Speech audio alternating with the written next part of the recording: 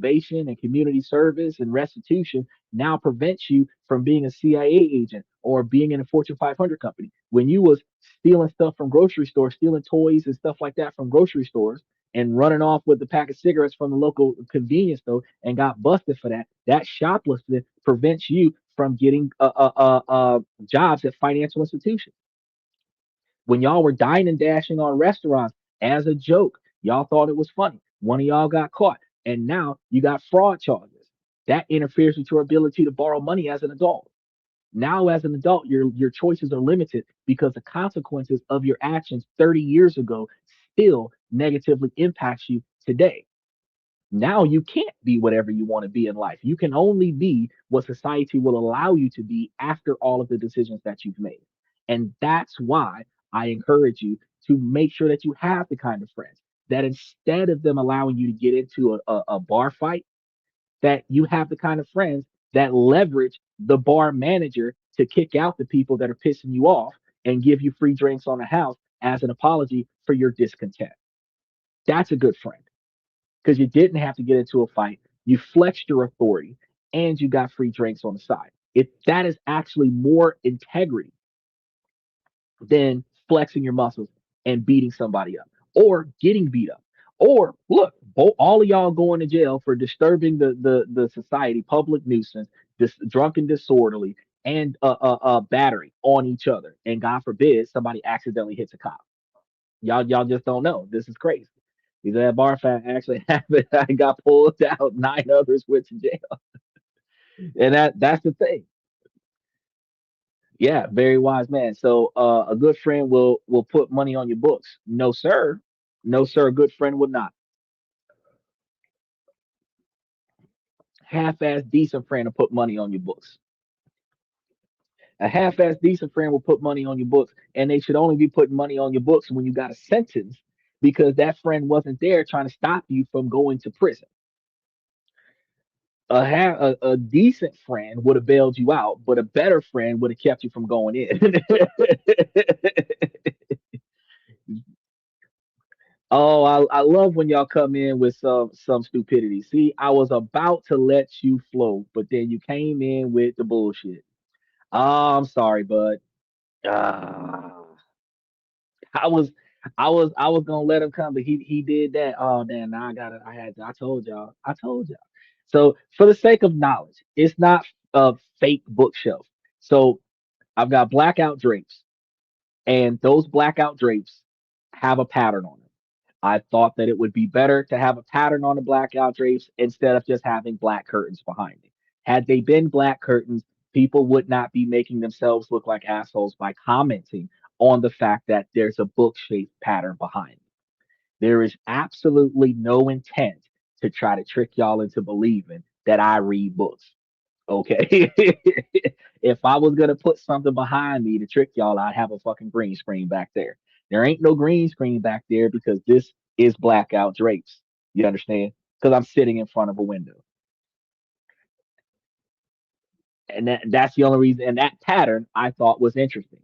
That is what it is. So look, Michael gonna try me, make me block his ass too.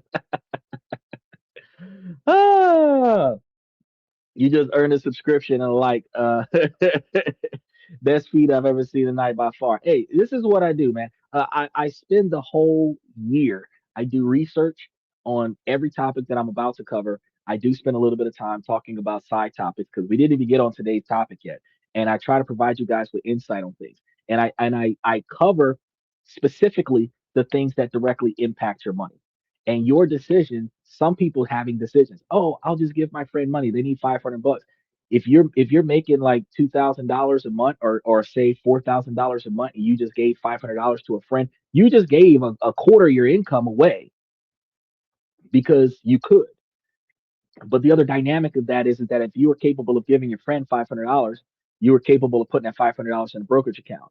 And if you're capable of doing that every month, you're capable of putting away more than $5,000 or $6,000 a month into a brokerage account. If you're capable of doing that every year, you're capable of putting away 60 or $70,000 over the course of 10 years.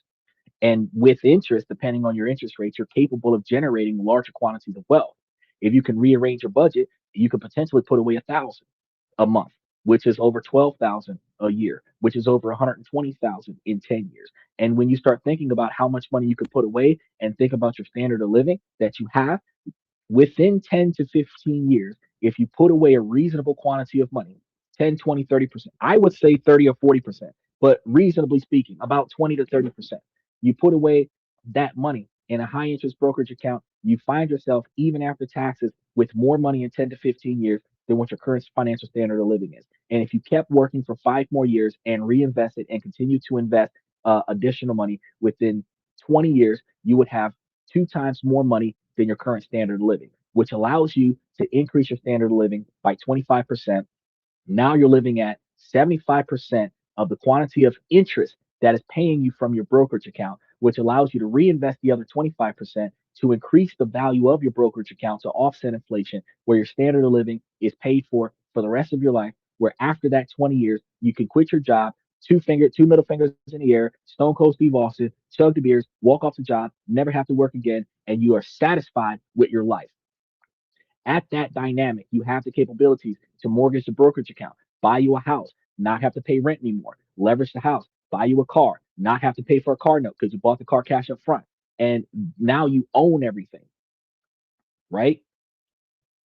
And that is easier for you because if all of your bills are paid, your car is owned, your house is owned, and all you have now is your $100 cell phone bill, your $300 worth of utilities on top of that, you're paying $500 a month for your standard of living.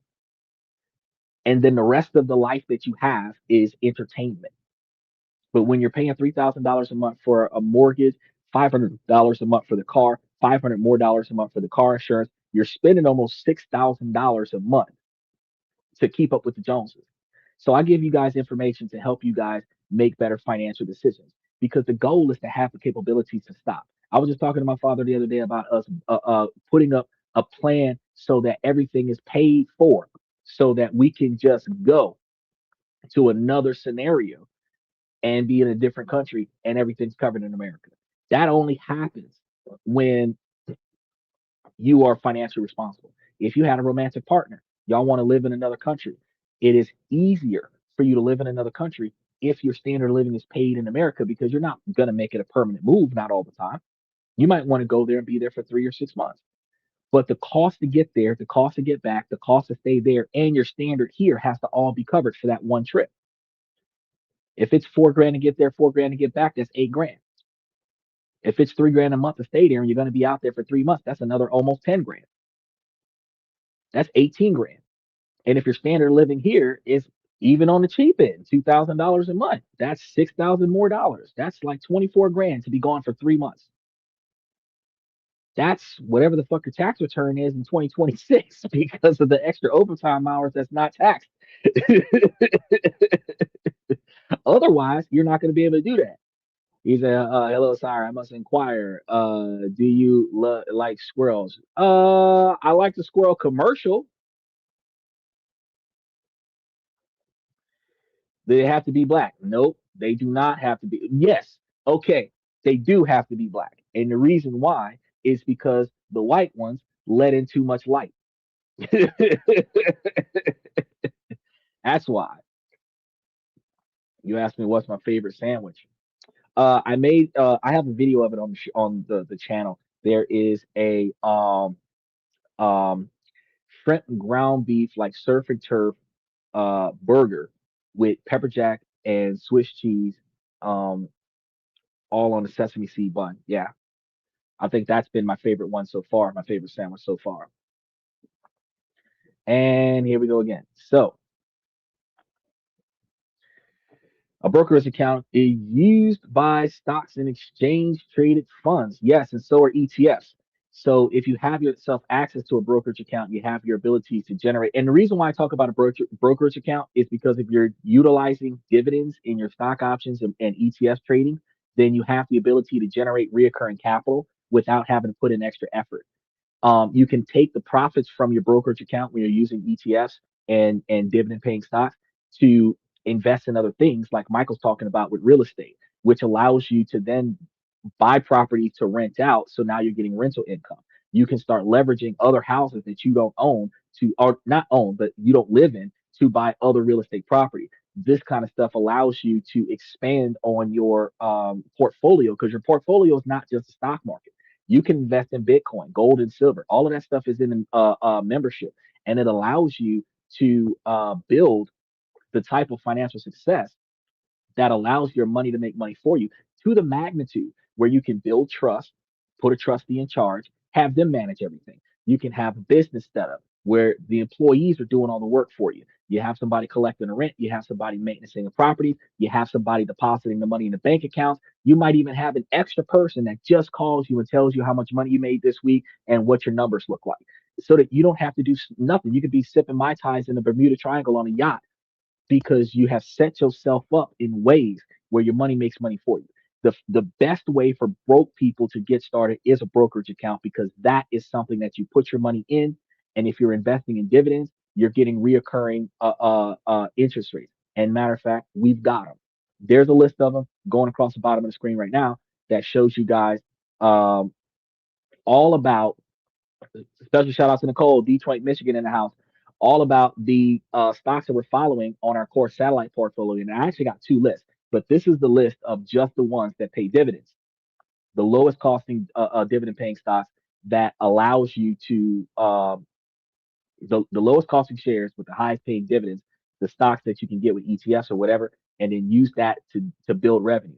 If you invest it, like if you go into our membership and take a look at some of the stocks that are paying out over the next week, if you bought in the day before the ex dividend date, you're going to get paid right away on the next upcoming payday, which means that you put your money up in that brokerage account, you experience dividend returns within the first month, within the first few weeks, actually, depending on when the payout date is, and you feel the return on your investment immediately, and that motivates you to re up on your investment. When you start getting a monthly buy in and you start getting a monthly payback, and then you're able to take your new buy in and put it with your payback and double down on your investment, you're able to watch your money grow faster. That's why I talk about the brokerage account. Because if your ass is broke and then you get to a brokerage account, your ass won't be broke no more. Either the word is real, something you can actually touch, not just paper or read. The philosophy of money. Is this financial advice? This is alternatives to you living off your mama and daddy. This is alternatives to your ability to borrow money from a friend, your ability to depend on your girlfriend or your boyfriend to cover the spread, your ability to live off of somebody else, or live off of yourself. This is the ability to have extra money lying around. If you're a federal agent working for the government, they shut down and they're not paying you anymore. You haven't seen a paycheck since February 12th. We're on March 6th. This is ways for you not to hurt no more.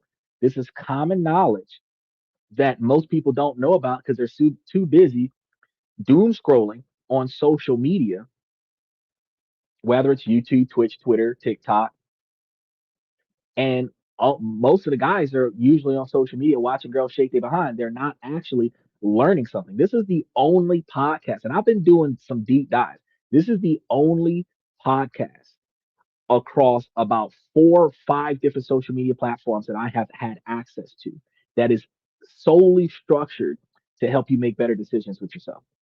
This isn't a red pill, blue pill, black pill podcast. It's just going to blame women about being financially irresponsible or treating dudes like garbage, or simps complaining about how life sucks, or anti-government individuals complaining about. This isn't a political platform that's going to be talking about how Democrats are idiots or anything to that effect. It's first person accountability. Your life sucks. If you recognize that, there are things that you can do that are inside of your control that you can change.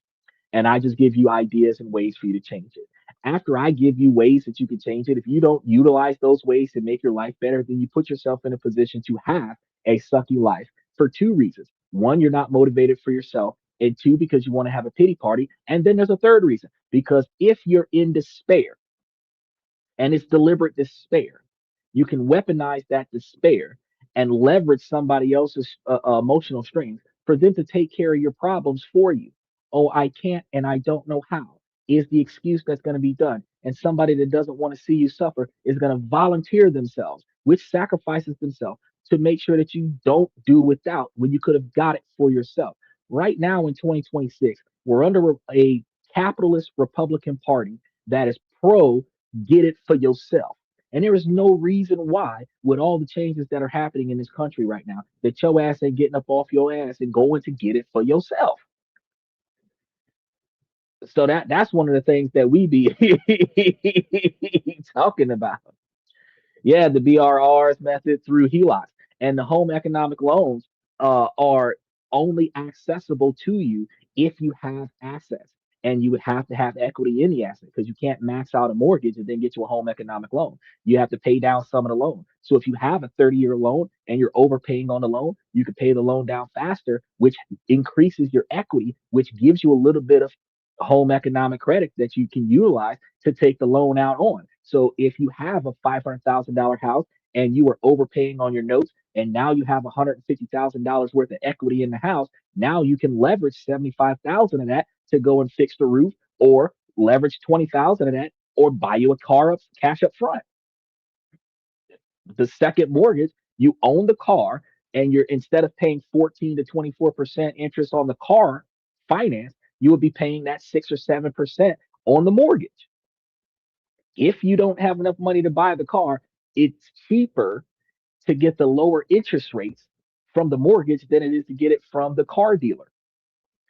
And you don't have to get 5 hits on your credit score from the car dealer because you're just going to walk up to the car dealer and pay him cash up front. But if you could also leverage a credit union, if they have lower interest rates than your mortgage, then you can just leverage your credit union. But if you're building wealth, you're building revolving credit, revolving capital. You don't want to just flip houses on a regular basis because each time you sell it, you got to go out and buy another one. You want to get rental properties, get a bunch of rental properties. Try your best, like Michael said, get apartment complexes. But you start off with houses because that's the easiest thing to accomplish is getting you some houses. And after you get a handful of houses, you can leverage all the houses together and then put that as collateral towards getting the apartment complex. Then you can just start using the apartment complex to get more apartment complexes. You can get houses and then use those houses because I actually did a whole budget for this, and you can leverage the houses that you buy for your business, put the tenant in it in like a 3 to 5 year lease contract, and then have a lease to buy option where they live there for a while. They love this place. They've got the opportunity to fix shit, and then you work them into in-house financing. So they're just going to pay you the interest rates. They're not going to have to go get a mortgage from the bank or anything to that effect. They're going to switch over to, I'm buying the house from you, and then whatever they give you for the house is going to be part of the down payment. Then they're going to give you monthly payments with the interest factored into the price. And they'll go from giving you like $3,000 a month to maybe $3,000 a month, where like the some of that money is going to be the interest towards the buying the house kind of thing, and do a lease to buy contract. And if you did a long term lease to buy contract with your tenant, you go from just renting houses for eternity to renting a house for 5 years, selling it to them. And since you're selling it to them, now they're required to cover the maintenance, which takes that maintenance cost off your plate. And by you selling houses to uh, low income individuals who otherwise would not have qualified for that house from the bank, you could actually build a reputation of fixing the housing crisis where low income families cannot get a home, right? And by fixing that dynamic, your reputation allows renters to rent from you, and more people are going to be looking for you to buy something because it's like, if I can't afford this house, I just live on this property for 5 years and then he'll sell it to me. Doesn't matter if I got a 450 credit score. If I could pay his rent for 5 years, I can buy the house from him. And then because you guys have it under contract, if they do get good credit and they want to mortgage the house and buy the house from you and do it through a bank with higher interest rates or whatever, that's fine. You still got all your money and interest plus the 5 years worth of rent. You're turning profits all over the place. Is there ethical consumption under capitalism? No. Every and I'm gonna speed up with some of these comments because y'all are putting out a lot of comments and I'm not catching up with y'all. Uh, no, every opportunity to make money is going to be made based off of somebody else's mistake or laziness. You capitalize on the inability to perform or the unwillingness to perform. Somebody is not paying attention, you can capitalize on that. So the ignorant, the elderly, helpless, and the lazy. Those are the people that you're capitalizing on. And that's why it's called capitalism, because you're taking advantage of a situation. You're ultimately edge. You're the ultimate opportunist at finance. And it is not something that's done off of ethics, because you find the hardship of somebody else and you fix that hardship for a price. HELOCs are just loans. Yes, they are, but they're different loans. 6% is the interest on a HELOC. Right. Well, okay. So 6% is the interest rate on a HELOC right now, but a year or so ago, there we were looking at during certain areas that it was starting to creep up to about 7. So it could have made it to 8. So I was just using it as a hypothetical. Um, I'm holding a lot more cash than usual. The problem is the debt will continue to cause high inflation for the foreseeable future, especially with fewer allies. Yeah, yeah. Um, it's a good idea to hold cash, but it's also a problem to hold unnecessary debt. If you're holding necessary debt under the business and you're not holding any unnecessary debt under your personal, you have the capabilities of doing a lot more with yourself. And any debt that you're holding under the business can be written off on your taxation, which saves you a little bit of expenses when you start dealing with making a lot of profits. And if you're turning a lot of profits on your business, you can travel on your business and then your travel is free. If you're turning a lot of profits off your business and then you're living off of one of the properties your business owns, that property's not turning a revenue, that's a tax deduction on the business and a free place for you to stay. So there's a lot of different ways that you can benefit from these things. I want you to be wealthy, just you're not as wealthy as I am. So you got to get a commission off of my wealth. While I'm purchasing stock in military companies and gas companies. Oh yeah, that's a good advice. While they going to war right now, you really want to get in on that because they went to Iran. So the stock market's going to be real savvy when they ass come back because all the fuel that they're spending, all the barrels of oil that they spending to be out there. Think about how much they got to spend to get back. I'm looking for international index commodities and development economies to park my money. Those are good places to do it. A lot of the ones that I have going across the bottom of the screen right now, top of the screen, if you're looking at me from 9 by 16, are real estate investment trust and BDCs. But there are other companies like Zimstock, there's a shipping company. We got Exxon Shell, Chevron. I We have quite a few ETFs and everything that's in there that are, and we have index 500s and other stuff up there. But the those are the dividend stocks that are the lowest. They're undervalued stocks. That's what they're classified as. Undervalued stocks. These are stocks that put out high profits for the shareholders. They don't cost as much as Johnson and Johnson or Coca-Cola, and they're paying out either monthly or quarterly for the most of them that I got for you on the screen. And I did a lot of research to find these. And then I have a whole nother list. And the second list is actually stocks that are, some are not dividend paying stocks, but those stocks are the stocks are not dividend paying stocks, but the stocks are um growth stocks. That's what they are, growth stocks. So I wanted to make sure that you guys knew about that as well. Is it followed up with Google's for data servers?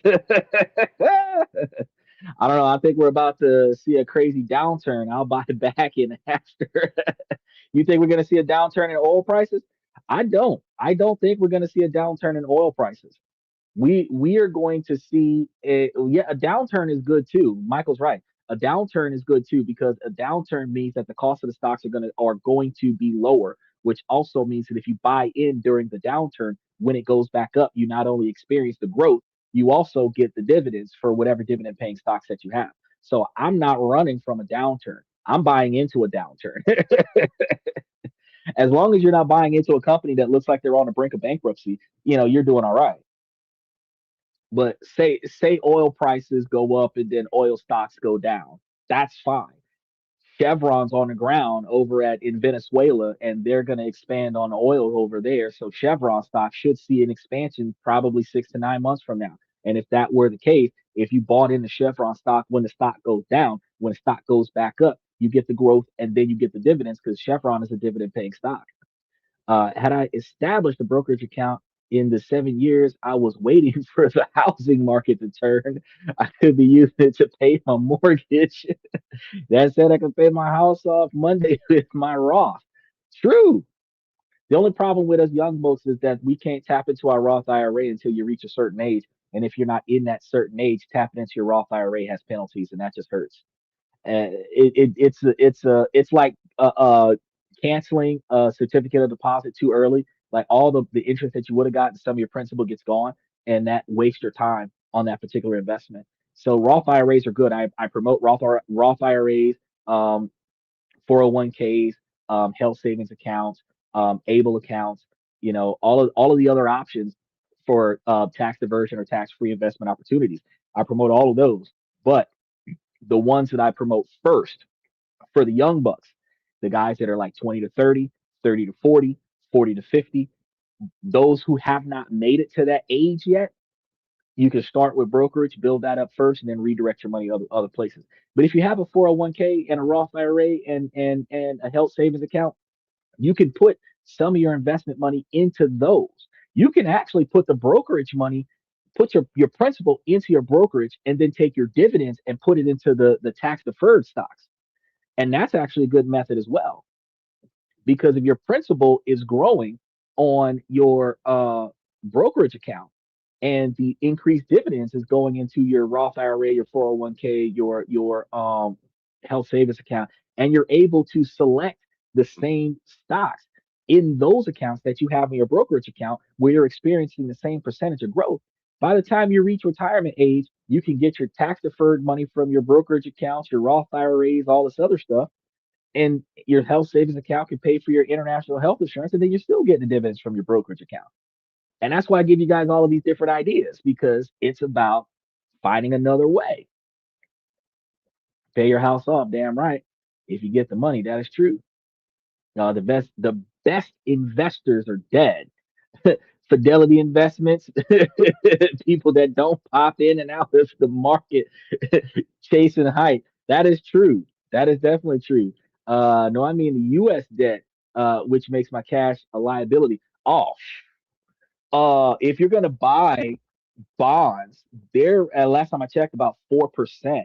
If you're buying bonds, the U.S. debt is horrible, and it's not gonna get better yet. But with all the tariffs that he's got going on, and then he's supposed to be redirecting some of the seized Bitcoin to build a sovereign wealth fund account that's supposed to pay off some of the debt. The debt is supposed to improve over the next 20 years, but yeah, the debt sucks. The U.S. dollar is not worth as much as it should be, but it's worth more than other places in some scenarios. Ah, But if you're really trying to protect your wealth, you want to put it in places where you're getting more interest rates than what you're getting for inflation and taxation. That would be the best way to go in my option. Uh, Holding cash, no matter what's on the face, is the same as dollar invested as any dollar invested somewhere. Yeah, yeah. You don't want to just sit on a lot of it. You really want to sit on just enough to cover what you need to cover for 3, 6, 9 months, 12 months, 18 months, something like that. Your basic standard of living, utilities, car insurance, phone bills, basic stuff, food, stuff like that. The basics. You need just enough money in accessible capital, whether it's in a bank account or in a vault in your house, that you can pay your bills when the power goes out. That's it. That's the quantity of cash you need access to, and then everything else can be in a bank. And in the bank, enough money to cover 18 months worth of unemployment. After that, everything else should be invested somewhere else, even if it's gold, silver, uranium, whatever. $2 million is so little money in contrast with all the money there is in the world. Yeah, I think we covered like $17 trillion. I think I don't remember exactly what the number was, the total quantity of money in all markets combined. But it's not enough for somebody to do like $25,000 per ounce in gold. Uh, and we that's the only reason why I have a kind of an idea of the total market. $2 million is not a lot of money in comparison to the higher totality of investment opportunities. He says surely most anyone can acquire it in a few short years with deductions. You can get to $2 million in probably 20 to 25 years if you're putting away more than 30% of your income. 40. I've calculated approximately 30 to $40,000 a year of investments, which works easier if you are in a relationship where two people have $40,000 a year income and y'all live off of one income and invest the other. That's the most effective way to make that happen. Putting away $40,000 a year, you'd be over 400, $500,000 a year plus interest in the first 10 years. And by the second 10 years, you'd be upward of $1.5 million. So about 25 years, you would see yourself at about 2 million, 2,500,000 dollars, something like that, by consistently putting away for 30 to $40 million, 30 to $40,000 a year in a brokerage account. But if you're operating off of 15% interest on your brokerage account with $2 million, you're looking at over $300,000 a year worth of income coming in at that point where you're living off of the interest rate. So it's worth it to put it away. Got those Morpheus shades. How you doing, Grizzle? Yeah, you lose 10% for early withdrawals on Roth IRA sharp.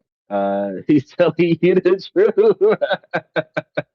Oh no, hey, I appreciate you, bro. I love when you guys come through with the knowledge, but you verify. Like I know what I'm talking about. Yeah, I'm not gonna sit here and feed y'all bullshit. I'm not just sitting here for the last hour and 10 minutes just shooting a breeze with y'all because I'm bored. I'm actually giving y'all factual knowledge that y'all can ask the Google lady and verify. Like yes, it there are different ways that you guys can benefit yourselves, and there are different ways that you can hurt yourself, and that's why we talk about the things that impact you financially. So every topic that we cover, including the one we're talking about that we haven't started today, every topic that we cover is directly related to how you make, save, and invest money, and it's going to be directly related to how your decisions impact your ability to make, save, and invest money, right? Roth penalties are 19% plus interest on the amount. Oh yeah, so 10% plus a 9% interest. Ooh, see, I ain't trying to mess with all that. I'm not trying to mess with the fees, bro. I'm trying to reach the maturity. I'm not Quagmire, bro. I'm not about to touch the Roth before it's old enough.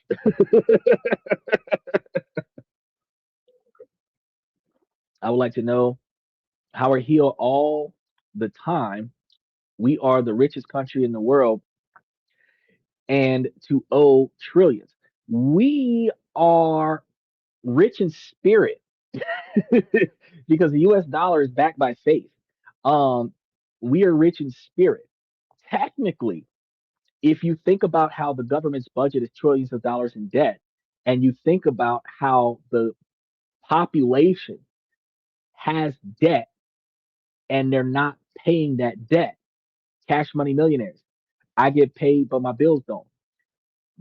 Donald Trump's a billionaire, one of the richest people in the world. Technically, the majority of the richest people in the world live in the United States, and some of the ones that don't live in the United States try to get citizenship in the United States. So, by proxy, the country itself has the wealthiest, brokest citizens in the world, but the government itself broke as fuck. 16, $30 trillion in debt.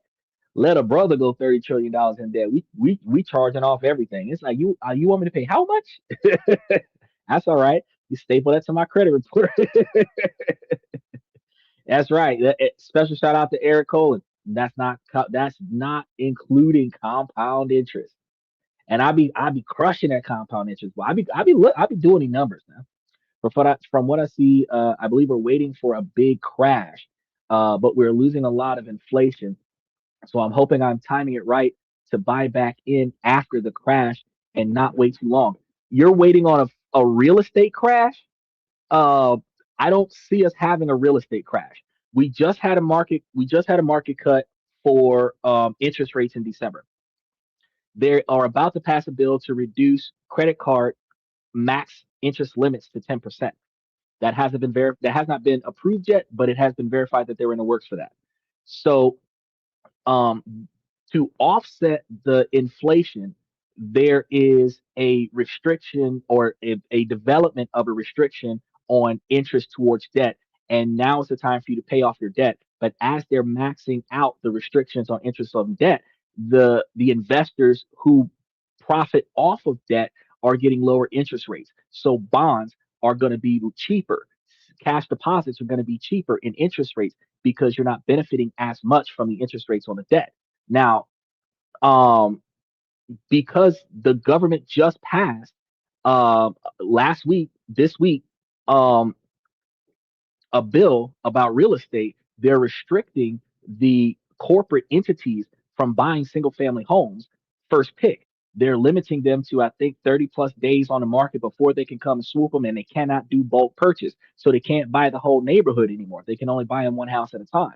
So since big business can't come through and buy the whole East Coast, whole East Coast is still for sale. Now, that's not going to cause a market crash. That's going to give a lot more qualifiable single families to buy homes. And then with the FICO score adjustment, that's going to allow people to have better qualifications uh, for their. And then Donald Trump had took off medical debt off of your credit report, so that also gives you a better credit score. So if you balance your budget right and pay off a lot of your debt, since the interest rates should start getting lower, you're going to be putting more money towards the principal. Your credit score should go up, and with that higher credit score, you can go and qualify for a house. Um, I don't think the market is going to crash based on the way things are going. I think that more people are going to buy houses, and because Donald Trump is doing a push for the middle class people, it's the lower class, the working class, and the middle class. So the upper poor group and um, the upper poor group and then the middle class people who can afford it, those individuals, um that guy doesn't know what he's talking about. The those guys will be able to buy into the houses, and those guys who buy into the houses, you're going to have a reduction of rental properties where single family homes are rental properties. They're going to still build a new apartment complex and flood the cities with that, but you're going to see more buying of apartment complexes or ground up development for houses instead of purchasing all the houses that are on the market and turning them into rental properties. Which will encourage the big business to build more houses because we got what 3 5 million home shortage. If big business is spending more money on ground up developments, single family, there'll be more homes available for individuals who can rent and buy. But if big business buys up all of the available houses with no desire to build houses, then yeah, you'll see a market crash. Uh, Let me look at this real quick. He said, "Brother, don't let these guys lie to your Roth after tax dollars. You can withdraw your principal at any time, just not anything gained." That okay? So there are penalties for early withdrawal, Eric. Special shout out to Eric Cole. There's penalties for early withdrawals, and it typically happens before a certain age. 401ks and Roth IRAs. We're not talking about how Roth is going to have like all kinds of tax penalties and stuff. We're talking about how if you put your money up, but then you take it out before that maximum age, and I don't remember the age off the top of my head today. Um, but if you take the money out too soon, that they do offer you penalties for it for early withdrawal. Now you do have the ability after you reach a certain age that you can take out as much as you want whenever you want. But let's say that you're like 30 years old and you want to start pulling money out of your Roth IRA. There's penalties involved for that. So if I invest in Freeport McMoran, will I make money? I don't even know what that is, so I can't answer that question, and I'm not going to provide you with information that's not backed on facts. So I appreciate you asking though. What if I invest in the big Stein stock trades he made? Oh, are you talking about Bitcoin stocks? Because I'm not sure if you're typing that correctly, but I'm not sure what you're referring to, my guy. A real estate crisis would be great for you and I. Damn right, because if the market crash, bro, we gonna sweep. Whole market crash even more. Private credit is going to tumble everything down. Oh, oh yeah, that is true. the Magnificent Seven are floating the whole U.S. economy. Once they fall, it'll be worse than 2008. Well, I can agree with you on that, and I'm hoping that I'm alive to see that happen because I want to go and buy the whole South of America. I want to just swoop up and get all that stuff. What's for dinner and tea and this and that. Okay, you being funny. We're gonna go ahead and let you go sit in the corner and take a timeout. We don't like that. Uh, the poor will get the tax credits for the down, and the bank will carry the note, and I'll get paid. Oh yeah, getting money on the debt. Uh, the journalist that typed the books. I love these guys. Oh, so many people are gonna be missing the show because they're making stupid comments. I know early withdrawals. She's laughing at me. Roth is capped at about 7,000 per year. True. Actually, they changed that, and I believe now there's a possibility, unless it's the 401k, that it's like 7,500. And if you're starting late, I think there's an extra. Um, and I think there's an extra ability to put more in, um, which is called an accelerated retirement thing that was passed. I covered that on the show one time before as well. He said so the Roth is capped at like 7,000 per year. You can withdraw all 7,000, no penalties. Let's say you make 10,000 off that 7,000 investment, you cannot withdraw the 3,000 without penalties. Okay, so Eric is providing clarification. You can invest your principal and withdraw your principal, but if you withdraw the interest, there will be penalties. Now, in a broad spectrum statement, when we talked about how withdrawing the money from your Roth IRA before the mature date or mature age of your Roth IRA account, we referred to the fact that there are penalties for withdrawals. We didn't say where. So he wasn't wrong, Eric. There are, in fact, penalties, but it depends on what you're withdrawing. So, since you're providing us with further indent, I love the brilliance here. I love the brilliance here. The further clarifications. That principle that you put in, you can put it in and take it out, but that principle that you put in is all you can take out. But the interest that you gain off of that principle, that is tax deferred. If you take that, that's a profit. That's a tax deferred profit. If you take that profit out before you reach the appropriate age to be tax exempt, that interest is still taxable, and that's going to be some kind of penalty that you're going to be getting, and that's going to be the issue that the Roth IRAs you're going to experience penalties, and we can call penalties taxation, we can call it the whatever we want to call it, but the fact is that there's a portion of your money that if you take it out of that Roth IRA on the wrong date, you're going to lose money. It's not just opportunity cost where you're just losing out on the potential to make money off the money you took back. It is the fact that they're going to take away some of the money that you gain. And that's what we're warning. Broad spectrum. We don't pinpoint exactly where it is or how it happens. We're telling you broad spectrum. Yes, if you don't do this right with the Roth IRA, taking it out too soon, you're going to lose something. So we ask you not to do that. He says, who says we can't predict the future? Bro, that is the best investors that can actually predict the market fluctuations. And by predicting market fluctuations, those are the ones that are going to be the early investors that's going to pull out before the crash and buy back in after the crash.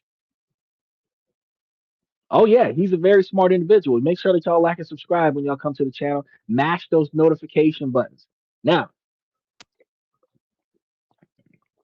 since we covered a very fantastic and highly intellectual side topic, I really appreciate all the brilliant men that came in and provided us with a lot of information today. Now let's get back to our main topic because we didn't cover the main topic. Have you read the Fear Index? Uh I have done a lot of research on a lot of things. There's a strong possibility that I have read the Fear Index recently, but I can't remember all of the details in it because of the topic of discussion that I was coming to today was about um, societal shifts from forces that you don't pay attention to. So while we were juggling a lot of financial discussions, and we cover these things on a regular basis on the show, but typically Monday, Tuesday, and Wednesday we talk more about money than what we do about making better decisions. But today's topic just kind of led us to the side topic of some other things. So, what is your observation about the fear index that you wanted to refer to? Because I know that we have covered information related to the fear index. But off the top of my brain right now, I am drawing a lot of blanks because I was just about to go through 72 pages worth of information that I had gathered for tonight's show. Not trying to devalue your question at all, because I know that you have an important point there, and I'd love to hear it.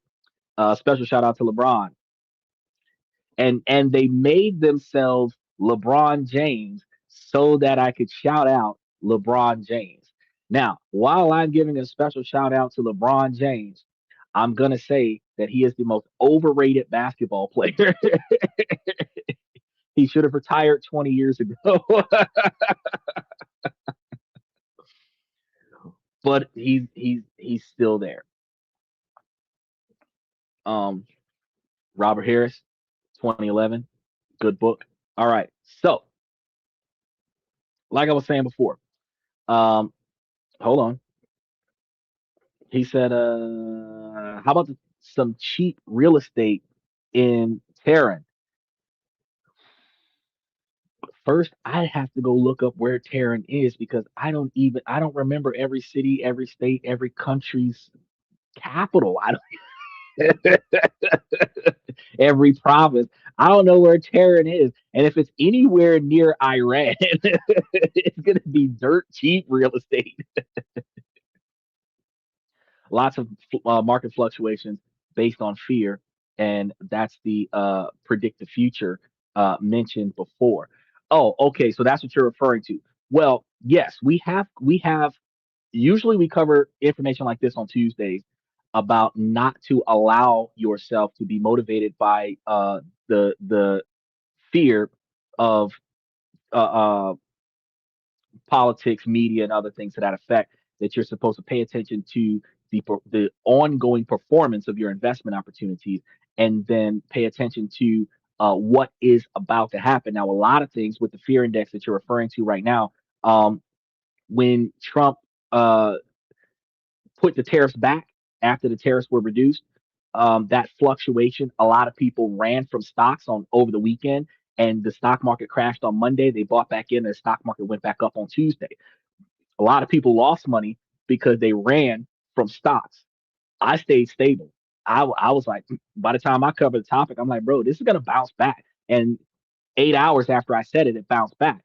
Um, but then you had like the shift that they had with Nvidia and um Anthropic, and I was talking about how Nvidia is going to be doing good coming soon because they have the picks and shovels of uh AI development. And when Anthropic lost their contract, I think $200 million contract with the U.S. government, OpenAI stepped in and picked up that. So Nvidia still gets money because OpenAI uses Nvidia, but Anthropic stock takes because they're not on it. But yeah, that like Michael said, it's going to be a feeding frenzy when people behave off of fear. Your fear index. So another um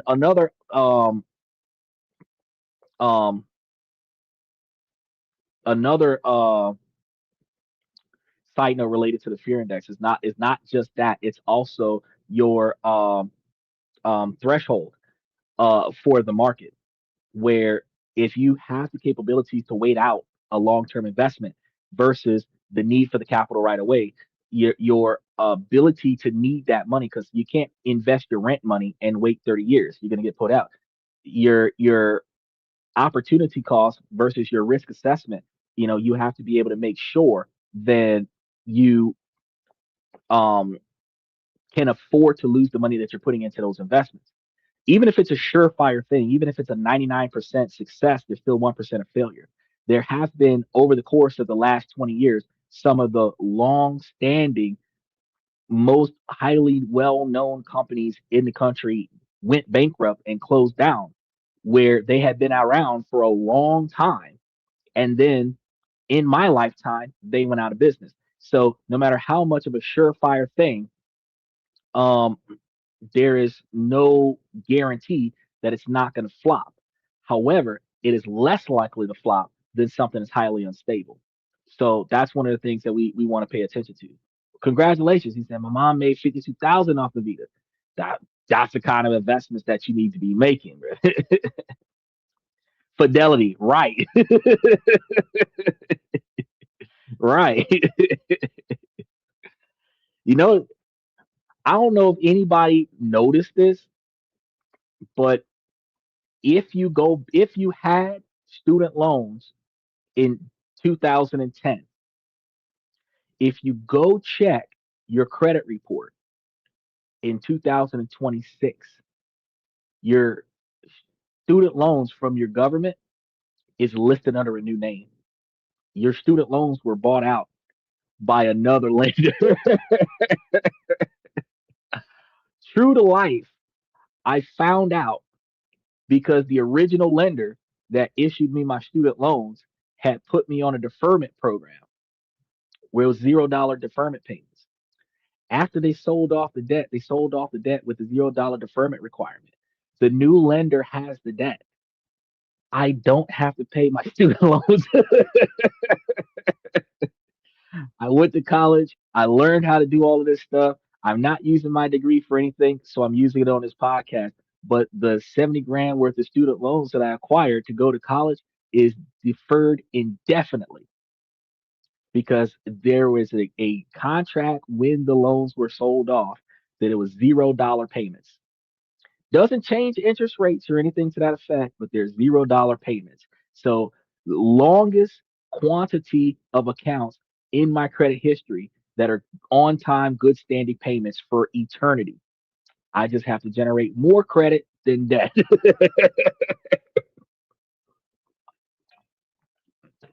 It's wild. It's wild. You just have to benefit from other people's mistakes. Like most Americans, most of their money is in their homes with enough money to get by in a crisis. They don't even have enough money to get by in a crisis. Most Americans have put 70 to 90% of their income into their housing situation. And then the last 5 to 10% that they have left, 15 to 20% they have left, they blow it on entertainment. They live from paycheck to paycheck. And then when they stop getting paychecks, then they go into a financial crisis. They don't have enough money to hold them over until the crisis is over. So they barely have enough money to invest in anything. And that's one of the reasons why I started talking to people about brokerage accounts. Because if broke people 20, 30, 50,000, $60,000 a year invest in the brokerage accounts. The money that you spend at the club, the money that you spend taking girls out on dates, the money that women spend on hair, makeup, and all that other stuff. If you put that in a brokerage account instead and go natural and stop wasting unnecessary money on relationships, you'll find your ass not broke no more. You'll be living in a low income neighborhood when you start following my instructions. And 20 years after you finish following my instructions, you're a millionaire living in a millionaire mansion. Another thing that I've been talking about on the show a lot of times, people don't know these things. The uh, uh, Men that get into a relationship spend 41% of their income on their girlfriend. Women that get into a relationship benefit 23% of income from their boyfriends. That 18% difference is just wasted money. The relationship in itself, in a healthy relationship where the 41% of his money, 23% goes to her, 18% goes into the brokerage account, your relationship dynamic could stay the same, but instead of spending that 18% making her smile, you put that 18% into a brokerage account. And when y'all retire, she can travel the world because so many women swear to God, I love to travel. Putting your left foot in front of your right is traveling. But true to life, being able to go to a different country every month or go to a different country every year comes at a cost. And no woman can afford that. Not the low income women that are making less than 100,000 a year. No man can afford that making less than 70,000 a year. So her traveling is a free ride to the club. Ladies drink free. Her traveling is a Airbnb where her and three of her friends get an apartment out of town. They're not leaving the country every year. They're not leaving the country every 10 years. They might get on a cruise ship once in 15 years and remember that for the rest of their life. Like, I love to travel. They're claiming that they love to travel because they want a man to meet that expectations and be like, oh, you love to travel? I'm going to take you traveling. As long as she puts that expectation out there, I love steak and lobster. She buys herself McDonald's, but she loves steak and lobster. So you want her to love you, you're gonna buy her steak and lobster. She loves to travel. You want her to love you, you're gonna spend all your money on taking her places, even though you can't afford it. These financial irresponsibilities is the reasons why a lot of people stay broke. If she really wants to travel the world, she should find a financially responsible person. They should put their money together, invest half of it, and live off the other half. And in 20 years, they will definitely uh, they will definitely be able to travel the world. It is what it is. It's just financial responsibility. He says it's surprising how much you can do just by writing a letter to someone. People are just lazy. I know, and that's capitalism. You know who invented the world to one country? Of course, expenses increase catastrophically. Yeah, yep. I see your rare pilled respect. I wasn't trying to. Financial irresponsibility. This is okay. So no one wants to hear a man say how women can be financially successful when it requires women to be accountable for themselves. This show is about men making better decisions for themselves. So it's not about the a red pill podcast would likely devalue women because women don't make good choices. I'm coming from a financially obvious scenario. If you're financially strapped, let's take two women out of the equation, or let's take a woman and a man relationship out of the equation. Eric, if you were Michael's best friend and both of y'all made 50,000 a year, y'all became roommates. Y'all lived off of Michael's income. You invested your income and y'all had built a trust where y'all are both entitled to 50% of the dividends that are not being reinvested back into the trust accounts. Y'all could still build a 20 million, not a 20, a $2 million brokerage account because you're living reasonably. And if half of the dividends that are being issued to you, and if you're getting 15%, that's like 300 grand. And out of that 300 grand, if you invested 150 grand back in every year and split the other 150 grand, you're likely getting what 75 grand a person, and that's above the comfortable means of living in America is like 69 or 72,000 a year right now, which gives you an extra $2,000 a year to live an upper middle class lifestyle and still waste a little bit of money in the club. Two men can get together and do this, right? But if I say it like that, people start making homophobic jokes. But truth be told, a man by himself will spend all of his money on himself and then some of his money on his future. A man in a relationship will spend half of his money on the household and the other half of his money on his relationship, on his girlfriend. The girlfriend benefits from some of the money that the man puts out and some of the money she does for herself. There is a gap between the 41% that a man pays when he's in a relationship and the 23% that the woman benefits from the relationship. So I wasn't saying that to like red pill the situation. What I'm saying is that if she is only financially benefiting from 23% of the 41% that you gave her, it is not her fault that you honestly threw away 18%. If we flip the script and said, well, 41% of the income that a woman makes goes towards her man. And out of the 41% that goes towards her man, the man only benefits from 23%. Even if we flip the dynamic and say it like that, still that man would have an 18% quantity of money spent that did not benefit the man. All I'm saying is you're wasting that 18%. And that 18% invested in a brokerage account could have made y'all rich in 20 years. Y'all just stayed together, pooled your money together, and been financially responsible. So it wasn't really a red pill target. It's just showing that the reason why 71% of Americans are poor, 73% of Americans are poor, living paycheck to paycheck, under $100,000 a year income. It's because they're wasteful. One of the reasons why we're the richest country in the world is because we're the most financially wasteful country in the world. He said, "UFW the real G money." Special shout out to Tonka. Medical professionals, surgical services, travel over it. Yes. And those medical professionals actually can turn over a large quantity of money being what do they call those? It's not ecotourism, it's eco healthcare is what they're calling it. Uh where they're traveling medical treatment like a freaking carnival of doctors and lawyers and nurses. It's not Doctors Without Borders, but we just covered a show a couple of weeks ago about concierge nurses, where you don't have to work for a hospital getting minimum wage like a McDonald's drive-in worker. You can actually start up your own business as a nurse and go house to house and take care of people directly from the client, providing them with their meds, for changing their IV bags and all this other stuff.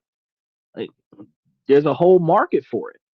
And with the largest majority of American people starting to reach ages of up to 90 years old, you're going to have a large majority of individuals after the age of 70 years old that has 25 more years of living to do.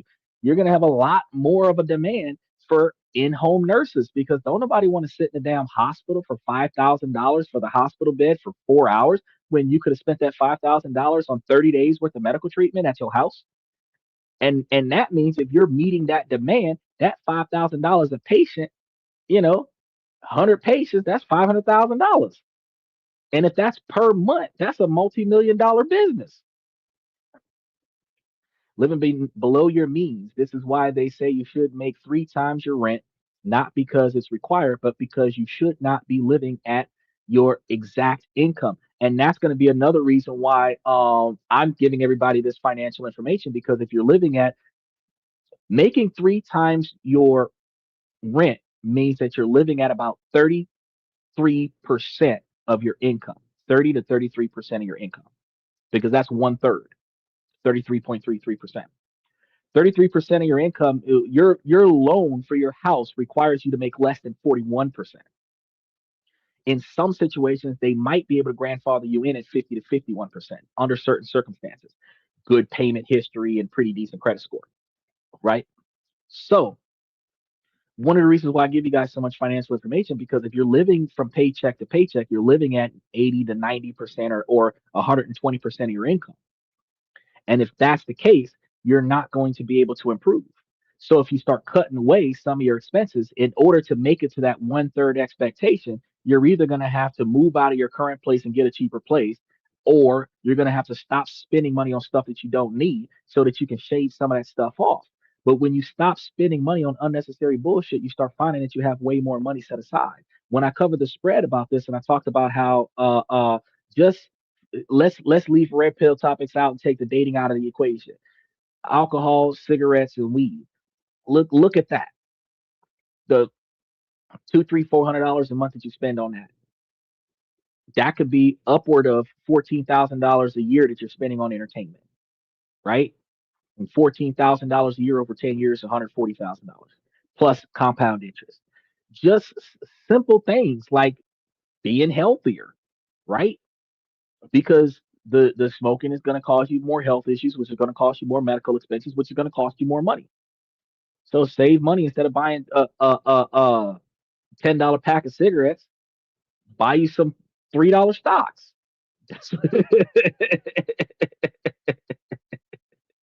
You know what I mean? If we're gonna start spending money on stuff we don't need, we only get one life. We're done. But if you start spending more money on things than what you need, then you're gonna find yourself in a position where you're not you're not gonna have anything left when you get too old to work.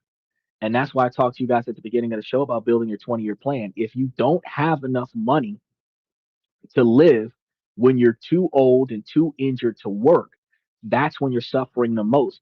So you're not saving all of this money for your second life. You're not donating all of this money to the church so that you don't go to hell, because you're going to hell.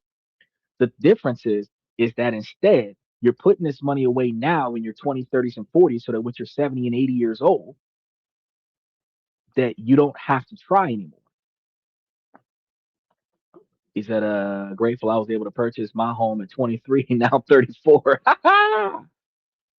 Special shout out to Jackster. All right. Instrument technician. Special shout out to you. You could be a part of the concierge thing as well, my guy.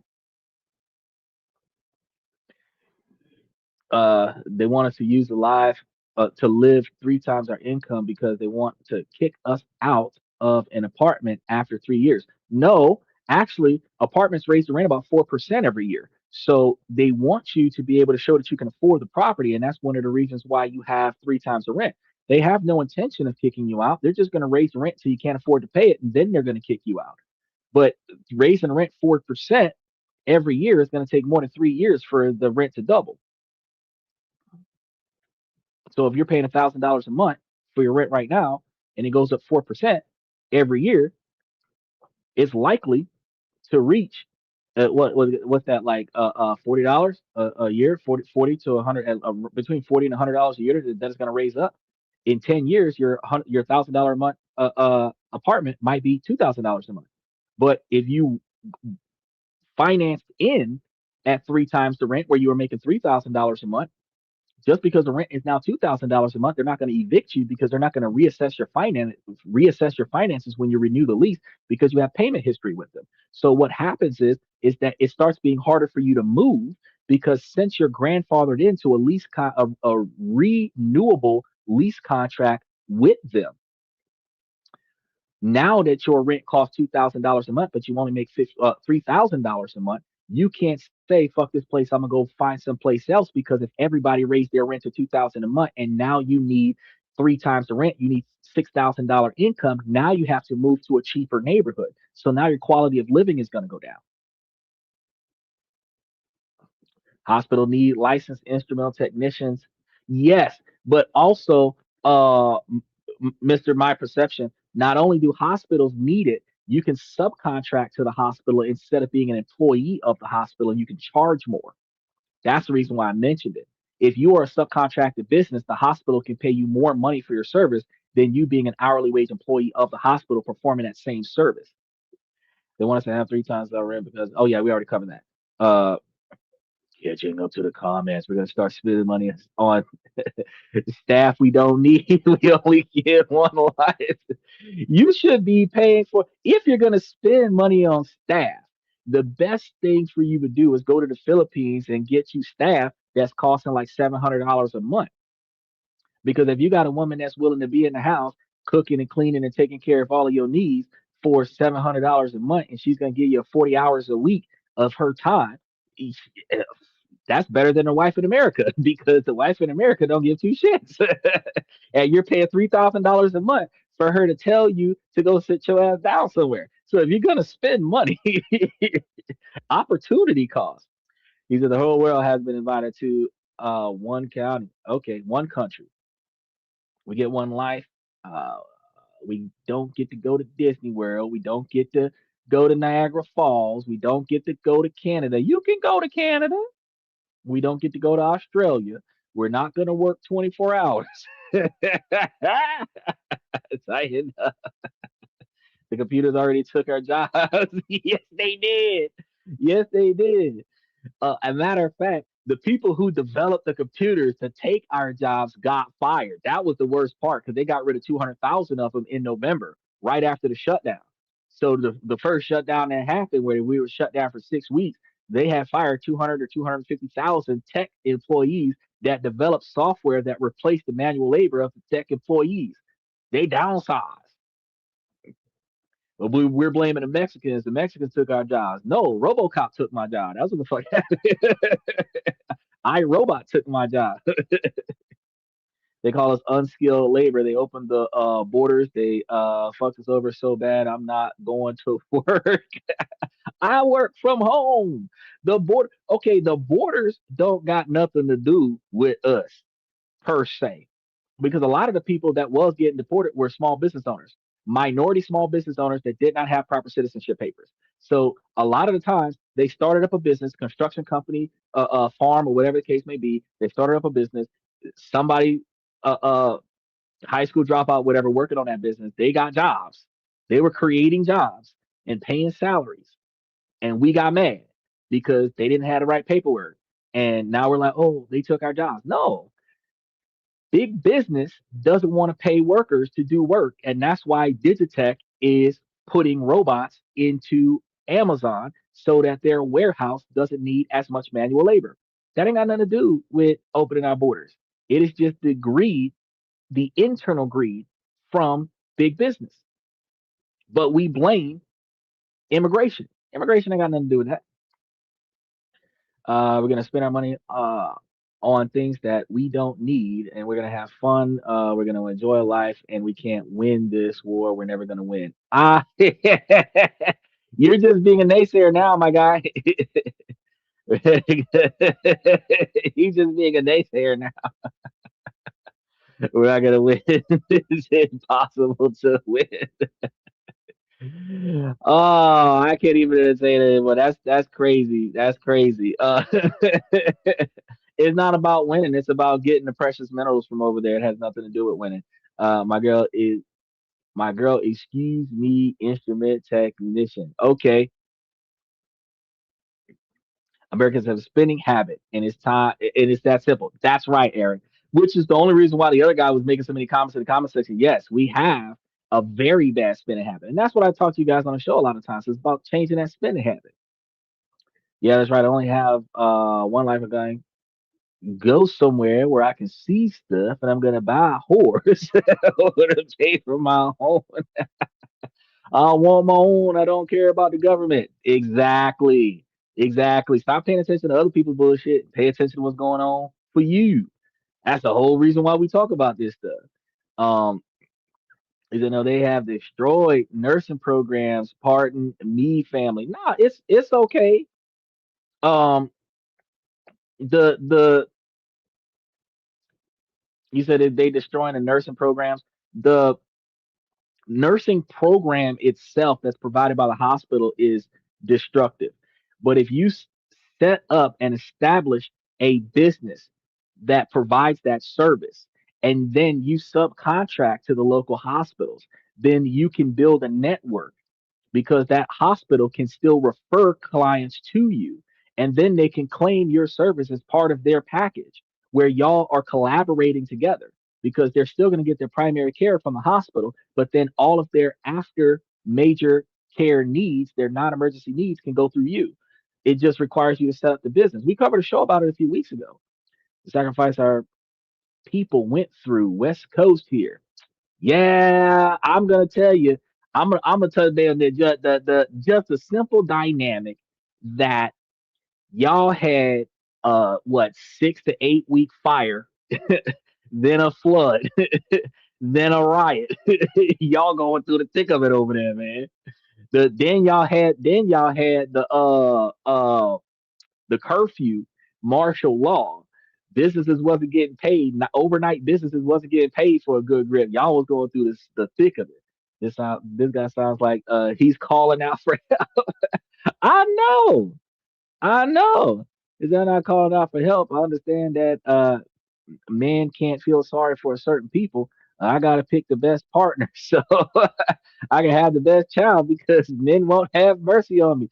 And you're right. You're right. It, society shows no mercy for men. Men have an expectation to perform masculine traits, and if men don't perform, then men will be shunned by society, not just by women, but by other men. Women do not have the responsibility to perform.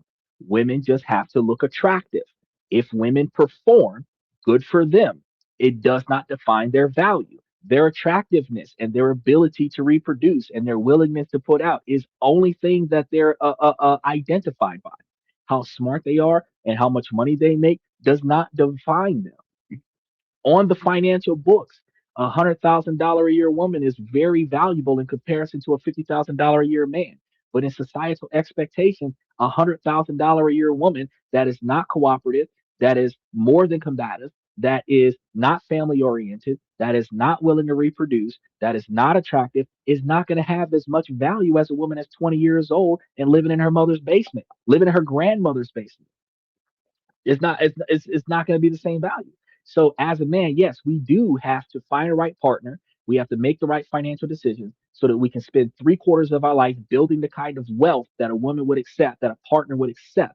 And then we have to financially be responsible enough to invest our money in the right places so that that partner doesn't go broke and so that we don't go broke satisfying them. And then we have to make the right children, teach the right children so that they can be more successful than we were, because every legacy, the former generation always wants their children to be better than they were. So no matter how successful I become in my life, I want my children to be more successful than me. And the only way that we're going to accomplish that is if we learn better ways to be successful so that we can teach it to our kids, because it's not taught in public school. It's not taught in private school. It's not taught in college. It's not taught in Harvard or Yale. It's not taught in an Ivy League university. There isn't a finance class that teaches these things. You learn it through word of mouth. You learn it from a wealthy individual that's willing to sell the product to you so that you can learn how to not be broke no more. But I'm giving you the information seemingly for free. Worst case scenario on this podcast, you got hit with a few commercials if you linger for the last couple of hours. Best case scenario, you might have bought the membership, cheapest portion of the membership's like $3 a month, where you could get more financial information from me in 30 days for $3 than what you can get from a financial advisor in 1 hour for $350. It's crazy that there's so much public knowledge, that common knowledge. And common knowledge is so common that it's not common anymore because nobody's looking for it. Information overload from the internet. So instead of us looking for knowledge, looking for a way out, looking for other opportunities, we get tunnel vision and we think, if I work this many hours this week, I can make this much money and I can pay for this much stuff. And that is all we think about. Then if we lose our job or we get into a car accident, we can't go to work, the only thing we're thinking about is now I have to find a way to go to work so that I can make this much money per hour so that I can pay for this many things. But we never think, man, there's so many different ways in the world that we can make money on the side. We can make money off the computer. We can make money in the background. We can automate a website that gets us paid on a regular basis so that we don't have to work for somebody else. And now that we've got all this free time, we can now find other ways to make money because money is generating in the background. And that's one of the things I preach to y'all. The opportunity cost. You're building opportunity cost. It's all moving and traveling, subcontracting nurses, and that's concierge nurses. That's what I was talking about. I covered that whole topic a couple Tuesdays ago.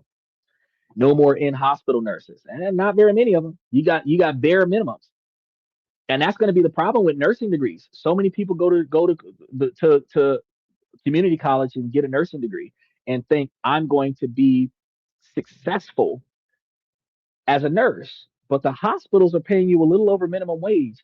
Nurses and teachers are like walking out with 35 to $45,000 a year, and overnight shift in a fast food restaurant is getting 55 to 65,000 a year. Waffle House that you can get employed at as a high school dropout can pay you like $72,000 a year as a night shift supervisor. So there is no reason for you to go to college when you can just make waffles for 72 grand. And if you become a regional manager, you're making 160 grand. Oh, you coming correct? Mayo Clinical Services. I don't agree with you. The woman that makes 100,000 a year is Proverbs woman that is making her husband happy. The reason why you guys make the 100,000 a year women single is because of your culture. Okay, this is exactly what I was talking about before. He is correct. American culture has developed a stigma that men must make 100,000 a year, and that is what women demand. The average cost of living in America is between 30 and well, the median cost of living is around 69 or 70,000 a year. However, when you start talking about 1 to 3 kids, the average cost of living for a family in America, the median average is around 100 to 120,000 a year. And by financial demand, with expensive places like New York, California, Florida, Texas, and then cheaper areas like Mississippi, Arkansas, Wisconsin. The fact is that to guaranteedly live a financially stable environment with at least 1 or 2 kids, family of four, you need about $100,000 guaranteed. So if a woman sets that standard that a man must make 100,000 a year, she is guaranteed that she's not going to be financially challenged in this relationship. So I'm not saying that women are wrong. What I'm saying is that a woman that makes 100,000 a year is not considered financially valuable. Well, she would be financially valuable, but she is not socially considered valuable in our culture, in the Western culture in the United States, because men do not get money from women by demand. If the women volunteer 50-50, that's when less money is put on the standard of living, but more money from the man is wasted on the woman's entertainment. So if we're both making 100,000 a year and we're living $150,000 a year lifestyle, and each one of us is putting up 75,000 a year, you've got 25 extra $1,000 in your pocket. I've got 25 extra $1,000 in my pocket. But what Western culture men do is take that extra $25,000 a year and spend it on her, entertaining her, lavish gifts, trips around the world, hair, nails, and everything else, not because it's demanded by the woman. It is because it is socially expected for men to buy gifts for the woman that they love, which ultimately means that even though she's paying half of the utilities, half of the rent, half of the standard of living, half of what she's putting into that house is going coming back to her in gifts and entertainment from the man. So it's ends up not being 50-50. It ends up being 70-30.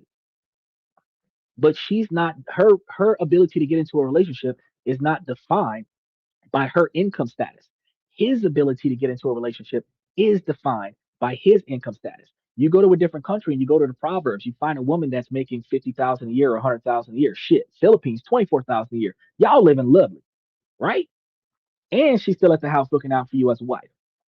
There are other countries where the in Eastern countries, the culture is still family oriented, and the women that are family oriented are more valuable than the women that are independent, that are independent and sacrificing the family dynamic for personal career growth. That's what I'm saying. So yeah, you're right. We do have a strange way of doing things. Is in your culture, a woman that makes 100,000 a year is worthless, but in other people's culture, yeah, that's exactly what I'm saying. A woman that makes 100,000 a year is a Proverbs woman because only in your culture is women. Yes. Well, he said the women in our culture is ugly.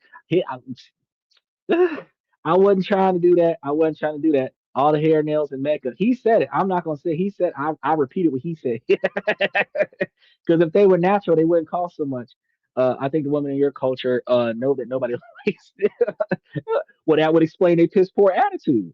Is that the women in your culture are hardly even homeless? Nope, because they always living in somebody's house, whether it's their boyfriend, their ex-boyfriend, their sugar daddy, their male best friend that they smash on a regular basis, situationship. You see more homeless men than you see homeless women. And then they have homeless shelters more for women than they have for men, even though less than 1% of the homeless population has a shelter. Is I think it's because they're afraid that they'll die on the streets. They'll shack up with somebody. But at Waffle House, you have to deal with the pig people. Dude, at Waffle House, you got to deal with more violence than you got to deal with at a nightclub.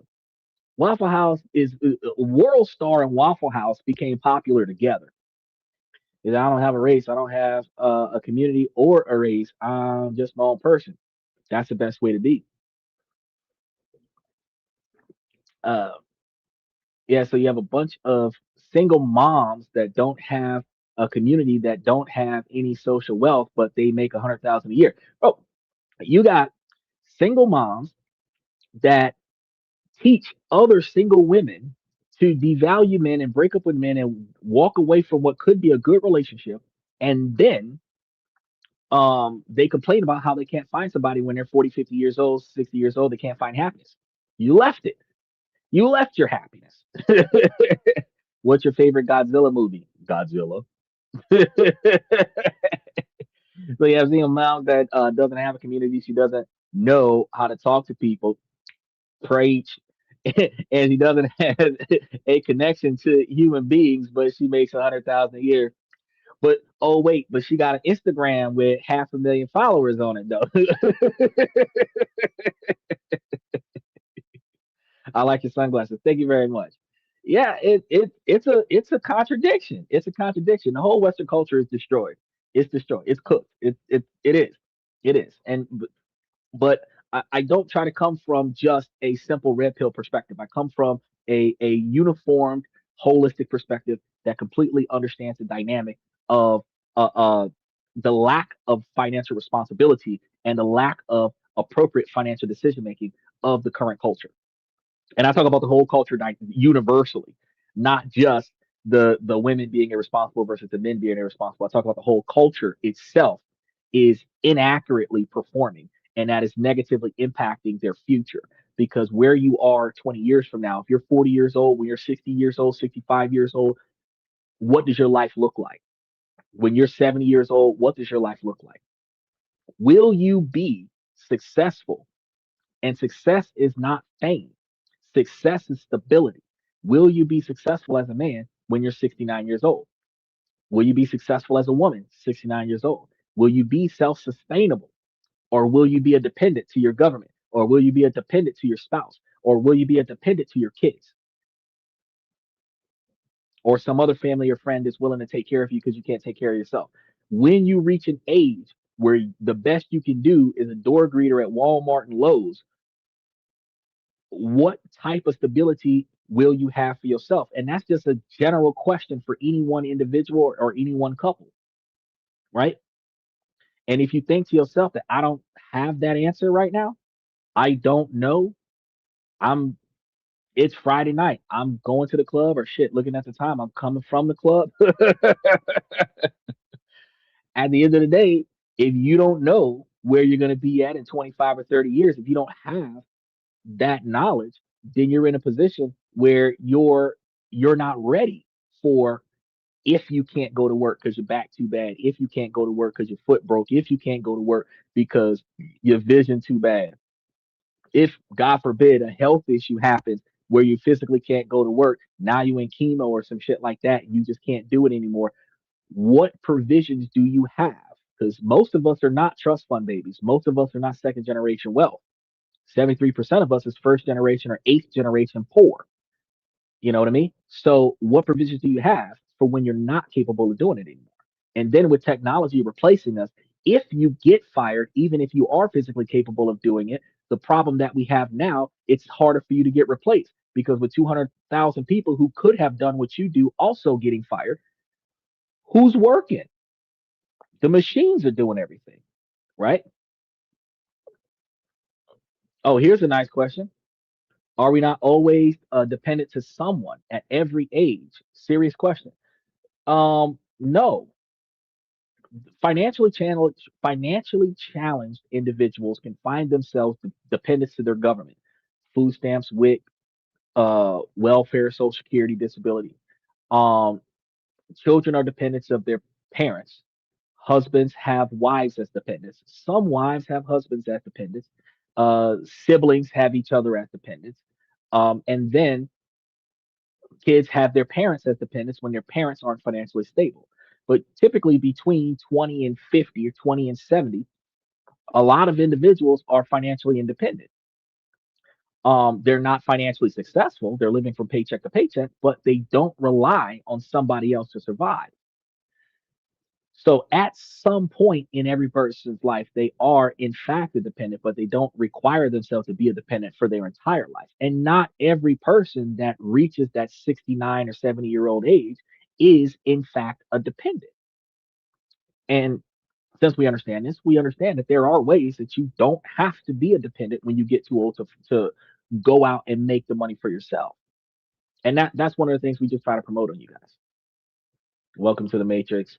How you doing, Fat Cat? Even for those who are ready, life always throws random. Yeah, they do. They're going to throw you a curveball, but you can prepare for most things. You can't prepare for everything, but you can start preparing for most things. And even when you get that curveball, the capability to he said good luck either way. So the ability to bounce back from that is based off of the ability of being prepared. Take for example, you got a car with four ball tires on it. If you change those tires, you're less likely to get a flat. If you don't have a spare, when you get a flat, you can't change the flat. If you got four ball tires, you know you got four ball tires and you got a flat tire in the back of the car. Once you get a flat, you can't change out the flat. Well, let's say you four ball tires, you don't have traction, you crash into somebody else because you can't stop the car because you got four ball tires. Doesn't matter that the tire's on flat. Now the car is total. You need a new car. The problem is that you did not prepare for the pending disaster.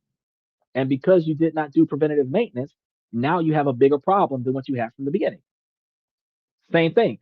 So you drive a car, you don't have to crash it. Let's say you drive a car, your fuel gauge breaks. Now you don't know how much fuel is in your car. You just top it off whenever you can.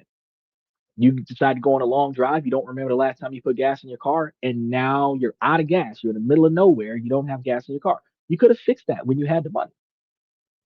You know, driving a car with no oil in it. Now you blew the engine. You know,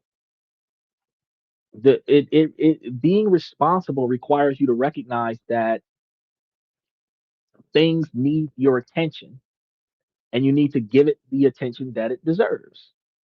That's when you're able to fix stuff. Outside of that, you're not going to be able to benefit from. You're not going to be able to improve yourself to benefit from your past efforts, and then you're not going to be ready for catastrophic failure. So take for the people who are working in the federal government. If they had a secondary income that wasn't from the government, when the government shut down, they're furloughed. They can't go to work. They can't really find them a permanent second job without quitting their first job because they have to be on call for when the government's no longer shut down again. If they had a second income coming from something else, their standard of living would still be covered and they have extra days off from work. And if they're furloughed with pay, then they're going to get reimbursed for all the days of work that they did not have to show up, which is an extra vacation. But if you don't have a second income to subsidize when you get furloughed, now you can't afford to pay your rent. Now you got to borrow against a stone. Doesn't matter if it's 0% interest, you got to borrow against a stone. And that lack of preparation, that's what we're talking about. Maybe nobody should have been trying to make black women a thing in the first place. Black should have been a race or a color. There should have been no such thing as black women. That's okay. So I can't agree with that, buddy. You're pushing the envelope here. So here's the thing. Culturally, they were there. They were in Africa. They existed, and then migration happened. Um, Regardless of how it happened, migration happened, and now they're in America. Saying that an individual race should not exist, that is racist, and I'm not going to agree with that at all. At the end of the day, um, the true to life thing is that the financially challenged women are more aggressive with their expectations for financial security than financially stable women. Doesn't matter what race they are. Doesn't matter what country they're in. The financially challenged women are more aggressive about their demand for financial stability. And financially challenged women will be willing to do more unorthodox things to get that money than financially stable women. Plain and simple. Men are the same way.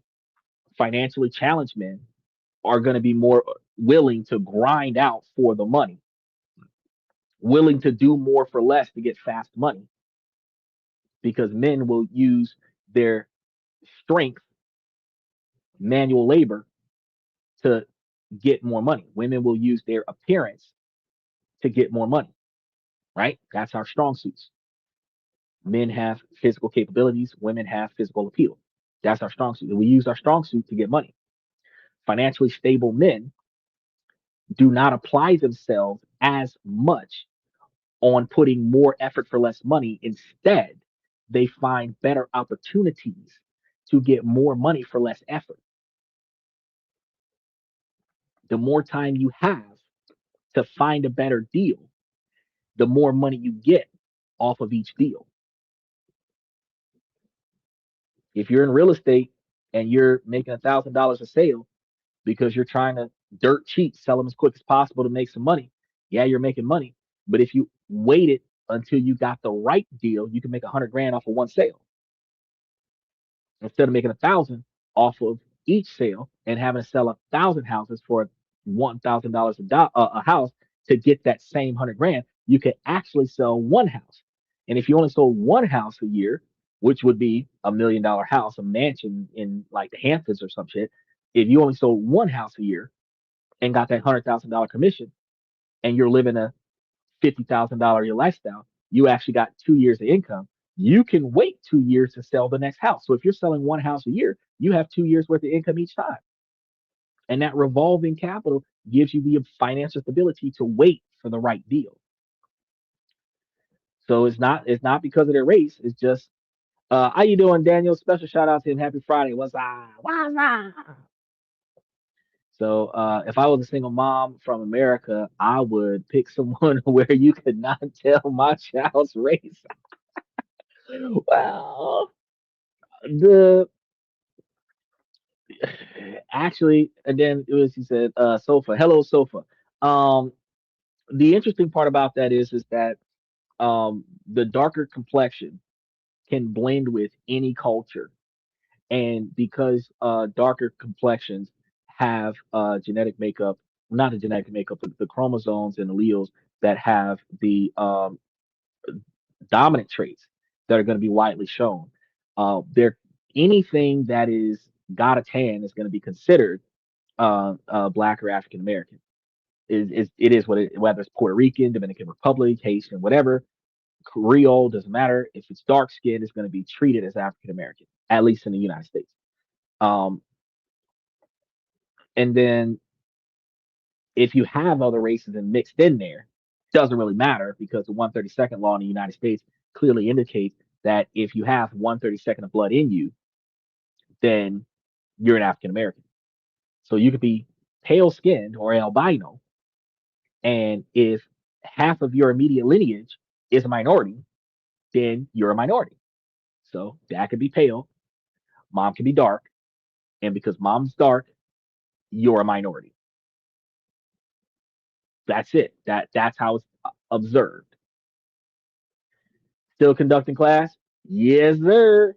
We're actually about to. I said 2 hours ago I was gonna get onto today's topic, and I didn't even start yet. I've been holding a conversation with everybody that came into the comment section. I, but I'm on your for you page, so I'm at the top and the bottom of your for you page. So if you were here for a little bit and you started doom scrolling, you get back here an hour later, and I'm still here because this is a live podcast. Until I finish the 72 pages that I put up there, I'm gonna be here. I'm off. I don't have to go back to work until Monday, I think. Now I think I got one contract on Sunday. So I'm off for the weekend. So I got plenty of time. So if this turns out to be a 4 hour podcast, that's a good night for me. A 4 hour interactive podcast. That's a good night for me. So if you guys are watching us on Twitch or Twitter, y'all can feel free to chime in as well. But yeah, but yeah, we're about to. I'm gonna try to step into today's topic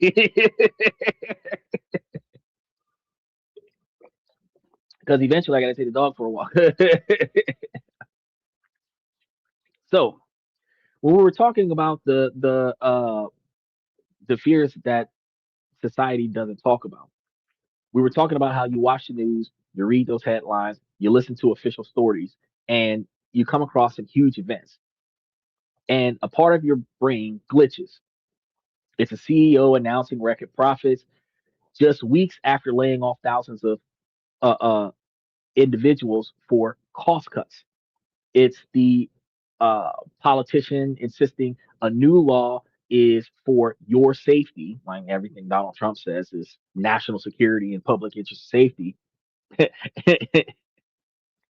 But every line seems to chip away at a freedom that you originally took for granted.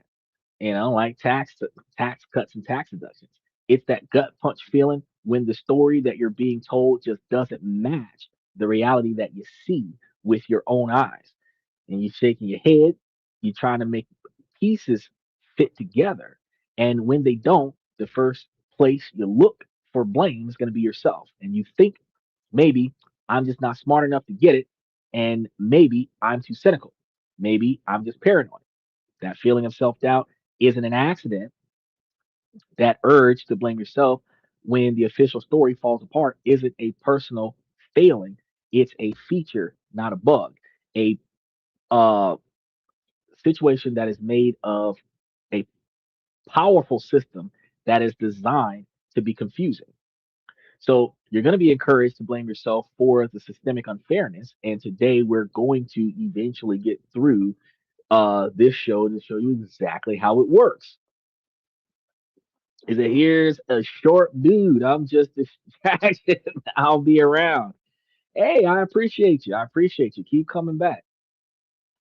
Now, that moment of dissonance, it's a crack in the matrix.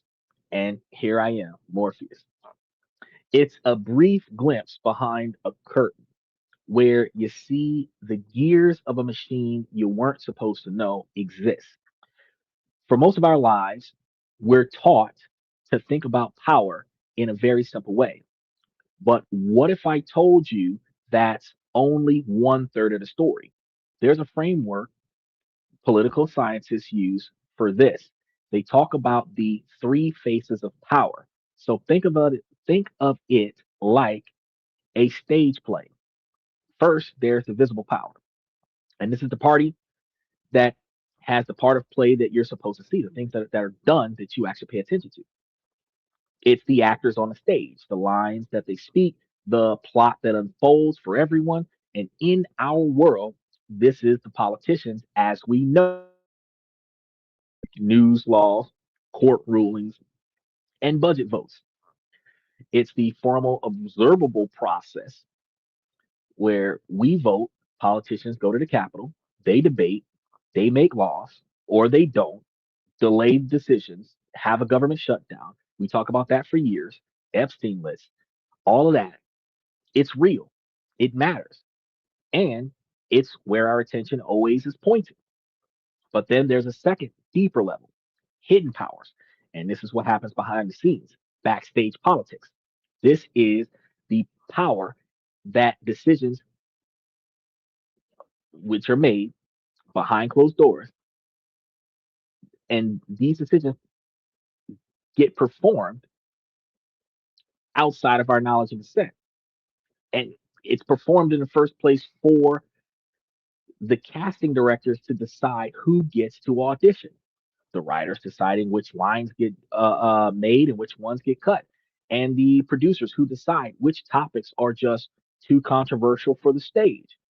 In our world, this is the power to control the agenda, to decide what gets debated and what gets ignored, which we hear the news feeds that really shows everybody what we're going to talk about and what we're not going to talk about.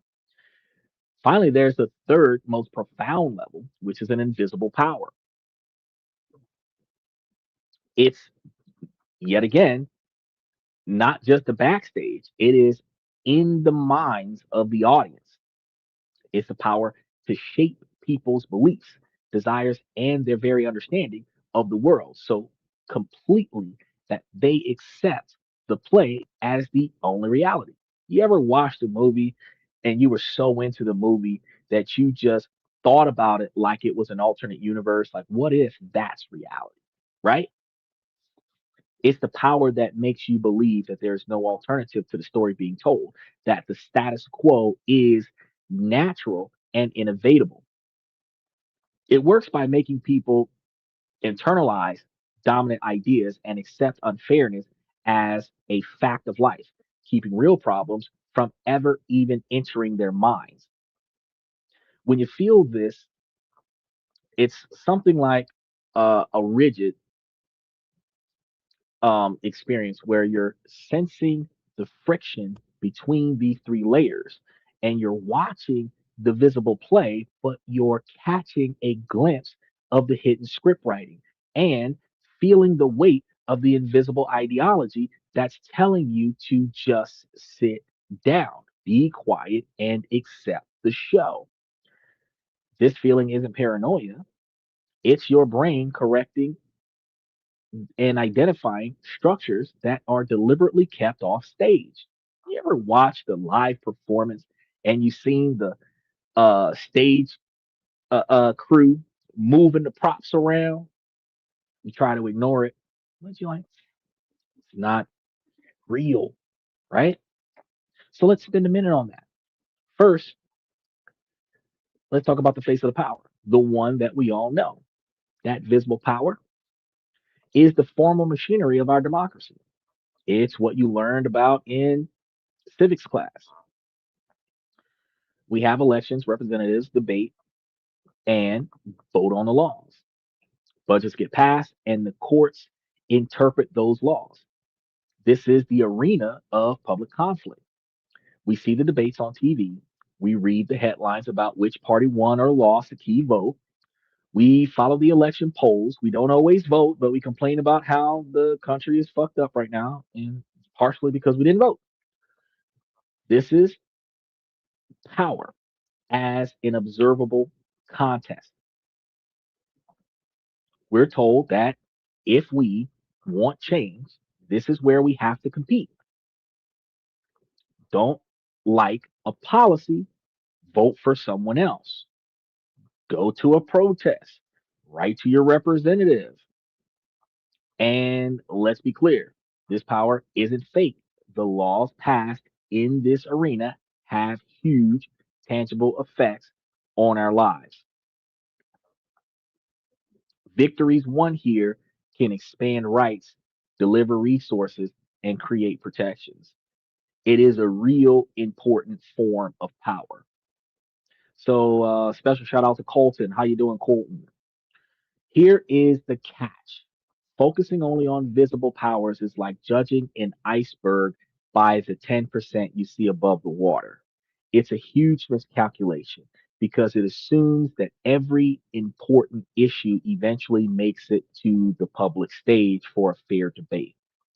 It assumes that every voice has a chance to be heard and that options being debated represent everything that is possible in this discussion. This is the great deception.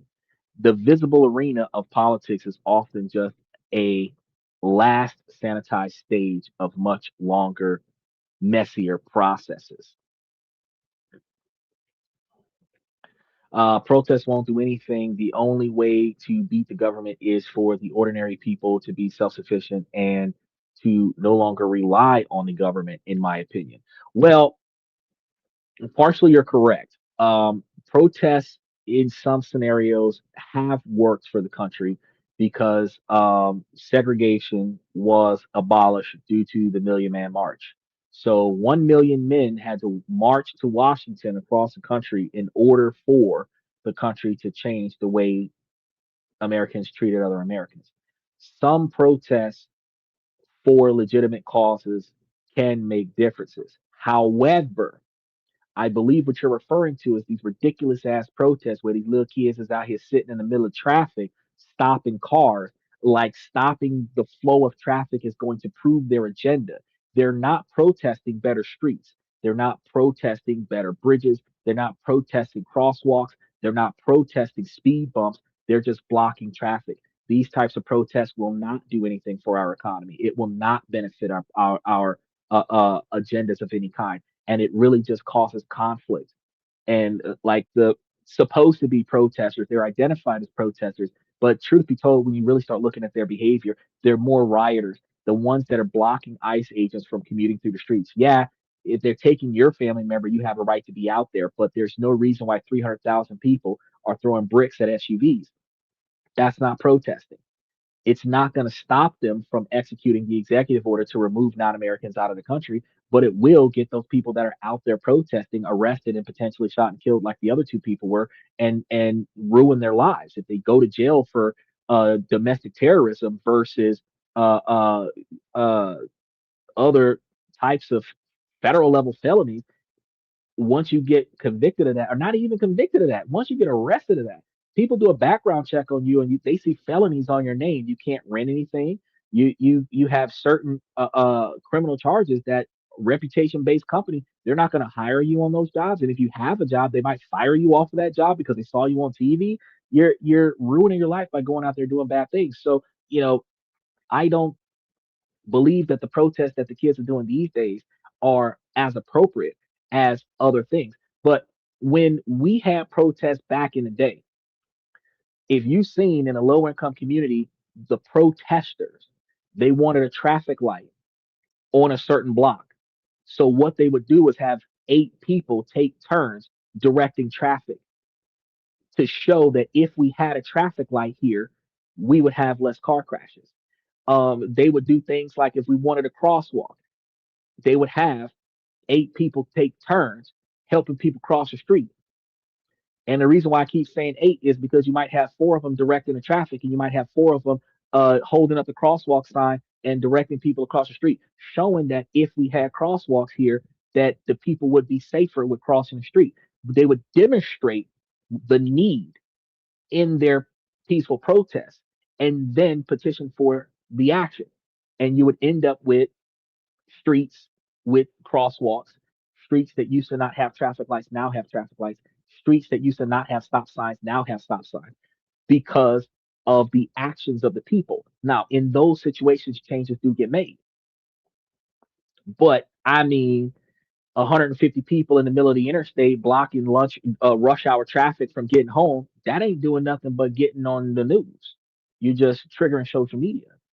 And nothing's going to happen because we don't know what their cause is. They're on the middle of the freeway. What cause can you be protesting for on the freeway? So in those dynamics, no, the protesting won't help, right? There's a lot of people let their hate ruin their mental clarity on the issue, and it makes the cause look bad. It makes it look so bad. And then when they start throwing shit and spray painting stuff and stealing things, it takes all the value out of whatever cause that was originally being protested for. It takes it all the way. Because now we're not looking at whatever cause it was that they were out there protesting for. We're talking about the looters. We're talking about the rioters. We're talking about the property damage. Whatever your mission was to accomplish is no longer valid. Cities being destroyed. That's what we're talking about. I protested every time my mom won't give me chicken nuggets with the purple ketchup. Sit down, son. Uh, yeah, you're not supposed to see me. I'm John Cena's cousin. Uh, I see what you're saying. A lot of people go into these protests with violence in mind and ruin the whole cause. It's upsetting. It's very upsetting. But when we want change, change has to start in yourself. You have to change the way you do things. So you are right. We do need to change the people in our government because the Constitution was originally meant to function like jury duty. We were supposed to have 500 something people in Congress that was supposed to change over regularly. And it was supposed to be new people that gets into that position regularly. But out of 385 million people, only 500 something of them, maybe 1,000 people want to be involved in that. And the rest of us don't want to be involved in that. We want to watch and bitch about it. So yeah, if we really wanted to make more change, we would have to advocate to get there. Uh, he said this guy seems like a fake Earth. No. Okay, ah, I you think that I'm talking about a flat Earth denier? Uh, Denying that the Earth is flat or verifying that the Earth is flat has no bearing on the fact that social stigma only exists in areas of conflict. So just like the two guys that are coming in, getting a kick out of trying to claim that I'm a flat Earth denier. You would first be like making that claim. You're trying to prove that the Earth is flat, but you can't go from one end of the planet to the next. So you really got to think about exactly what your argument here is. But the main point is that by the time an issue hits the floor of a Congress for a public vote, the game has already been rigged. The opinions have been narrowed, and the outcome has often been quietly decided in a room that we never got to see. And this is where the hidden powers come in. It is the force that owns the theater, writes the scripts, and casts the actors long before the curtain even rises. And this is where the story gets darker. Hidden power is the ability of dominant groups, thinking corporate giants, financially elites. We're thinking about institutional players to keep their influence by controlling what even makes it to the decision making table. When the Republican Party was pushing for the 10 to 20% tax caps on high investments, those that was for to keep money into the pockets of the wealthy. That had shit to do with broke folks. Broke folks can't afford to invest. But that was decided before we even knew what was going on. It's the bouncer at the door of democracy, deciding who gets in and who stays out. And it works in three main ways: setting the agenda, private access, and framing the issues.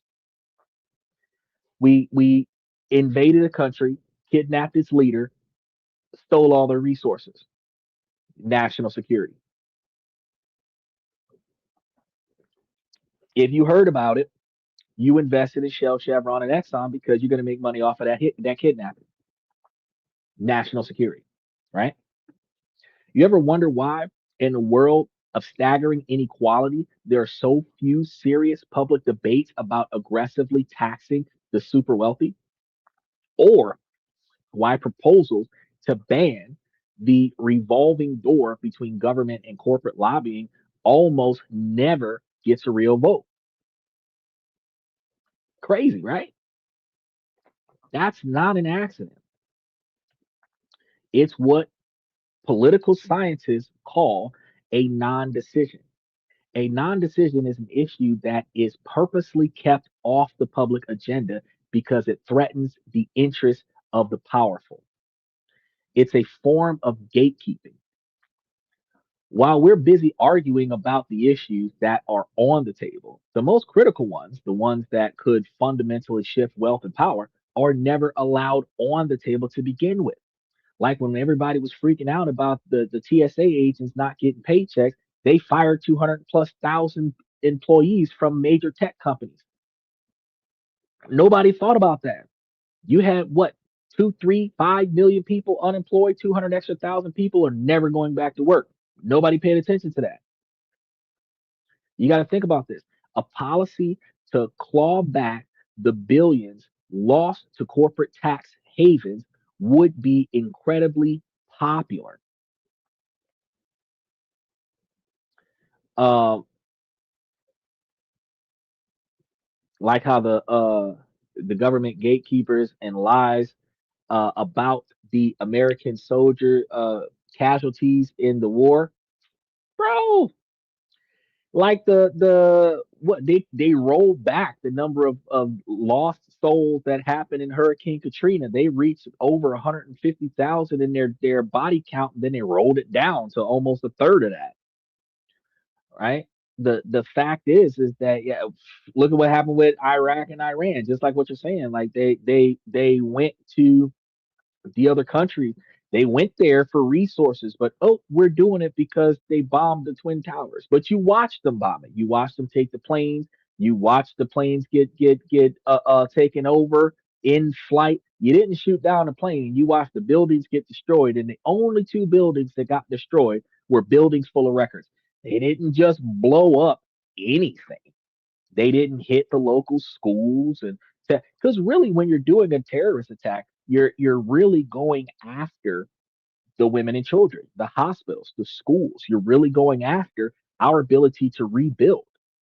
They didn't get anything but the two biggest buildings in the country that held all of the information about the historical ownership of all the property that happened in America. Kind of convenient. Yeah, it's so soulless. Is to make the government look good. So they lie about human lives. So sad. Yeah, you're right. The government ends up looking good because we, back in the day, we understood that going to war for selfish reasons would not be supported by the people.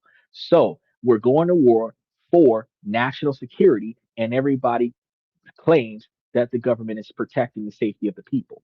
We're not going to war for national security. We're it. They're claiming that it's not about nukes. It's about the precious minerals that are in Iran. The same reason why stopping the battle between Russia and Ukraine was not about the best interest of Ukraine or the Ukraine citizens. It was about the precious minerals that were in Ukraine. The taxation of India. It was about controlling Russia.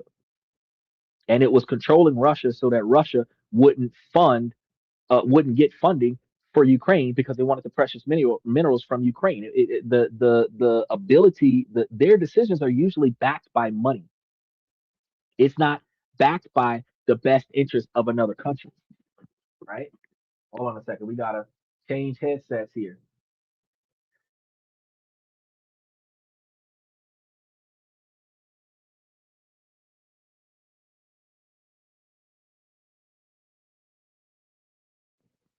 There we are. We've been up here so long that the other headset wore out. We've been up here for 4 hours. Two 2 hours and 39 minutes. We're a third of the way into today's topic. Yet the one reason it's supported is because the rich run the government and they want more money. That's the reason why they do everything. So, in order for you to stop being broke, you need to start functioning like financially wealthy individuals. Invest in the things that the financially wealthy invest in. Make financial decisions the way financially wealthy people do, which means that you don't spend money on things that you don't have 3 to 10 times more money to afford cash up front. So if you don't have $60,000, you're not buying a $30,000 car, or you're not buying a $20,000 car. The decision making skills that you make instead of financing something for an extended period of time, if you can't afford to buy it cash up front, you go buy you a cash car for $7,000 or $8,000 instead of mortgaging a house at the maximum quantity of savings. You mortgage the house at the lowest possible cost. If your standard of living, you're living in a $2,000 to $3,000 a month house for rent, and you can find a house that's $1,500 for a mortgage. Instead of getting a 5 bedroom house, it's only you and maybe one other person. Y'all could really do a 1 bedroom, 2 bedroom at most. Go find you a 2 bedroom. Don't go find you a 5 bedroom, 2 story house that's 4,008 square feet so that you can show off to your friends. I got a big house. I got a big house with a big yard. And nobody wants to go outside and cut the grass. You got to pay a landscaper. Instead, it's just the two of y'all. If y'all get a 1 bedroom or 2 bedroom, 1 bathroom, small place, a little bit bigger than the apartment that you used to have, because you don't need all that extra space. Which one of y'all going outside with push lawnmower in the rain anyway? So you get your small spot, easy to manage, easy to maintain. Come to find out, that little motherfucker right there, cheaper than your house. But if you was capable of paying $3,000 a month for rent, and now you're paying $1,500 a month for a mortgage, you can put the other $1,500 a month away in a brokerage account and get $150,000 in 10 years, where $150,000 went towards the house, $150,000 went towards the brokerage account. If the house cost $150,000, you could have paid off the house and still had 150 grand in your brokerage account. You know what I mean? Instead of living check to check, lifestyle creep is what we do. The more money we get, the more money we spend. But if we spent less money and put more money away, one day we can reach a point where we can say, fuck this and not have to work no more. And we know where our money's coming from. It's coming from the place we put it because that money is going to keep coming to us. The monthly dividends is a monthly guaranteed income. And that monthly guaranteed income is the kind of income that uh, helps you guys stay financially successful for the remainder of your life. Whether you stop working for an injury, stop working from old age, or stop working because you just don't feel like it anymore. Because if you start at 18 to 25 years old and you put in 20 years and you make yourself a half million, $250,000, a whole $1 million, by the time 20 years from 18 to 20, by the time you're 40, you got $1 million in the bank account, 15% interest. That's $150,000 by putting away just enough money where your income might be 50. Your income might be $50,000 a year. Fast food restaurant kind of shit. Work that job for 20 years and quit that job with $150,000 a year income supporting you for the rest of your life. If you had 150 grand coming in and your $50,000 a year lifestyle got bumped up to $75,000 a year, you could take 50% of your money, put it back into the brokerage account, increasing the principal so that you can offset inflation and still maintain that $70,000, $75,000 a year income for the rest of your life, where you retired at 40. That's called early retirement. And now you have 55 years of life with nothing that you have to do. Don't nobody think about that though.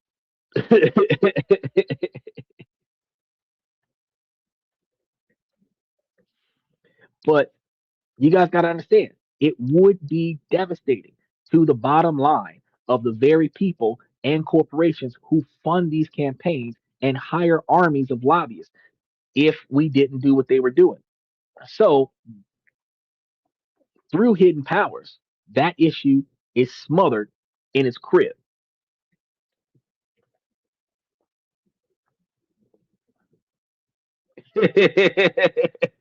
Oh, Ed didn't make it past the comment. He ain't even here no more. They come up here being foolish. They getting blocked off the rip. Now, through hidden powers, that issue I said before smothered off the rip and is called unrealistic, politically impossible, or bad for the economy because it uh, devalues their ability to make financial sense. And it's a non-starter for them. Not because the public hates it, but because the people with hidden power have decided it won't be discussed. Make sure that y'all like and subscribe as y'all come through here. By the time that you see a headline about a new tax bill, the range of what's considered a serious option has already been shrunk wrapped behind closed doors. So, how is the agenda set? It is not some smoky room with villains plotting against the public. Nobody can see each other's face and everybody's sucking on cigars like you would see in one of those cartoons. It's something far more ordinary and, in a way, more sinister. It's the system of private access and corporate networks that has become modern government. The research on this is shockingly clear. A landmark 2014 study by professors at Princeton and Northwestern found that the policy preferences of the wealthy and business groups have a huge impact on what becomes law. Meanwhile, the preference of the average citizens, they have little to no independent effect. Put simply, when the government has to choose between what the rich want, which is the 1%, and what everyone else gets, it almost always will side with the rich. This happens because money and connections are the currency of politics. It is all self interest. Lobbyists and donors don't just influence votes, they help write the bills. They insert the loopholes and quietly defund the agencies that are supposed to be policing them. Department of Education, long before the public ever hears about it.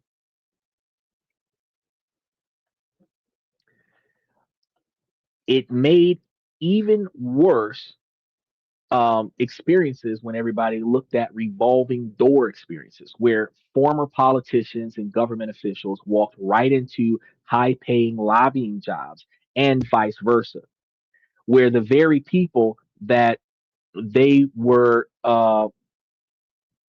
walking into were the people that were paying them to run politics before. This creates a cozy web of informal networks where policy isn't debated in public forums, but negotiated over dinner, on a golf course, and in corporate boardrooms. We get presented with the final product, but the real deals were cut in private among a select few who all share the same worldview and the same financial interests. The final tool of the hidden power is controlling not just what gets decided, but how issues are framed and who is seen as a legitimate voice. Powerful groups can kill an issue by framing it in ways that makes it seem boring or radical. A proposal for a stronger environmental ruler can be framed not as public health issues, but as a technical or bureaucratic matter, full of jargon that makes the public and the media tune it out. A debate about workers' rights gets reframed as an attack on the free market, making everyone who supports it seem naive, right? The Mexicans were stealing our jobs, right? Deporting all the Mexicans, right? But Silicon Valley just got a bunch of human workers fired for machines. Who's really taking our jobs? Think about that. This also applies to who gets to speak about the topics. At public meetings, procedural rules and tradition are often used to silence inconvenient voices. A community group presenting a new chemical plant might be told they missed a filing deadline they never knew about, or that their concerns are outside the scope of the meeting. Yes, it is. I shine brighter than the sun, little boy. their input their input is delegitimized, and they're made to feel like they don't belong, that their lived experience isn't as valid as the expert testimony from a paid consultant. And this isn't just rude, it's a strategic move to control the narrative and exclude dissent. It says nobody took your jobs. You got set up. You were called unskilled labor because they hate you, but it's too late. You fell for it. No, they didn't fall for it. They paid for it because they like, oh no, we're gonna invest in this. We're gonna invest in it. Then they got fired. you you don't belong to your lived experience. It's not valid. That's how they get us. The result is a political game that's rigid before it's even started. It's completely torn down. The biggest decisions happen off stage. The options are pre-screened by private interests, and the public is left to debate from a carefully curated menu of pre-approved choices. If the old back room was a physical place, think about this. The new back room is the digital place, and it's the one that's in your pocket.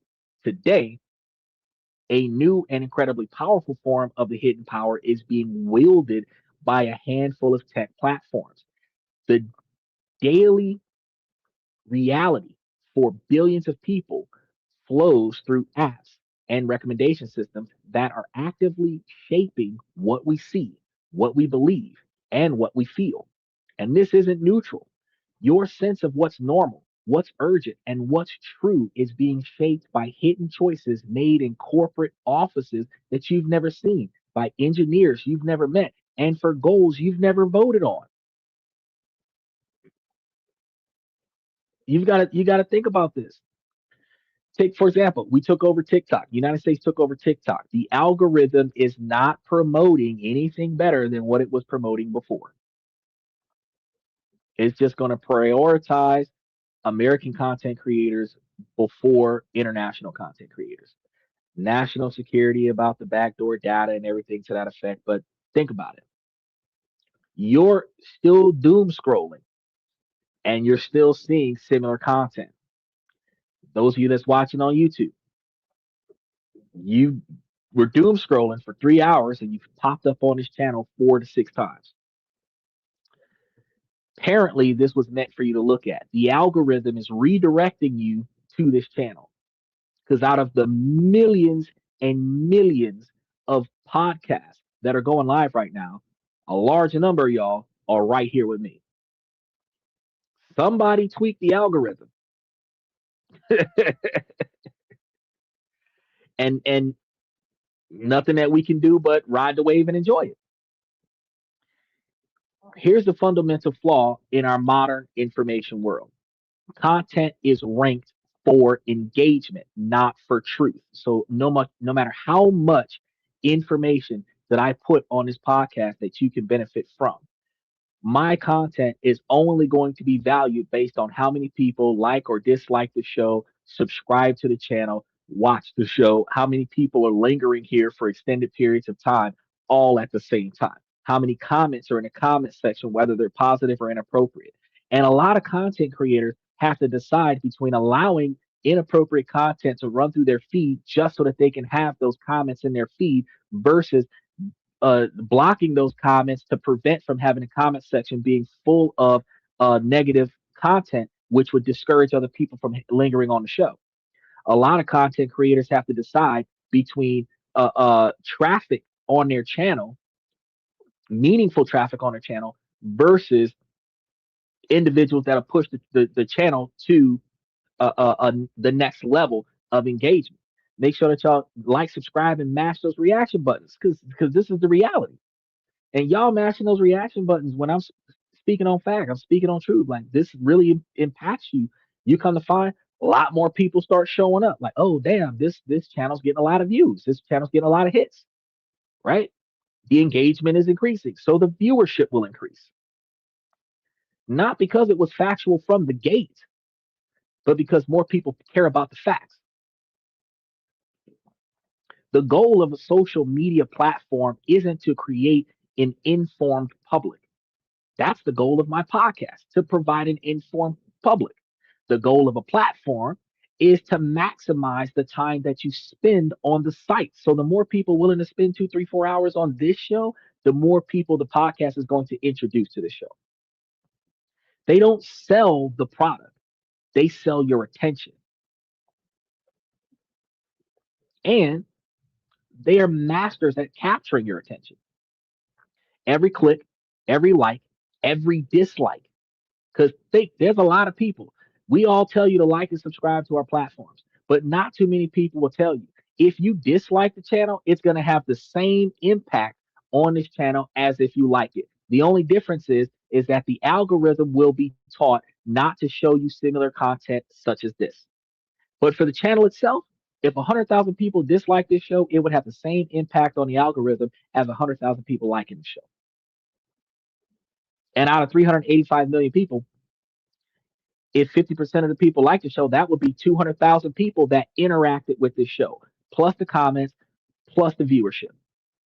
That show would get more traffic.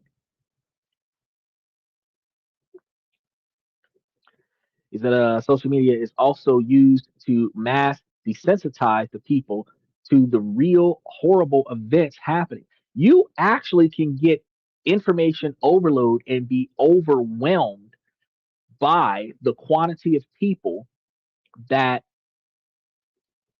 are producing similar content, like the traffic stops where the police are acting disgruntled. The Red Pill podcast, you got Fresh and Fit all over the place. You've got a couple of other guys that are starting to do the same thing that Fresh and Fit were doing. And you only see them because Fresh and Fit and what's the whatever podcast, which hashtag them, those two podcasts had a dynamic. You put 5 or 7 hot chicks on the camera, let them talk, and then counter their position.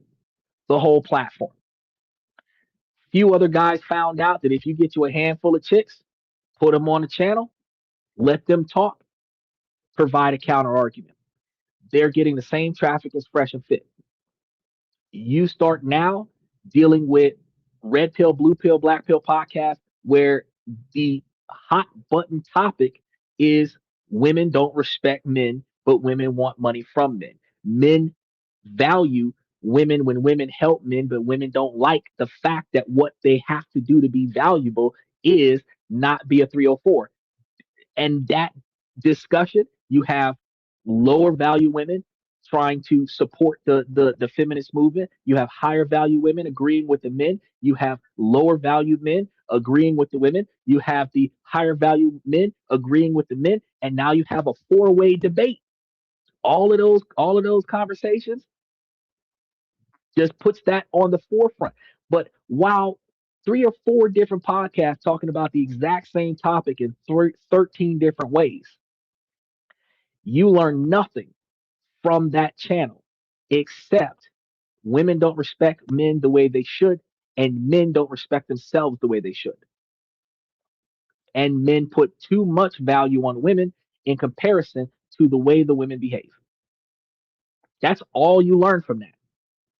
This is the only podcast that you're going to come to that's going to teach you how to make, save, invest money, and make better decisions to fix your life so that your life doesn't continue to suck the way it sucked before you found this show. This is the only podcast that's like this, which is why it took you so long to find it. But once you found it, you couldn't leave because you're like, damn, this is the only man on the channel that ain't got no hot chicks on the show that is only talking about how, you know what, if I would have made a different choice yesterday, I probably would have a little extra money in my pocket today. And if I make better decisions today, I know I'm going to have more money in my pocket next week. That's all we do. That's all we do. Now, every click, every like, every share, every second that you pause on a video is fed into a machine. That machine has a learning model that builds a psychological profile of you.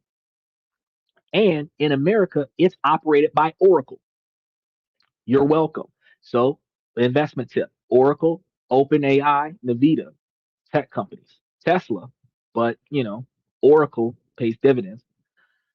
This profile is then used to serve you a perfectly tailored stream of content designed to keep your eyes glued to the screen. Whatever keeps you there the longest, it's going to show you more of that. That's why I told you I'm at the top and the bottom of your For You page, because if you lingered here for 5 or 7 minutes and then you got bored and then you scrolled away, 30 minutes later, you're going to be back on this channel and you might get caught again and like, oh, he's still there and he's talking real stuff. Let me see what he really got to say. Now you're here for 35, 45 minutes. I'd have been here 3 hours. You'd have been here 1 hour of it. And you coming back tomorrow because I'm here every day, right? Two people can start with slightly different clicks and in just a few weeks end up in completely different information universes, each one reinforcing their own biases. The platforms aren't just showing you reality, they are actively engineering you a personalized reality that is exclusively for you. So YouTube shows middle-aged individuals over the age of 35 different content than TikTok. TikTok is more TikTok dances and video games. Twitch is more video games. Um, Twitter is more politics and tech. So depending on which platform you go to, depends on which market age. So TikTok is going to be like ages 16 to 25. YouTube is 35 to 65. Um, Twitch is tech exclusive, news and tech exclusive. So everybody from 35 to 75. That's going to be different areas. Twitch is typically middle-aged individuals between 25 and 45, but it's gamers, right?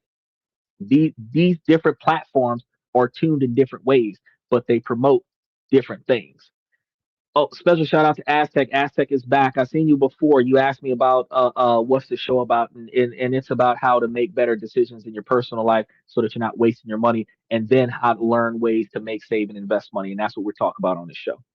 This and that talks about this, that, and everything in between that is directly related to your decision making skills and how things directly impact your ability to make, save, and invest money. That's the long and short of it. Now, yeah, I remember you. I remember you from before. So, and the first 2 hours out of the show, we were talking about all kinds of investment opportunities. We were talking about all kinds of savings opportunities, building your 20-year plan so that you can know exactly where you're going to be at when you retire, how to set up a retirement so that you can quit working and spend the next 50 years of your life not having to work anymore. And we're live 7 nights a week. Make sure that you like and subscribe and hit them reaction buttons because we giving you stuff on a regular basis to help you be financially successful. Because the common knowledge that most people don't have, that they don't look for, I'm giving it to you damn near for free. The most expensive part of this channel is the commercials that hit the live podcast, and then the lowest tier $3 membership that's once a month for $3. We're $350 for a 1 hour with a financial advisor, 3 hours a day with me, 30 days out of the week for the same $3. You get way more shit from me than what you get from anybody else. After you finish curating all the stuff I'm talking to you about, you could take the information that I gave you, turn it into a nice packet, and when you get to that financial advisor, you got your shit together. So instead of spending $600 on 2 hours, where the first hour they explain to you how to work it, and then the second hour they actually do the shit for you, you can save $350 by bringing to them the final draft, and then they can get there and start helping you curate it to make sure that your final draft is financially legitimate. But that's what I'm saying. We talked about that 2 hours ago. We talked about buying homes. Buying homes is better now than what it was before because the government just blocked big business from buying up single family homes. They fixed your FICO score so that you can get approved better. They removed they removed the medical bills off of your credit score. They are about to cap credit cards at 10%. They lowered interest rates in December. You're still getting around 6% interest if you have reasonable credit, but they also have financial assistance programs, down payment assistance programs.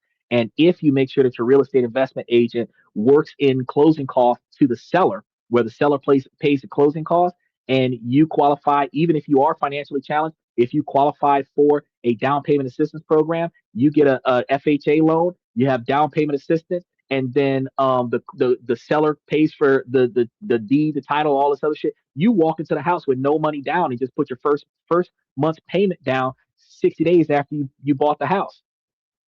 And all you needed was 2 years of good payment history and a credit score like 640. And your debt to income is like 30%. That's all you really needed. So if you've got like $1,000 worth of debt, you got $3,000 worth of income, and you can get you a $1,500 or $1,000 to $1,500 house. That's like a 2,000 square foot house on a 0.79 acre piece of property that you, depending on your age, you can get a homestead tax exemption, so you don't have to pay property taxes. Then you also can get an exemption on that where they don't raise the taxes on the property. And with the depending on the house that you get, the tax exemption credit that supersedes the taxation that you owe on a property, you have zero taxes and zero increase for the remainder of your life. So all you have to do is pay the mortgage. Then if you're a veteran and you get in this, they don't make you pay for the with the VA loan, they don't make you pay for the homeowner's insurance. And then because you're not paying the taxes, you actually end up saving an extra $150 a month on your mortgage, which means instead of that $1,000 or $1,500 house being at that price, it actually ends up being $800 a month. So imagine having 2,000 square feet of property that belongs directly to you, and you're paying $800 a month for that instead of $1,500 a month for a 750 square foot apartment where the neighbors are partying in the middle of the night. I'm just trying to told you. Don't nobody think about stuff like this until you come to this podcast. He said, probably the smartest guy on the platform. No wonder it's so hard to find. He's spitting fast. Bro, for the first 2 years I was on this podcast, no lie, I was in the restricted access area of YouTube. Right now, I'm gonna tell you guys right now, if you haven't been mashing that reaction button, hit the reaction buttons right now because I'm about to give you some stuff that's about to blow your YouTube platform wide open. Go to your settings, look for restricted mode, turn it off. When you turn it off on your cell phone, on your computer, when you turn it off, and then go back into the profile, you are going to see way more content on YouTube that was adult only content that was not allowed for the average person to see because it talks about politics, race, gender. It might have too much profanity in the context. Anything that is exclusively not suitable for children under the age of 18 is automatically put into a restricted area. It's almost like being shadow banned. They're not going to stop your monetization, but they're not going to show you to as many people. So you have to be found accidentally. But if you go and turn off that restricted mode, you will see 800 videos or close to that on this podcast about all the different things that you could be doing to make yourself better. Because I don't just tell you how life could be better. I tell you where the problem is, and then I tell you where to start to fix the problem, which is what seminars and gurus don't tell you. And that is the kind of stuff that bridges the gap between a motivational speaker telling you that your life could be better on the other side of the hill versus me telling you how the fuck to get to the other side of the hill. That's one of the things that don't nobody do. Not too many um not too many podcasts will tell you how to get to the other side. That you have a lot of fantastic information. You got real estate developers that tells you about how you can borrow other people's money and buy property, but they don't tell you that you got to have 2 to 5 years worth of good payment history. Even if you don't have good credit, you have to have good payment history. If you have bad credit and bad payment history, you ain't borrowing shit unless you know somebody with money. If you're the most financially successful person in your group, you're not going to borrow from nobody unless you got a 650 credit score and you have a good payment history. But the other thing that you need to pay back the debt is either the leverage of the asset where they're going to make more money off the asset than they can ever get from you, or your financial capabilities to pay them back on the debt. That's the only way they're going to give you money for nothing. Because hard money lenders, when they lend you, they're lending you at 18% interest. You're making monthly payments until you sell the property. They don't tell you that part. I tell you that part. Then you're like, oh shit, no wonder everybody's not a real estate investment agent, because who the fuck is going to qualify for $100,000 advancement? How many of us can go and get a $50,000 cash loan for no reason, right? Most of us can't. We can leverage the house. You know what I mean?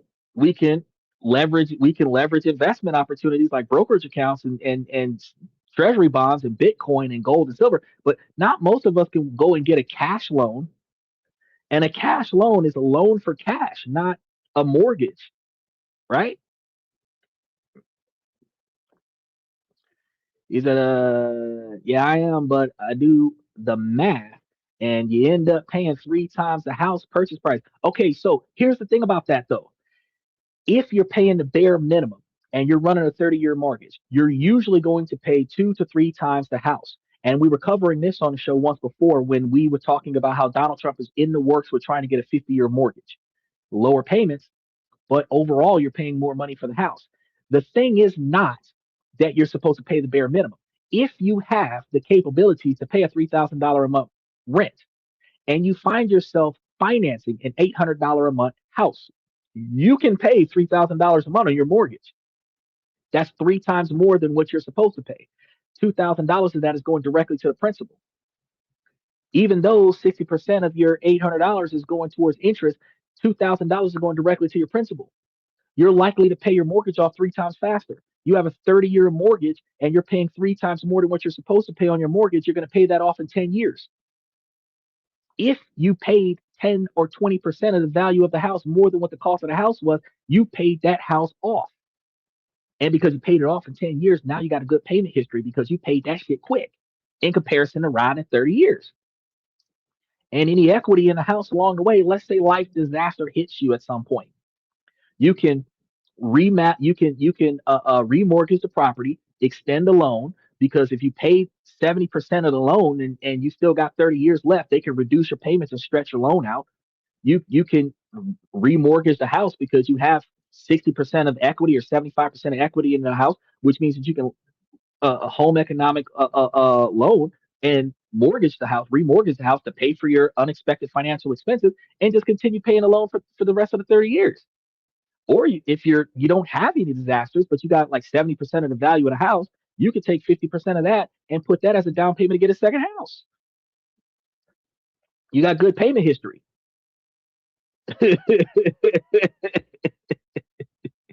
This is the stuff that most places don't talk about. But it took so much for y'all to find this channel to show y'all this shit today. And I'm just trying to tell y'all, we're here every night of the week. And we typically start at around 11:30 Eastern Standard Time every night of the week. He asked the question, do most small businesses fail within the first 2 years? You have to cross over the first 2 years struggling, hopefully find you some investors, or as I've given you guys on Tuesdays, different financial opportunities that you can start off as a hobby, turn it into a side hustle, and then transition it into a business. And with little to no startup cost as at that. Standardize a service that people need that you can automate using AI and then promote that where people will pay you for the ability to make their lives easier. And the quantity of people that you stack on that will give you the ability to be financially successful. But the majority of people take a dream, put hundreds of thousands of dollars into the official dream before they sell the first product. And most people run out of money or run out of time within the first year to 2 years. The opportunity cost offsets the investment risk.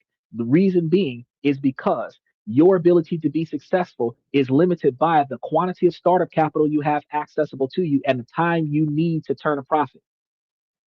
If you need to turn a profit within 6 months, it doesn't matter if you've got enough money to pay for the startup cost, because your startup cost is now going towards your standard of living. If you run out of money, it doesn't matter if you have unlimited time to be successful. If you can't afford to continue producing a product, you can't get paid off the service. But if you find a service that has a low overhead and a high profit margin, you can expand on it by taking the profits and reinvesting in it into the service and expanding on the service. So nobody uh uh thinks about this, or not nobody, not a lot of people think about this, and that's one of the reasons why so many businesses go under.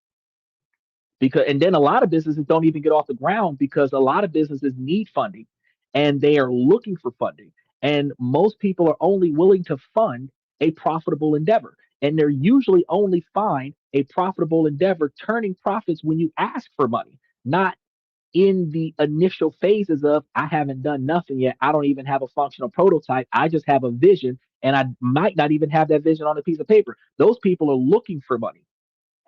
And the only time somebody's willing to invest in that type of idea is if you don't have a patent and they can make billions of dollars off of your idea and they can flip that and make that into something successful. So most of the time, businesses fail within 2 to 5 years. But if you can maintain and sustain for more than 2 to 5 years and you start building yourself up and you start having that residual, and instead of spending every dollar on the business and to put it into your pocket, you put at least 40 to 60% of your profits back into the business for expansion, you can find yourself successful. But likewise, if you take all the extra money that you're not wasting on bullshit and you put it into a brokerage account, high interest dividends, and you use those dividends to pay for your startup, now you don't have to wonder where your money is to help you with your startup. You can spend 20 years setting up your retirement, quit working for somebody else where your boss who you don't like tells you what to do, or you're working with somebody who you don't like who doesn't work as hard as you, and it's the boss's friend, so they're not going to tell them nothing. Instead of you living like that, you can quit that job and focus on starting up your own business, living off the profits of your retirement. That's one of the reasons why um, it makes more sense for you to pay attention to your long term. But when we talk about this, the process of what's going on with these profiles comes from the recommendation system. The recommendation systems are designed to feed our confirmation bias. They learn what we believe and then show us a constant stream of content that proves us right. That's what we find. The result is an illusion of consensus. Your feed makes it seem as if everybody agrees with you. This allows you to stay. It's going to make your opinions feel not just correct, but obvious.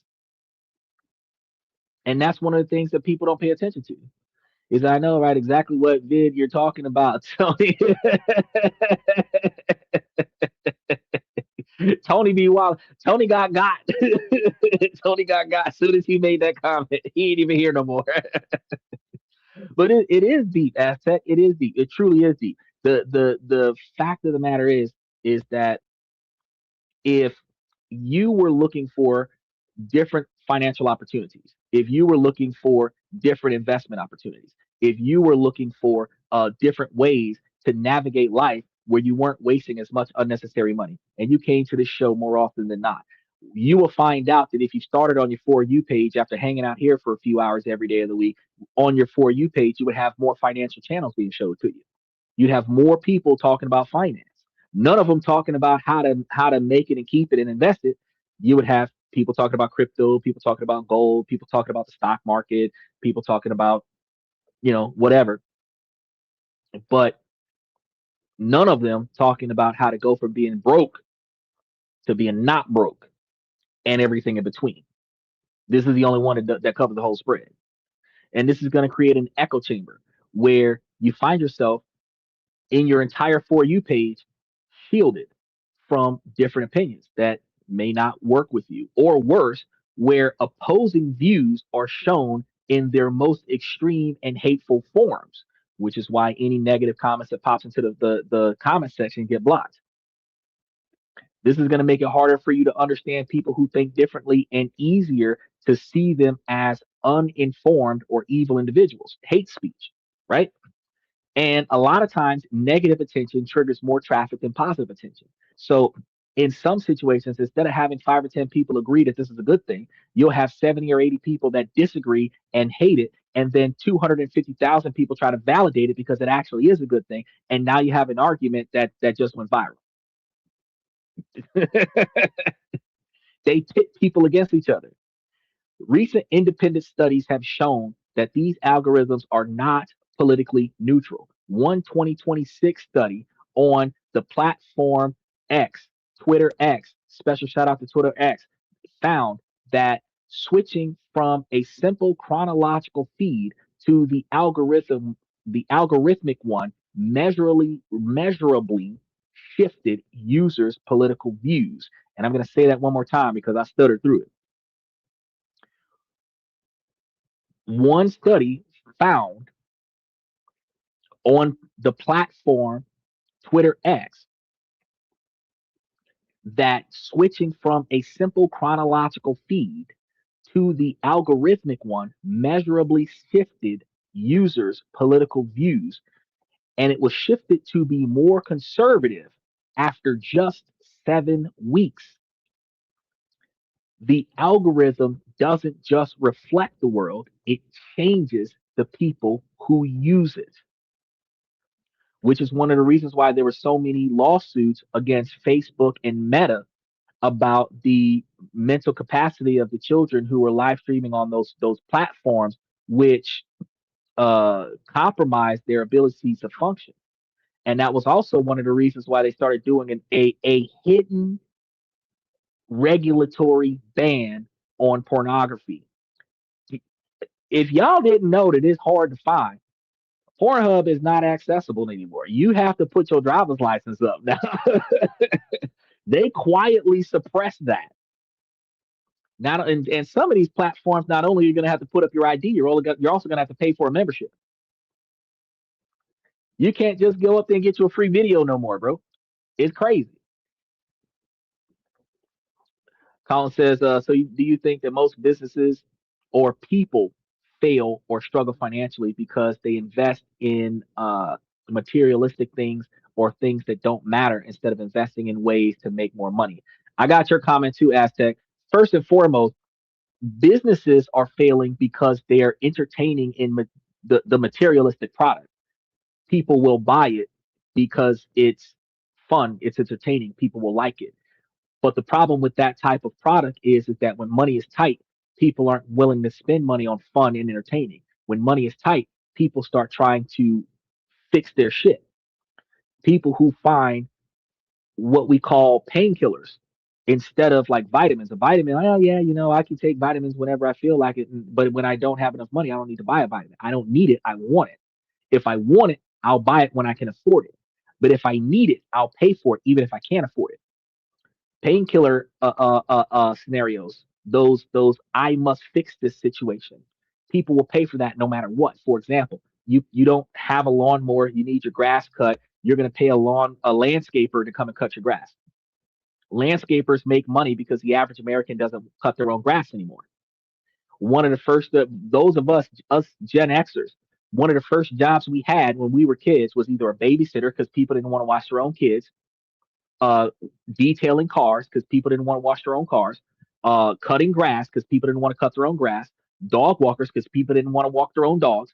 The things that people don't want to do, that becomes a service that people will pay for. But when you focus on insignificant things, you can start up a business on something insignificant and make a lot of money. Like Trophy Champs, the trophy company that puts out all those WWE titles.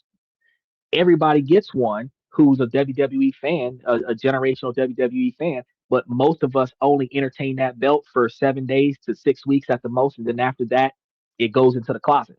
It's anywhere between $100 to $600 worth of bullshit that it is a dopamine hit in the moment, and we can show it off to our friends in the moment. But after a while, it holds no value because no person who buys a WWE replica puts their title on the line for a stranger and has a money in the bank in the middle of Chicago street. Like legit, you do not have like 15, 20 people having a Royal Rumble on the bus for the World Heavyweight title. So after a while, it's just a commodity. Commodities don't turn profits for a long period of time all the time. So those places go out of business. Then people waste money on those commodities, and that's why they stay broke. Then the second thing that happens is microloans have come out. So now every time you can't afford something, it says, "Oh, don't worry, you can still afford it. Give us $25 today and make six easy payments of 75, and it can be yours today." You can't afford it, but because they'll ship it to you today and you can make monthly payments on it, you get it. Now you're in debt. All these microloans negatively impact your credit. He says, bro, how you get all this knowledge? You've been touching all the that is why the name is so damn long because we talk about everything under the sun, but we focused it on how you make save and invest money. And we cover so many different things. I do research. Look, I went to college for microbiology, communication and health, and computer technology. Three bachelor's degrees, and I did shit with it.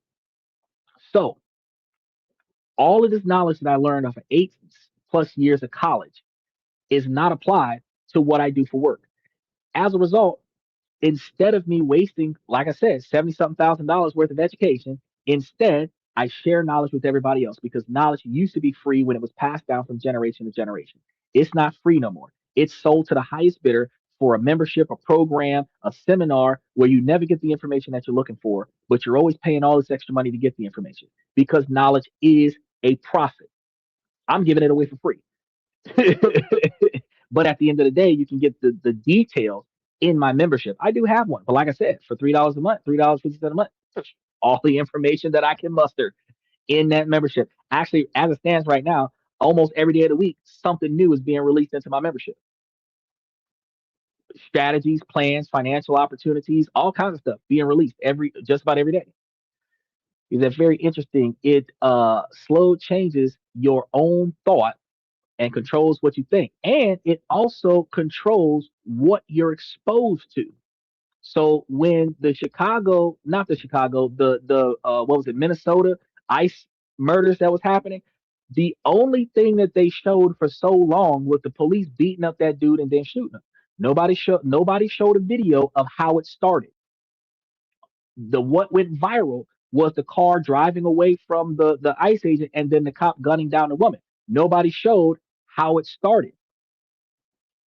Based on what we saw, we're in an outrage. The video went viral. But the boring part was the traffic stop. The boring part was the initial arrest. We didn't see the boring part. We seen the viral part. That's what we look at.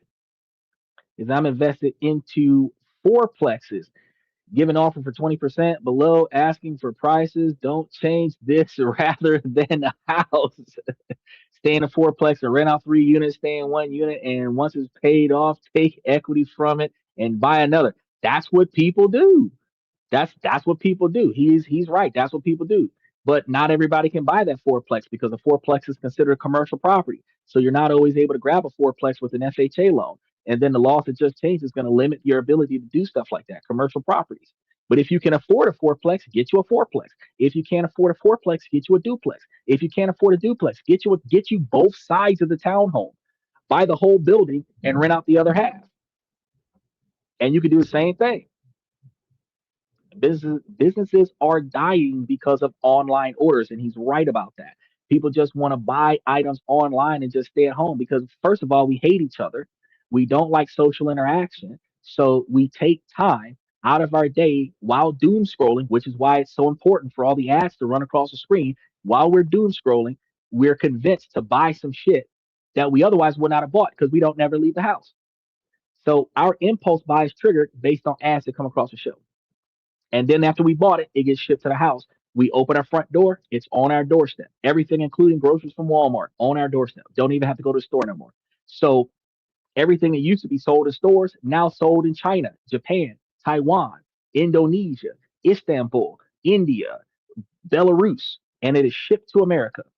Made in Canada, and it is shipped to America, and we pay top dollar for import export fees. That's why when I was talking to y'all about the tariffs, I was talking to y'all about how your cost of living is going to go up because the stuff y'all used to buy that used to be cheap costs more money. Brand new cars after 2025 cost an extra $10,000 to $15,000 because of the tariffs related to the imported parts that are going onto those cars. So if you're going to buy a car, you got to buy a certified pre-owned car before 2025. Newest car you should be buying right now in 2026 is a 2024 because it doesn't have that $15,000 price stamped on the car when you go to the dealership. I'm trying to tell y'all, we got all the ins and outs here. Either you miss the legend. That's also big parts of online shopping. Sneakers. Ooh, the sneakers. What's funny? Because tomorrow we're going to be covering another show about how to improve our attire, and we covered quite a few shows over the last couple of weeks about it. But we're going into more advanced topics on it tomorrow, and I got to put the show up tonight. One of the things that I found interesting, you got broke folks that'll stand in line for 8 hours for a brand new pair of $400 Jordans, and I for the last 2 weeks have showed you how you can buy an entire outfit that makes you look more successful for less than $300 for the whole month. One pair of shoes versus an entire wardrobe.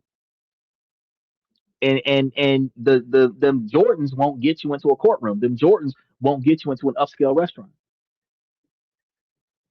My people own businesses in real estate, so I know it's dying because people buying online $12,000 sneakers. You seen them Trump shoes? Them Trump shoes was ugly, but folks was paying $1,000, $9,000 was the most I heard that them shoes went for when they were sold. And some of them was being sold in Walmart for like $400 a piece. They'll buy them in Walmart, sell them on eBay. Crazy. Yeah. You don't gotta prove yourself, Mr. Legend. I can tell you know what you're talking about. No, I'm just covering all the bases. I cover all the bases all the time. We bouncing around. Is this cheaper? 20% down is quick. Well, okay, so 20%.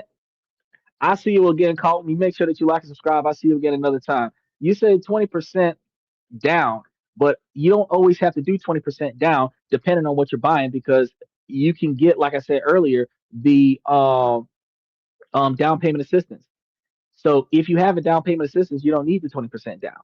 You just got two different loans covering the same house.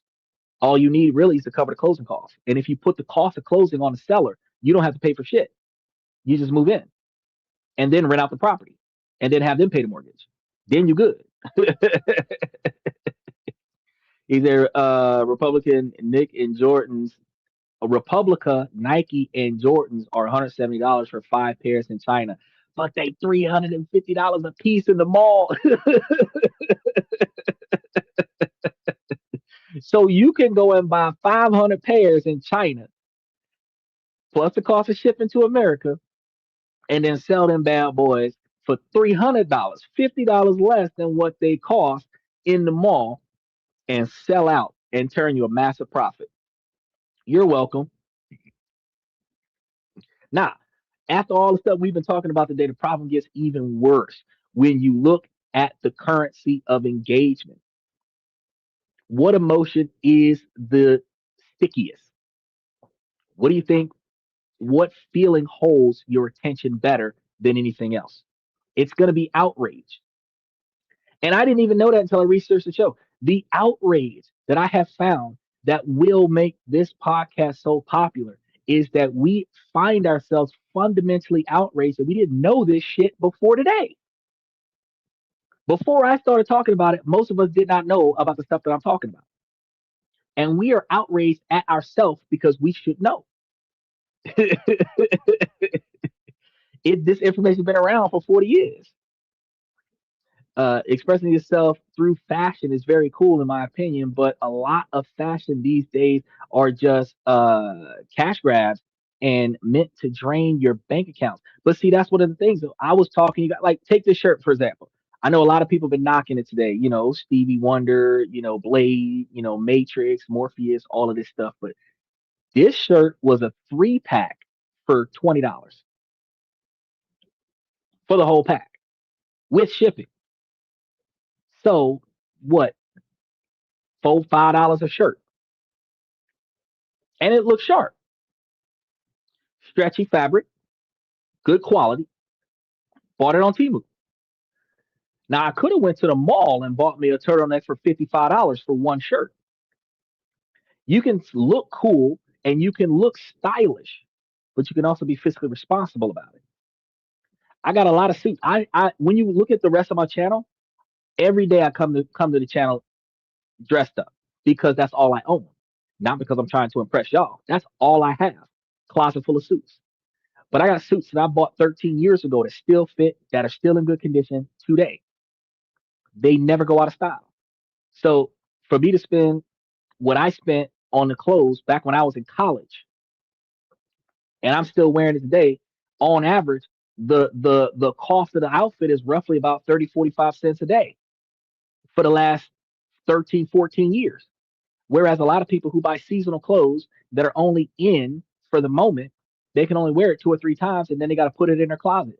Then they got to give it away, donate it. They can barely sell it and get something for it in a garage sale. They wasted all that money on it to look cool. They ass is broke and they try too hard to look rich. They went broke trying to look rich. I wonder why they don't teach this in high school, because high school is not designed to teach you how to be financially successful. High school is designed to teach you how to be a worker. You learn trivial information so that you can go into the workforce and work for big business. You get trivial information to get the qualification to go to a 4 year institution so that you can get more trivial information. There is no on the job knowledge in college unless you're going to med school. If you go to a trade school or take a trade program in a 4 year institution, then you have on the job knowledge. But most degrees are a piece of paper that is book smarts, and then you have to go intern somewhere to get the work smarts, the street smarts. If you don't have the street smarts, if you don't have the 5 years of experience on a job, it doesn't matter if you spent 10 years in college. Your ass is still starting as an unknowledge, unskilled, well, a knowledgeable, unskilled individual. The skills are not taught in school. The knowledge, the book smarts are taught in school. This stuff isn't in your home economics class. And I'm like, damn, if I teach this, more people will have it. We'd have less stupid people in our country. We'll have less people that's wasting money in our country. We would have more money to spend in our country. And if we had more money to spend in our country, we'd have less broke folks. We would have less requirements to take our tax dollars and pay for broke folks. We would have more resource, lower taxation if we're not spending so much money because the Democratic Party is paying for broke people. Trying to told you, you can vote like a Republican when your ass ain't poor. How to invest in stocks. We got that information in the membership. They don't talk about stocks in school. They don't talk about investment opportunities in school. They don't tell you how, with a lot of times, the fixed rate of 4 to 8% interest rates on your student loans, that you can borrow unsecured and secured loans that are deferred until you get out of college, put it into a brokerage account that's paying you 18%. You can take that 8%, give it back to the school, and keep the 10% difference and turn a profit off of going to college. College is not about getting the skill set to go somewhere else. College is to get connections and use those connections to go somewhere else. That's what college is about.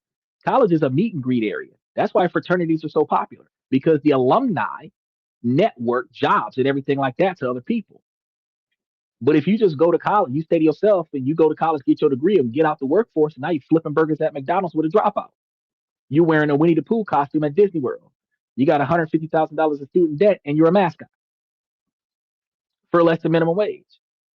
For a business, you need to do 20% money backers, not doing discretionary loans or small business loans. 504 loans need 10%, and 99% of the owners not doing owner financing. Usually, you pay more for the property or more in interest. You're right. So a fourplex, you do need 10 to 20% down. Well, I was saying not just a fourplex, but you do make a lot of good sense. Special shout out to Mr. Legend. He's giving y'all some ins and outs of going to grab y'all some fourplexes.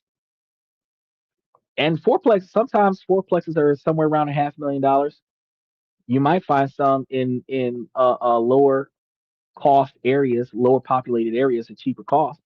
Uh, I typically tell you guys because not a lot of people have that 20%, and not a lot of people know somebody with that 20% to go and grab you some stuff where all of it's paid for you. You can then leverage your property to go get another property, and then you can start from there. Because I come from the brokest person can become rich, as opposed to the average semi financially successful person can become rich. So while Mr. Legend has a fantastic knowledge, the fact is that not everybody has that 20%, because when you think about $20,000 out of $100,000, you don't have a very good quality fourplex in a lot of areas for $100,000. Usually a fourplex, usually a fourplex in decent quality that does not require a lot of rehab in it might be something closer to 200, 300,000, 400, 500,000. And in that dynamic, if you're looking at 20% of a $500,000 piece of property, you're looking at closer to $100,000 to $200,000. And not everybody's sitting on that kind of capital. You have to leverage a lot of stuff. You have to either leverage assets. If you have a business, you can do that. But if you're starting up from nothing, if you're starting up from your last paycheck, you might have to buy one single family home first, pay that down a little bit, then leverage that single family home to buy a second one, pay that one down a little bit, then leverage another single family home, and then leverage the three of them to a bigger, you know what I mean? You'd have to stack it. The difference between having nothing to having something. We got to talk about how to get there. Having a little something to go off of, good payment history, a decent credit score, a few people that's willing to invest in you, having those things backing you, yeah, you can get that 20% and flip the property, turn a profit, pay everybody back. But if you don't know nobody, you got a half-ass decent payment history. Your credit score is subpar, like 620, and you know what I mean. It's harder to get that 20%. You work at a minimum wage job. It's harder to get that 20%. Yes, that's why they direct you towards college so much, high school, because that's how they make all their money and keep you in debt. And notice that all the information I'm talking to you about, you can get that without having to go to college. College is not about getting a good job. College is about spending a bunch of money. And then big business had a universal agreement to make it mandatory for you to have that minimum bachelor's degree, if not a master's degree, in order to qualify for a higher paying job, which legitimized the reason why you're going to college. So you're not going to college because you benefit from college. You're going to college because it is a referral contract with schools that you must have a degree in order for me to hire you. So now you must give this college $150,000 so that I can hire you for a $30 an hour job instead of teaching you financial advice in high school. This and that and chat family respect, stay consistent and healthy. Yes, sir. Special shout out to Tim. Special shout out to Tim. What just happened here? That is not what we were trying to do. Get back over here.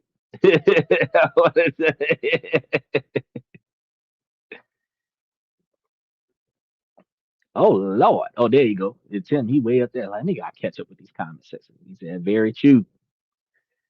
YouTube time, 100 time, 100%. Yes, sir. Do you like cereal and go sit down, boy.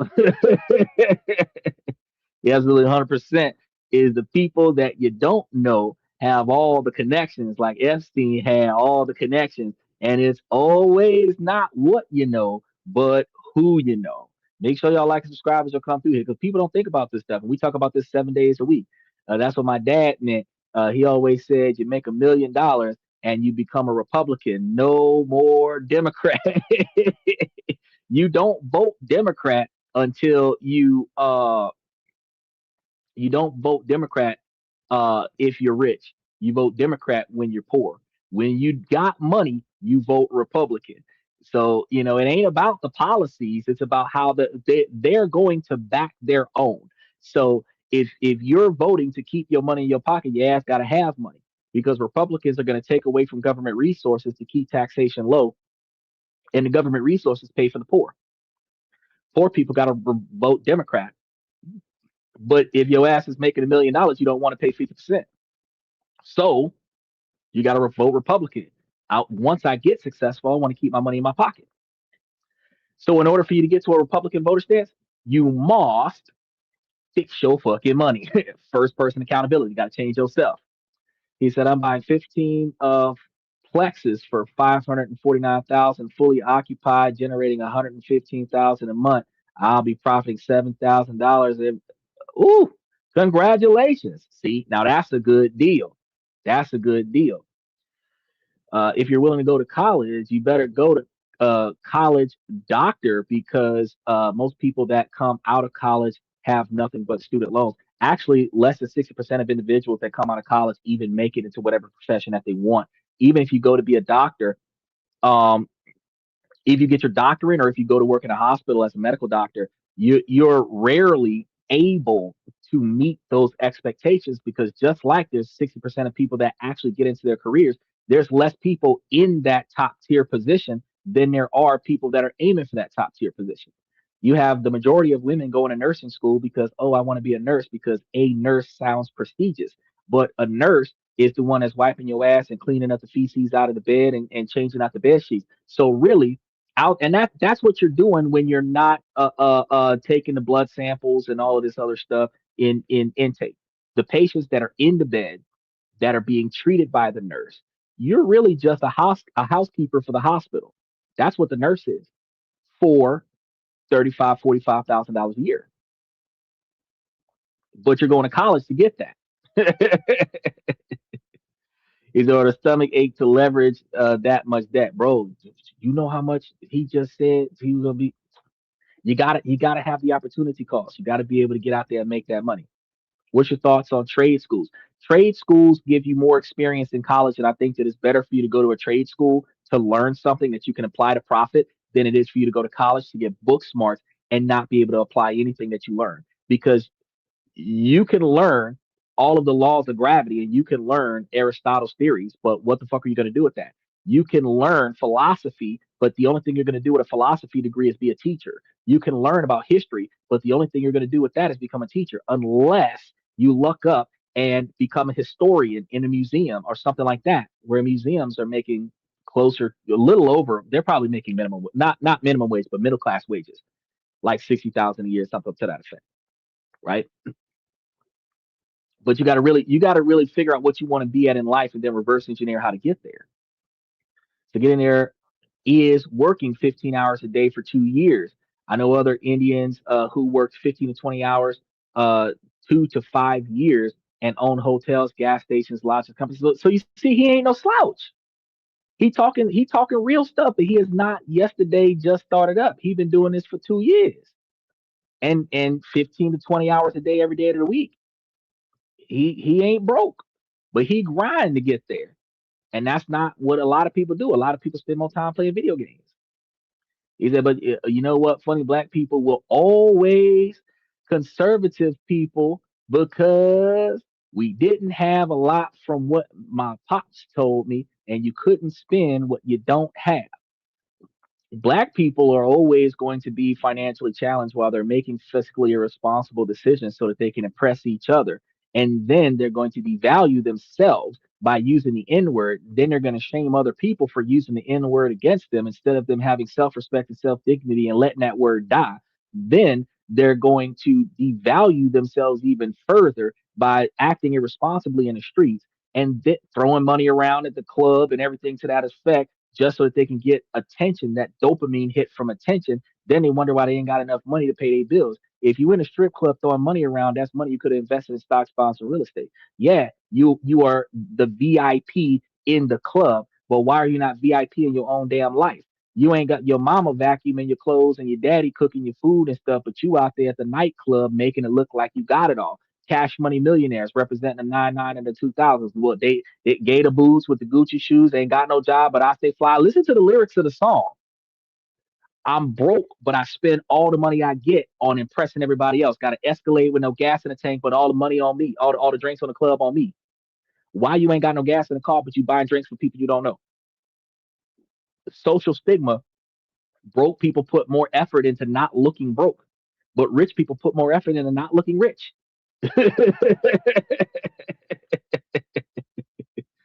I know people who come to the U.S. and work day and night, 2 to 5 years, and they have $1 million homes. And we know most of the broke folks in America spend all their money as soon as they get it, and that's why they still living off of the $1 million homes that are being rented out by the Indian people. So you don't want to contribute to society after you make your riches. That's an interesting question. I'm actually contributing to my society right now because I'm teaching my society how to be more financially responsible. Giving money to people who don't have is giving a man a fish instead of teaching him how to fish. If you give a man a fish, you feed him for a day. If you teach him how to fish, you feed him for life. If I donated money to your cause, I give you money for today. You still need money tomorrow. But if I teach you how to make your own money, you can pay for yourself for the rest of your life. If I help more people stop making financially irresponsible decisions so that they can reinvest in themselves, I actually fix my economy by helping less people be poor and more people be middle class. If I can use my podcast to have 1 million people follow my channel and go from being the lower 25 percentile to being the middle 50 percentile, I just put back the part of the middle class that Obama lost. Now, would you consider that reincorporating effort into my society? And don't take it as hostility. I'm really being serious because this podcast is gonna be around for 20, 25 years, 30 years at my current age. So if in the event that enough people followed this channel and enough people took the information that I got, by the time I made it to a millionaire talking to you about building a 20-year plan to make yourself financially successful, by the time I made it to the riches, this channel should have been here for 2 decades. And if y'all was following the channel for 2 decades and taking my advice, not just enjoying yourself and agreeing with me, then y'all would not be broke neither, which means that all of us will be just as financially stable as Mr. Legend, and all of us would be moving out of the hood, moving into middle class lifestyles, buying up the hood and renting it out to people who didn't want to sit on the channel and learn something. Because capitalism is capitalizing on stupid, weak, and lazy. That's what capitalism is. Uh, are there any topics out of bounds? Yes. Uh, if it's deemed inappropriate, that's all the topics that are out of bounds. So, making jokes about the LGBTQ community, negative comments, racial bias comments, hate speech of any kind, anything that violates community guidelines, anything that could potentially get the channel devalued or demonetized, any topic that is not truthfully, if you're not on the topic of discussion, you're probably out of bounds.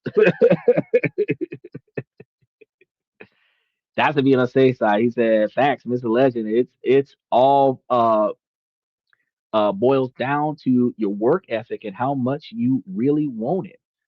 He said, "I believe trade schools is the definite way to go." Well, if you go to a trade school and you learn how to weld, you can go and work on the oil refineries where you're getting paid, I think, $135,000 every 3 months to go live on an oil rig. It's a high risk, high reward job because you can get washed away with the tide. But if you don't get washed away with the tide, you do 3 months offshore, 2 or 3 months onshore, then you go do another 3 months offshore. But you're making more money doing that than what you make being a registered nurse in a hospital. While a registered nurse in a hospital is more of a prestigious job and you get to see a lot of attractive women walking past you, working on an oil refinery would make you a lot more money. And then if you worked on an oil refinery for Chevron over in Venezuela, you can travel back and forth on a company dollar, and then you can get a lot more done. He said daily workouts, 15 to 20 hours, 6 to 7 days a week, every week, every day, getting in there. So I agree with you. I grew up in the time where Miss Williams, the daughter, will come to my mother's house and ask her for some sugar and flour. And my mother would send over half a dozen eggs with her. That's right. You go over there and you go cook. Purchasing power is all much worse now than when you were working your way up. And thanks to your generation, so today's young people have to work 60% more to make the same as you made. That's true, but you also have to understand that there's more than one way to make a dollar now. Back in the day, 30 years ago, 40 years ago, before the internet, before 2009, your ability to make money went as far as your voice could go. So pamphlets, flyers, newspaper ads. So you didn't really have as much accessibility to start up something and have international business. Today, you have the financial capabilities to go into my membership, get the blueprint on how to start up an online business, put it into action, and start making international money and travel the world off of your computers, off the profits from your computer. There's so many different ways that I'm trying to factor in when I'm going to talk about how to get digital nomad visas in different countries. So that, and digital nomad visas require you to be making money that doesn't come from that country. So if you got a business in America, you're making money off your laptop, you fly to Indonesia, you're living at 30% of the cost of America, making American price profits. You couldn't do that in 1998. You couldn't do that in 1998. So even though the cost of living costs more, the fact is that the possibility to make more money is higher now. He said, I agree with you. I grew up in, okay, so yeah, I already read that. And then purchase power. Damn, bro, breaking it down. Yes, sir. Yes, sir. Yeah, you had it easy. Just fuck up that work hard. But no, you got to work like a son bitch today. You got to work like a son. But think about this though. Even though 60% of the young bucks got to work harder on manual labor jobs because they're not learning how to start up a business for themselves because their parents didn't teach them, because their parents didn't know, and their grandparents didn't teach them because their grandparents didn't know. Y'all came to the podcast, you hang out here for 30 days and get like 30 different ways to start up something that can turn you a damn profit where you can start a side hustle that could pay you on the side, scale it up to be a standalone business, and then quit that 9 to 5 job and then work for yourself. And everything that I talk about is scalable to a magnitude where you can hire people to replace you. So now you don't have to do the work. You need to hire enough people to do the marketing. Now you don't got to do the marketing. Hire somebody to do the payroll. Now you don't got to do the payroll. Hire somebody to manage a team. Now you don't have to manage a team. Scale it up. But it's the boss mentality versus the worker mentality. And that's what I talk about. I talk about how to make yourself a boss, not a boss bitch, how to make yourself a boss. Because the worker mentality is that I have to show up and put in effort to make money. A carpenter is the same as a contractor. The difference is that the carpenter has to go and build the building. The contractor hires a crew and the crew builds the building. The person with more free time is the foreman of the contracting company. And if the foreman decides that he ain't coming in today, the workers are still going to work. The carpenter, they work for themselves. Break your foot, you don't got no job.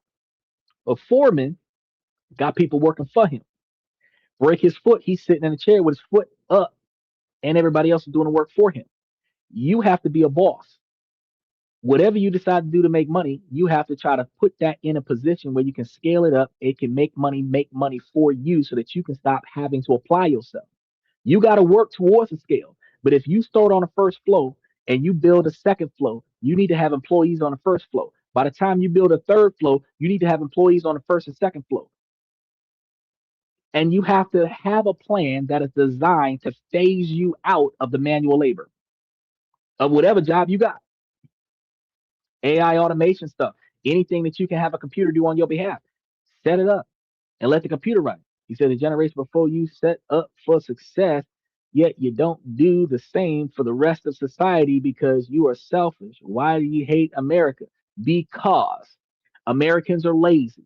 Most of the time, individuals will come on a show just like you and make it seem like the one guy that's saying, hey, fix your life and let's do it and then we can get rich and all of us will stop being poor. You want to shame that guy.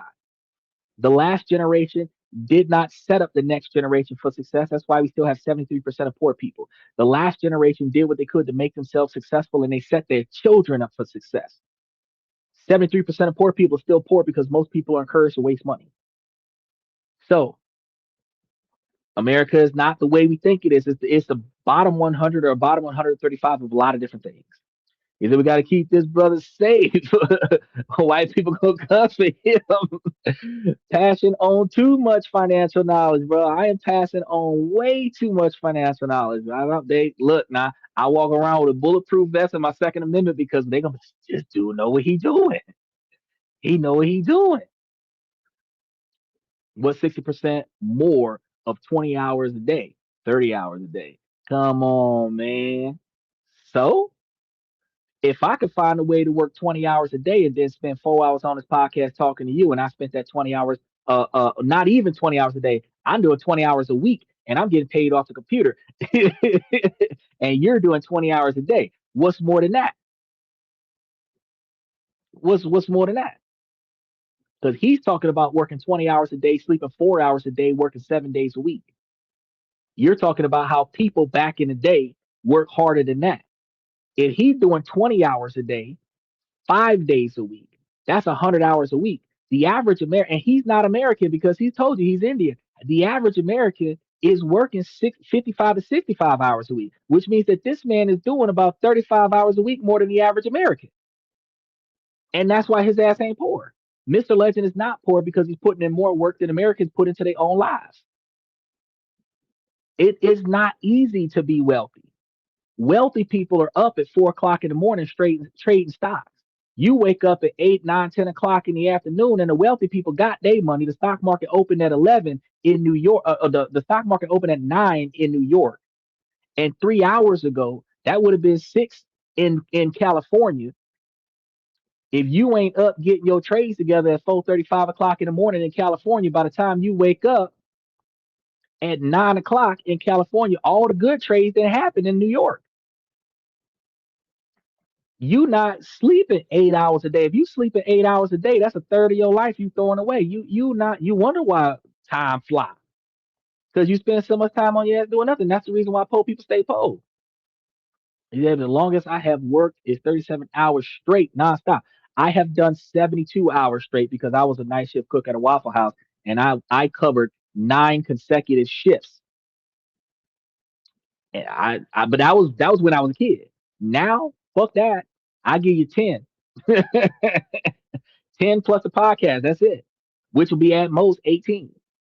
And that's because of the live and the backstage politics.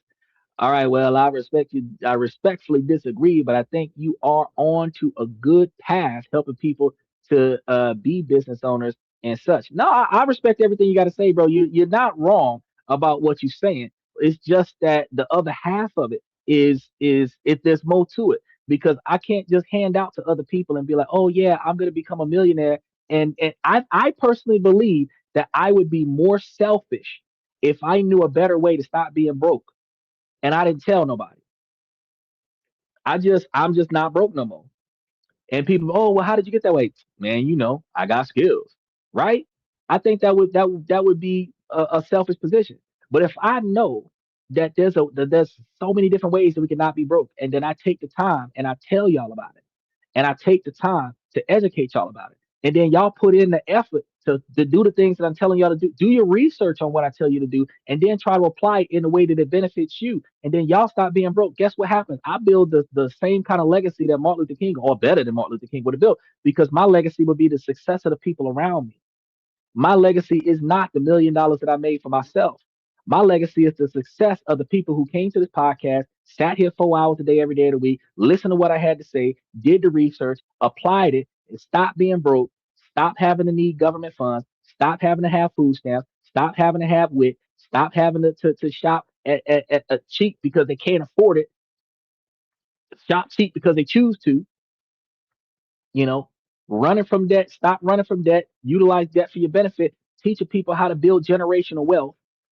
And then when I teach them how to build generational wealth, now you're satisfied with your life.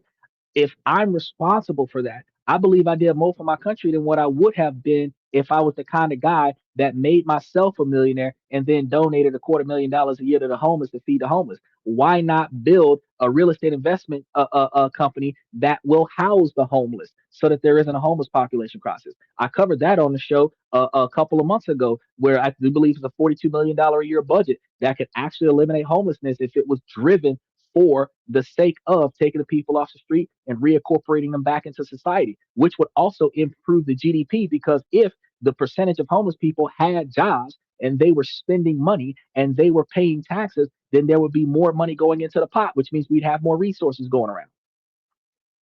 But people don't think like I think. That's the reason why I said, well, shit. Is I'm not wrong, but if more people heard about it, more people would think about it. And if more people think about it, more people will talk about it. So instead of us talking about the girl shaking her booty, doing a water dance, talking about Chanel, put her in Chanel, we should be talking about how we should invest in the corporation of Chanel because they're promoting it right now and turn it into a stock portfolio option. We need to be talking about ways to make money for us. Instead of talking about what's going on the Epstein list, we need to be talking about all the millionaires that are on the Epstein list and how do we become one of them. I don't want to talk about gossip about the Epstein list. I want to know how do I get financially successful so that I can be added to the list. You want to talk about Epstein's Island? I don't want to talk about the conflicts that happened on Epstein's Island. I want to talk about what he had to do to be able to buy the island. You need to focus on what's important. It's not what's important, Bad Girls Club, everybody fighting over somebody else and not knowing how to respect themselves. We need to be talking about how do I create a sitcom where people are paying to watch my sitcom. That's what we need to be talking about. We need to be talking about how not to be broke in 2027. That's what we need to do. What steps are we going to take in March so that we ain't hurting in June? That's what we need to be talking about. Not what's going on in Iran. Yeah, we can talk about what's going on in Iran because that's a stock option investment. Go invest in some Shell and Chevron. But we're not talking about what's going on in Iran, like, oh, the poor people over there. I feel so sorry for them. Fuck that shit. I am more importantly focused on how I cannot starve to death next year because I am making money this year to pay for my tomorrow. You got to make your later greater. If you so hell bent on what other people doing in their life, and then you trying to keep up with the Joneses, they doing X, Y, and Z. I want to do that too. Why not get your money right, fix yourself up so that you don't have to sit here always wishing that you had. You can actually get it and provide it for yourself.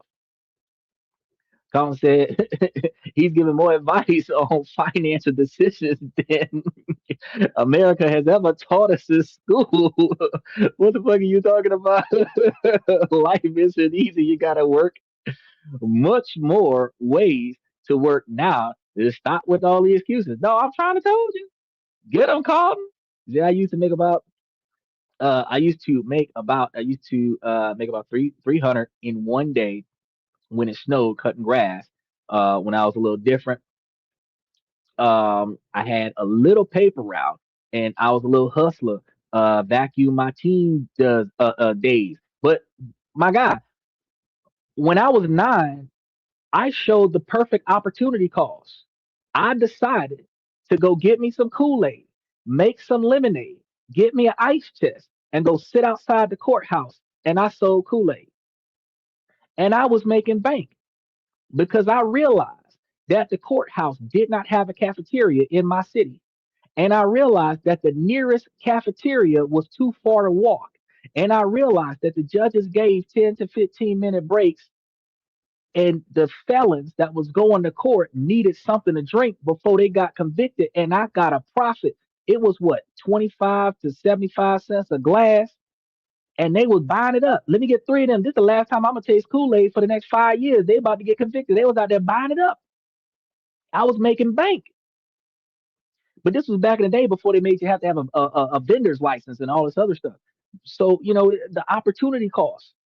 I found a hurt and I profited off of that because people needed something. They need to go outside, smoke them a cigarette, get them some Kool-Aid, and go back inside and take this case. And all it takes is for you to find the pain in society and turn it into a business.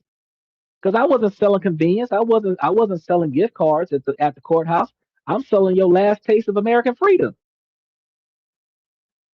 And the benefit was instead of you getting in the long line at the cafeteria and being late for court and being held in contempt because you didn't come back on time, you walked outside, got 3 glasses with me, drank that, went inside, and went and got done what you had to do.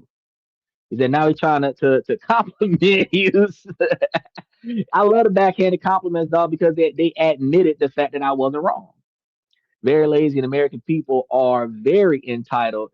Like they all grew up with silver spoons in their mouth, and they too good to do anything but look for handouts. And you know what's so funny about that? How the hell they grew up in a household, sometimes single family household. Mama had 3 jobs, daddy gone. They had to take care of their siblings. They didn't always have what they needed in the house. They grown now, and now they acting entitled like they had a shelter life. Where the fuck that mentality come from? Because at the end of the day, you was poor.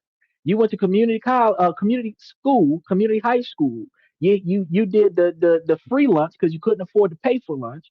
You, so school paid for your breakfast and your lunch. You went home, you had to cook your own dinner because your mama was still at work, and now you're grown and you acting like you big shit on the plate. These Americans be acting foolish.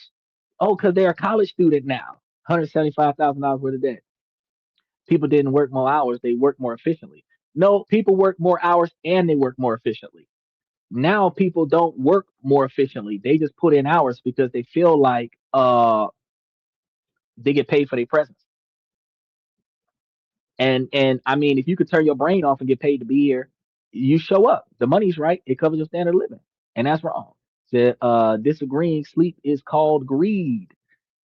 You must understand how life works. Well, you're not disagreeing with me, sir, because if they sleep, they sleep. They ain't getting paid.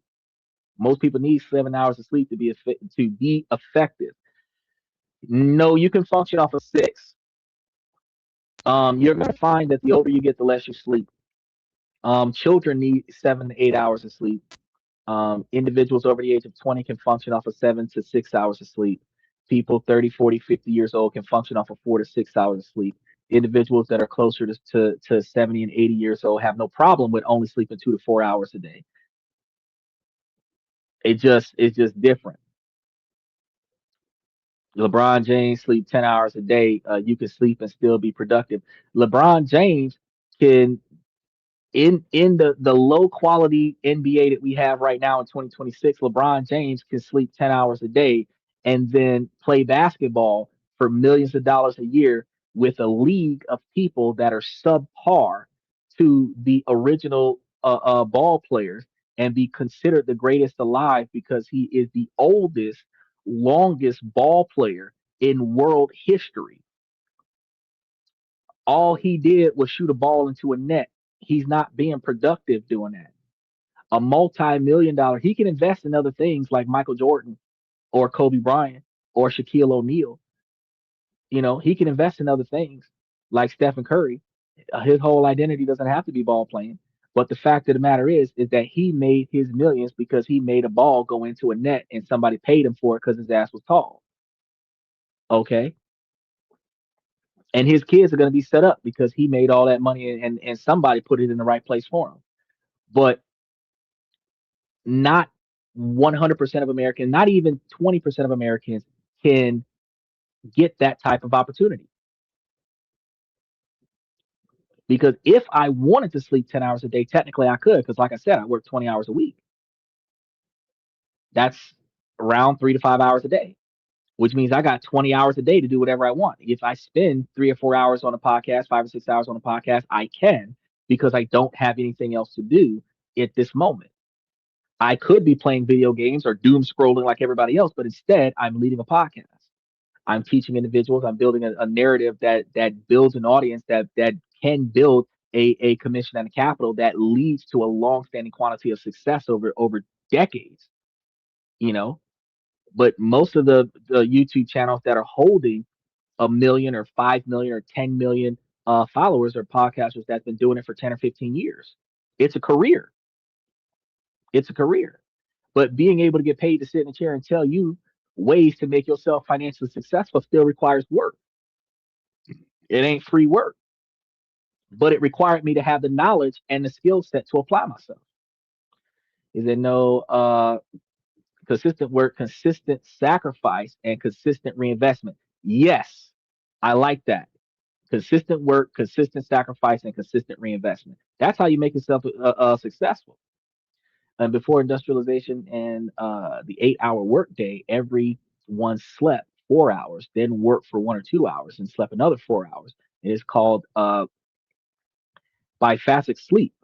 Oh yeah, actually, I kind of find myself doing the same thing now that I think about it because I can sleep like 2 hours from now. I can sleep for 4 hours or whatever, wake up and work in the morning, or usually finish doing things in the AM and then at like 10, sleep until like 2, walk the dog, and then work from like 3:30 to like 6, and then nap before the podcast and then work overnight.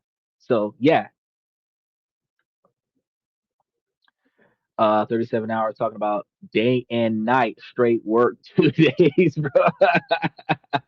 Yeah. Yeah. Working on 72 hours a week. Yeah. This is the struggle. Salmon suit and take a nap 2 hours a few days a week. Pretty effective. Bro, man, delusional. Not delusional. I mean, I understand that you're in denial, but that those are the individuals that stay broke.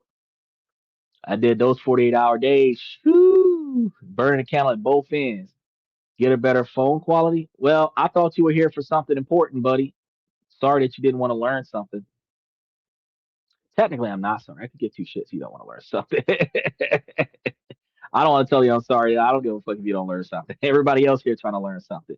He's there saying you only slept 2 hours every day, every other day. No, actually, what happens is that when you end up working long hours like that, 72 hours, you probably started working and you just stayed at work for a couple days, and then when you clocked out, you went home and probably slept for 8 or 10 hours. But you find yourself like the beginning of your work week clocking in and then never clocking out. But that was back when you was young and you had more energy and you drank a lot of coffee, Red Bulls, whatever, kept yourself up. But there are people that are capable of working 18-hour days. Doctors, they work 18-hour shifts. You got the Dunkin' Donuts and other donut shops that have 12-hour shifts. And if you have to cover a shift for 6 extra hours, you're working 18 hours. You still got to cover your own shift. Those working class jobs that make you find your replacement. You want to take an extra day off. Well, if I've got a 12-hour shift and you got a 12-hour shift, I got to cover your shift so that you can cover my shift. Now I'm working 24 hours so that I can have 24 hours off. You're going to work 24 hours so that you can make 24 hours off. But that's how you end up doing stuff like that. Homelessness is useful. It's bottom. It Homelessness is useful. It's the bottom of people fear, as they should. Well, you will feel fear being at the bottom, but not too many people put too much effort into preventing from getting to the bottom. I forget who says it, but there's a philosopher that says contributing your best skills to society is the best thing someone can do. I think you explained it for yourself well by teaching others. So I guess the fact that I'm teaching people is a skill set that's a contribution to society instead of actually just putting wealth in. But again, like I said before, yeah, I would give to my country in a different way than just throwing money at it. Are you Indian? No, I'm not. The Mr. Legend is Indian. Sam, no, I slept 5 hours, 3 to 4 at 3 to 4 at night, and a nap every other day. Yeah, that's it. Uh, so what do you do? Call them selfish? That's what they doing, bro. They calling me selfish. They said I'm selfish because I'm teaching folks for at my own expense. I'm teaching them for free. Actually, I'm not even teaching them for free. I'm teaching them at my own expense where they're learning for free because I got to pay money to run this podcast. This podcast ain't free. I got StreamYard running right now on YouTube Shorts, YouTube long form, Twitch, Twitter. You got TikTok running in the background on this thing, and all of these channels running at the same time. They're this live stream. That shit ain't free. That shit ain't free. I put down a few $1,000s to cover the cost of this particular scenario for you guys to just have to be inconvenienced by ads every now and again on the live podcast. Is I want to know, do you have children? No. Okay, not the worst, but you should have got another three every. You right? I'm not getting enough sleep. We find ourselves burnt out every now and again. I'm the rare 3% that can sleep a few hours a day and maintain being cognitive. I'm part of that 3% too. Your cognitive functions can operate on 2 to 4 hours of sleep, but you also find I'm gonna tell you real quick about this frost. If you do that for too long, you start experiencing short-term memory loss. So it is required for you to maintain um, good memory retention. That's not dementia. That's not Alzheimer's. You just uh, uh, have issues with your short-term memory loss. So the best way to maintain that is every few days, just like sleep for half a day and kind of let your brain rest. Everything says almost nobody is right about it. The conversation has already moved down the river. Look, I'm trying to catch up to the comments too, my guy. I know people who are depressed and fat who still think they only need 4 hours of sleep. Bro, you got some people who don't want to walk, who need some exercise, that believe that all they got to do is just take a miracle pill and they be fine. Hey, I'm just gonna tell you how to move your money around. Either you call him selfish and now you're trying to act like he's spitting facts. Look, I still got 32 pages of information to talk about, bro. I just started entertaining the comment section and I'm falling behind because y'all coming in quick. Either you lie, but okay. Sam don't know what he's talking about. He said I lied. Sam can't prove nothing wrong. He just jumped in just to be different. It's oh my god, someone changed their mind. Why you gatekeeping the channel? Because Michael went to sleep. That's why you gatekeeping the channel. I know a lot of guys that have long term homosexual relationships in jail. See, oh my God. See, I thought you was gonna be positive. What I told y'all, I said inappropriate comments gonna get y'all hit.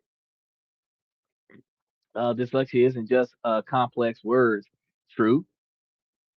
Well, I don't know. I've been here for a while, and this guy is probably one of the smartest on the platform. Having trouble reading certain words doesn't always apply to IQ. Well, look, okay, hold on. Let's point this out. He said dyslexia. It's not dyslexia. It's astigmatism. So the ability to stare at this screen and read this stuff for 4 hours and 20 minutes and still be able to read the 72-page script that I created for this show after doing 4 hours worth of research before this show so that I can provide you with all of this content, your eyes start hurting. Your head start hurting. I'm drinking coffee over here. I'd have been up since yesterday because I had stuff to do this morning, and I still made sure that I was gonna be here for the show tonight because I guarantee y'all I'm coming every night of the week. So yeah, after a while, fatigue gonna set in. Slur speech is gonna happen. Words is gonna start getting blurry. You know, you're gonna misspeak. You're gonna stutter a little bit. You know, you gotta stop talking and take a sip every now and again. I'm not even here to hear myself speak. I'm just here trying to spread the word and give y'all some knowledge about how y'all can be better. Y'all, that's y'all. So it is what it is. What makes him the smartest person on YouTube? Well, I'm not going to restate that. If you want to know what's making me one of the smartest people on YouTube, go back and watch the first 4 hours of this podcast. And then when you catch up to us, then you can tell us if you disagree. That just today's show covers so many different things that you can figure it out for yourself. Because I don't know enough about dyslexia to say that he has it. I don't have it. I have uh thank you, Nicole. Thank you. we didn't hit the late night creep. We didn't get the club crowd. So now that the last call, they didn't flooded it. And you know what's so funny? I don't know what happened with today's show, but I don't even have the SEO set up for this show. So there are no hot keys that are triggering people to come to today's podcast. They just flooding in because I'm probably the only active thing on the For You page right now. They ain't got nothing else to do. Yeah, I'm for real curious what you've seen that led you to that conclusion. Well, I'm just gonna let catch up with that. He's talking about how to make money and financial advice more than anyone else that does it barely even taught in school. Yep, that is true, sir. That makes him the smartest man on YouTube. Yes, sir, it does. Okay, so here's the thing about intellect. If you have the knowledge to write peer review content and publish it, you are then identified as a specialist. Peer review content can be published in an article, peer review content can be published in a book. However, in digital era, ultimately, peer reviewed content can be acknowledged from video archives of factual information, and it is considered peer reviewed because the people in the comment section are researching the information and then verifying. That's what peer review means, verifying that it is factual information. Now, what that then means is that other individuals who are looking for a viable source of information can now go to that peer reviewed content. And since Americans are lazy, we now don't have to read the last 4 hours worth of transcripts that just happened on the show. We can just watch the video and listen to it in the background while we making our popcorn, cooking our steak and lobster, playing our Fortnite or setting up our GTA 5 mods and listen to this in the podcast in the background. Some of the smartest people in the world do not actually read books, they listen to them, audiobooks. They don't actually use their eyes to read the books. They actually listen to the books in audio files. So instead of listening to the rap songs where they shaking their tail feather and all the derogatory ways that they can devalue a woman on a rap song, instead of listening to that, they're listening to a man or a woman. Because sometimes they got a lot of smart women out there. They listen to a man or a woman talk about things that they need to know in life so that they can make better decisions. Once you put, it's actually impacting your subconscious mind when you are listening to something that is beneficial to you.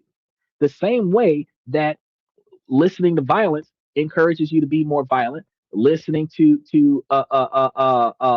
sexual derogatory stuff gives you the desire to perform that way, which is one of the reasons why people used to accuse video games for violence, because violence in video games could encourage you to instinctually think more violently. So coming onto a podcast for 4 hours and 20 minutes, listening to investment opportunities, financial startups, business strategies, planning phases, 20-year plans, retirement funds, brokerage accounts, Roth IRAs. We got investors from India that are talking about fourplexes and multifamily homes, and having a comment section of individuals that are talking about ways to make, save, and invest money. You end up spending 4.5 hours learning stuff that you never thought was even fathomable because one person started talking about it 4.5 hours ago, and that person decided to do it specifically because nobody does it. The smartest man in the room realized that nobody else knew what was going on and said something about it. We were taught when we were kids that if you raised your hand, you was the dumbest kid in the class. The dumbest kid in the class is the one that did not say, I need help. The smartest kid in the class said, I know I don't know what's going on. And I have a reason to believe that everybody else in the room don't know either. So I'm going to ask so that I can know. But ultimately, because I asked, I just helped everybody else in the room because nobody else knew what was going on either. And y'all know what I'm talking about when y'all was failing chemistry, physics, biology, genetics classes. Y'all didn't know what the fuck was going on. And you didn't feel comfortable with asking questions. When you were doing calculus, you didn't know what was going on. You didn't feel comfortable with asking questions. But now you want a podcast where you can talk about with like-minded intellectual individuals how to make, save, and invest money. And for me to decide to put that on a social media platform where nobody else is doing that, that's got to be brilliance. Because in 20 years, this will be the only podcast that you can improve your life with. Every other podcast can entertain you. Every other podcast can distract you from reality. This is the only podcast that you can build your life on. So if you start the podcast over and rewatch it, because I'm gonna keep my archive. This is gonna be the only one that doesn't delete the videos after a while because nobody's watching. No, they're gonna stay there. Y'all gonna get to it eventually. If you want to fix your life.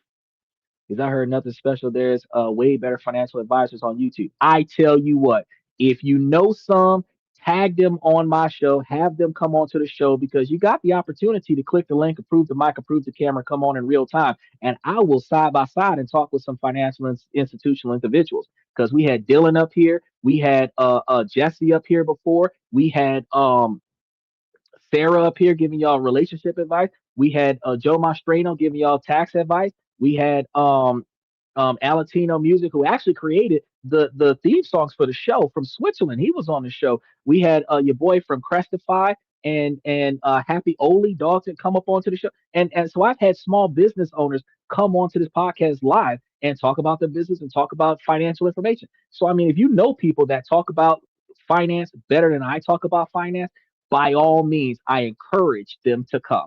I challenge them to come because they might show me something that I don't know. He said, "You want to hate him? That's fine, but I ain't gonna do nothing for you." Was is using a 1999 flip phone? Well, okay, that's that. It would have been interesting if he would have been providing us with some factual content. but he coming hitting me with some 1999 flip phone.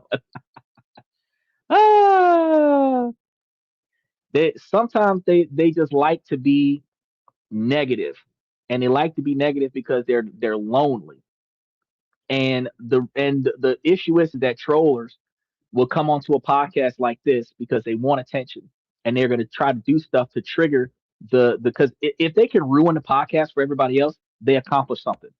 If they can get attention when everybody's talking to them, they accomplish something. If they can stop me from talking, they accomplish something. They're going to get a laugh off of getting blocked off of the podcast.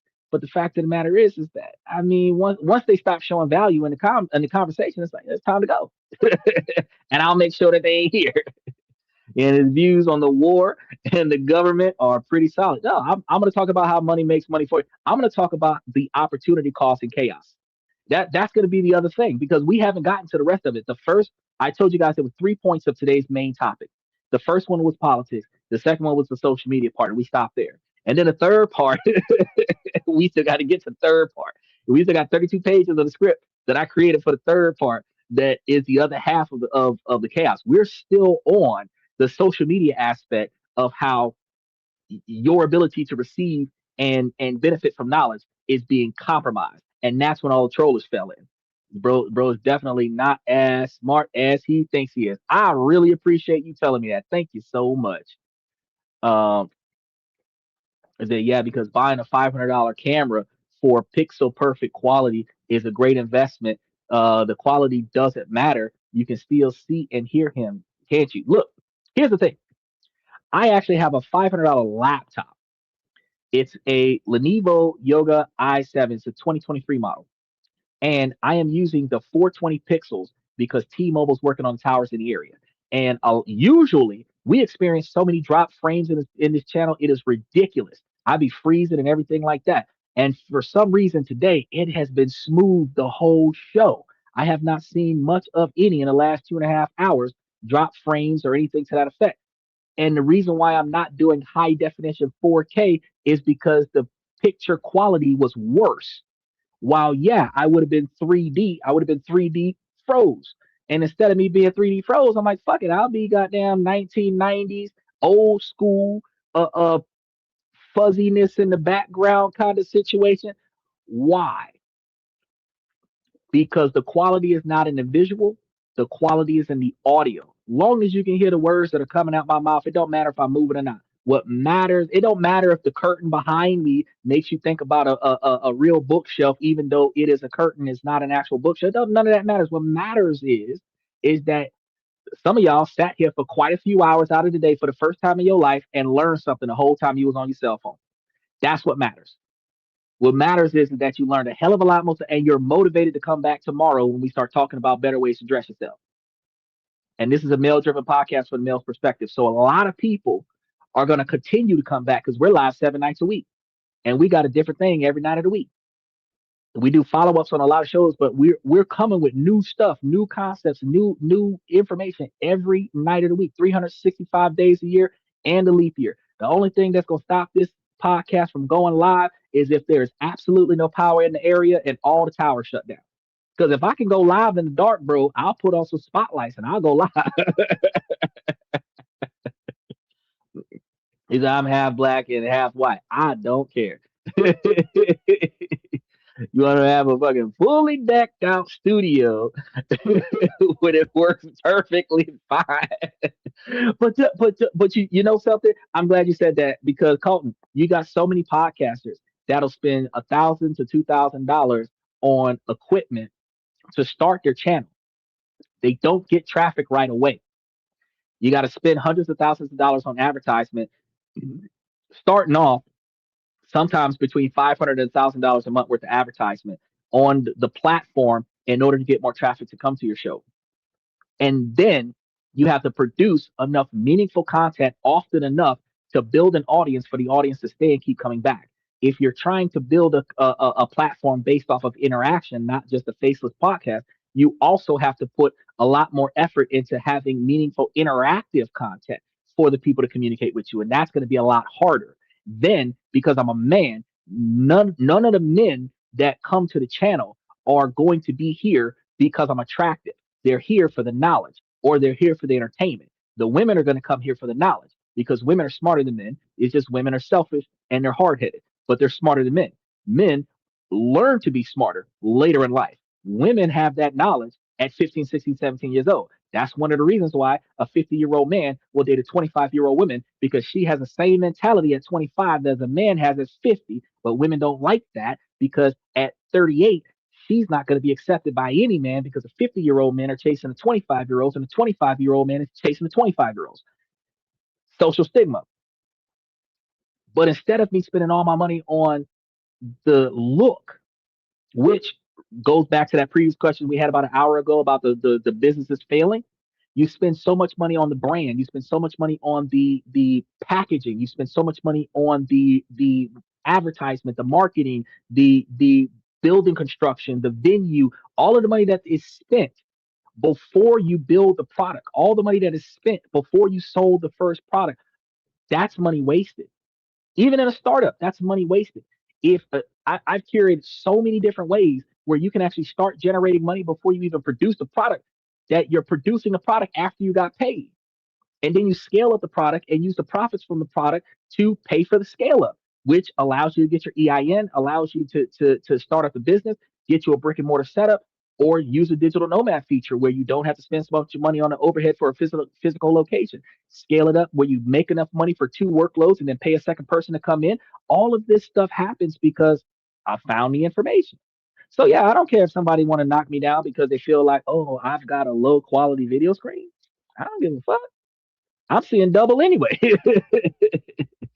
Yo, why did I call in that bomb threat to City Hall? I don't know why you called in a bomb threat to City Hall. But since you did call it in, I'm going to go ahead and block you because that's the kind of content that will negatively impact my channel. Said, oh, and look, this the mic over here. I got a wireless headset from Temu for $22. I got two of them. I should have charged the second one. Is it a SM? The quality is in the content. He's actually interacting. So if it's not your jam, then move on. You right. You right. I don't know how you don't see your logic is genuinely dumb, Sam. You're saying he needs a perfectly quality camera and mic to be able to understand you just genuinely dumb. Well, so the thing that happens with that is you're going to see a lot of people that the young bucks are going to do that. Your Gen Zs are going to spend so much money on a $16,000 iPhone so that they can live stream first person view, but unfortunately they don't have a concept, they don't have a theme, they don't have foundation. They're just interacting on a live stream, and a lot of people will watch you sit still, especially if you're an attractive woman. They'll watch you sit still. They don't have to provide you with any meaningful content at all, but a man can't do that. A man can't sit here and just look at the camera and bump jams to some music and actually build a high quality content. You know what I mean? Men are not going to be stimulated by another man looking at them. Men will be stimulated by a woman looking at them. So men have to try. Every man who hosts a social media podcast have to put 10 times more effort into their content than a woman when it is a visually seeing the host of the podcast, because women just have to put on the right outfit and the men will stay. Sex sells. This is truth. It's nothing against the women. It is just that sex sells. So men will linger because she looks good. They can stare at her as much as they want, whatever camera angle that benefits them without having to get in trouble for it, and just don't say anything too inappropriate and get blocked off the thing, and they'll linger. But for a guy to have as many people here for as long as we've been here, that's hard to do because it requires effort in the value of the information that's being provided. Is exactly uh it could be better, but it doesn't matter because he's still spitting and you can understand it. Oh, I know it could be better. All I had to do was click one button and switch it from 420 to 720 and it'd be better. Or flip it from 720 to 1080 and it'd be better. And then you would have the three dimensional and it'd be so, and that's a scaling factor. Because if I'm operating off of 5G towers and I'm operating off of better quality internet and then I upgrade to the 1080p HD, those of you who are watching me when I was running this channel at 420, y'all would see an improvement in the quality of the product because it went from being poor visibility to high quality visibility, which means I'm apparently paying more for something, which means that I had to have turned a profit somewhere. So when I go from the bare minimum to the level up, that's when y'all like, damn, he just stepped up some. When I go from sitting in this chair with the curtain in the background to a whole studio, damn, I remember when he was sitting in front of that fake bookshelf. Fact is, and I actually talked to you about this on several Tuesdays over the last 5 weeks. The quality of the visual aid of the product, depending on what the product is not nearly as important as the delivery of the product. You can work on the brand over time, but what your customer is supposed to be getting from you, you have to master that first and then work on the look after that. So if mastering how I provide information to you guys is going to be the product that's going to be offered after you guys are coming for the product on a consistent basis, then I improve the visuals of the product. When I scale up, everybody's scaling up with me. Then we got a lot of people like, damn, he here. It's hilarious that you can't refine or refrain from name calling. Makes you sound so childish. Yeah, yeah. I'll call you as many names. Learn to pick your swap up. Just learn to pick your swag up. Okay, hold on. I'm sorry about that. I got banned. No, you didn't get banned, bro. No, I'm taking my sweet time catching up with the comment section. I'm not gonna ban you, man. I tagged you on the show. I'm blocking him as he be inappropriate, and then I gotta swipe past and catch up to you. Sam went back to Reddit. No, he say something stupid. When somebody say something stupid, bro, they get blocked. Soon as they start getting inappropriate, I block them so that they ain't got to give y'all no hate speech. Yeah, I'm a Gen Z, but I grew up poor and I understand spending money on these things are useless, and you don't need the newest iPhone to be heard. What? So here I'm doing it off of a laptop, and actually this is harder to do on a laptop than it is to do on a cell phone. Not because of technology, but because YouTube actually promotes that the 16 by 9 quality is more effectively attracted over the span of the entire podcast.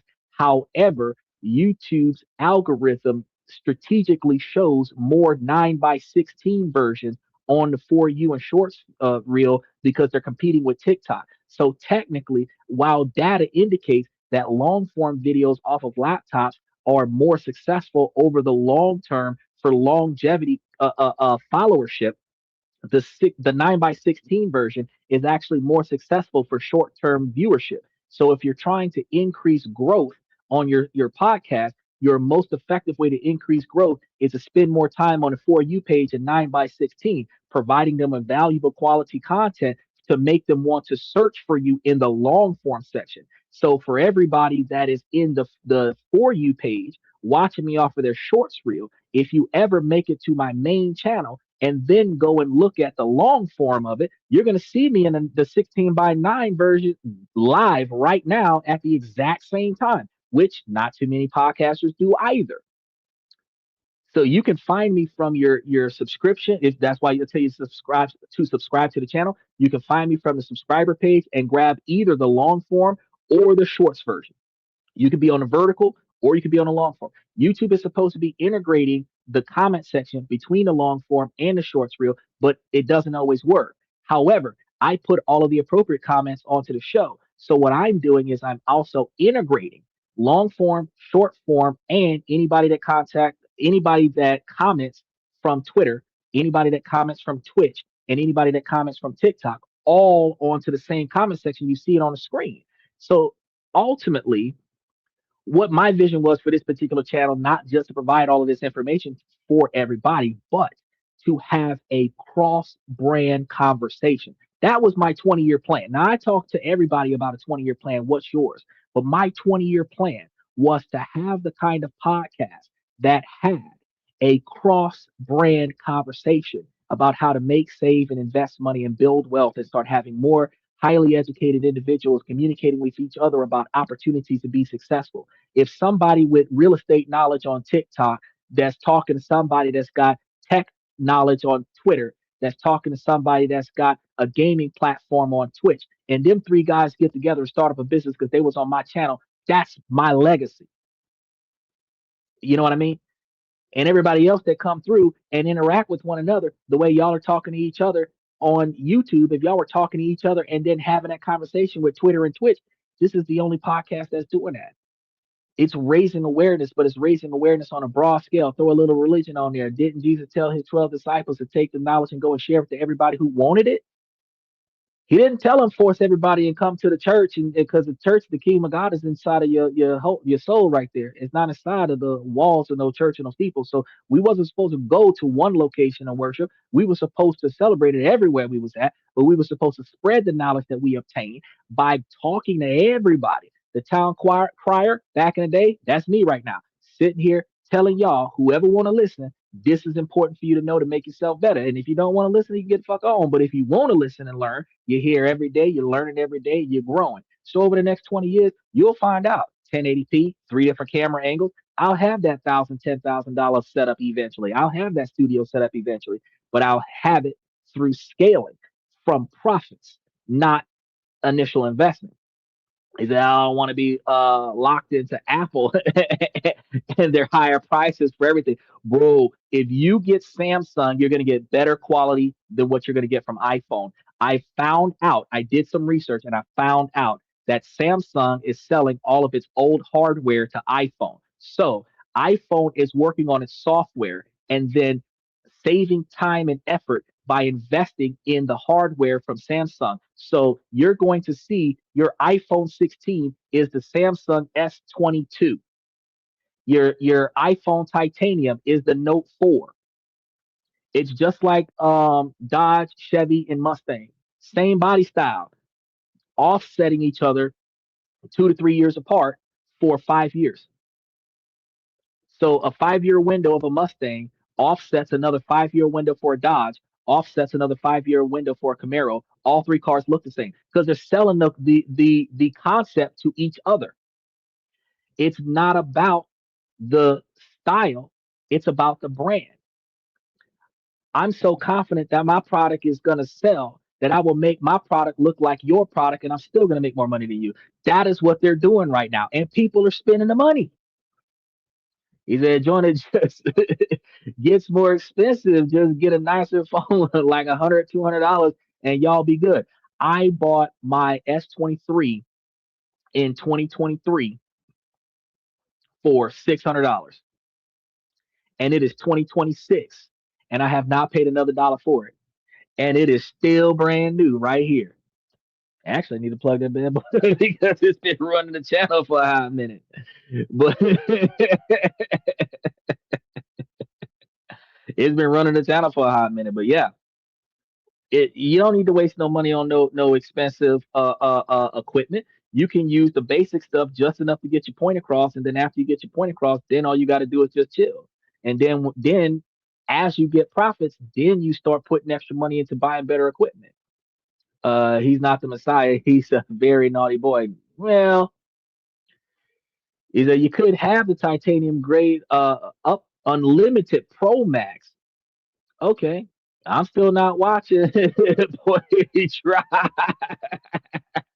It's up to you. You still here talking to me about it. Look, when platforms optimize purely for engagement, they're automatically boost more extreme, misleading, and polarizing materials. And that's one of the reasons why when I talk to you guys about make saving and investing money because I'm not coming from a polarizing concept about you know, you should be rich or poor people are stupid or anything to that effect. I just talk about how there is a way for you to go from being poor to not being poor.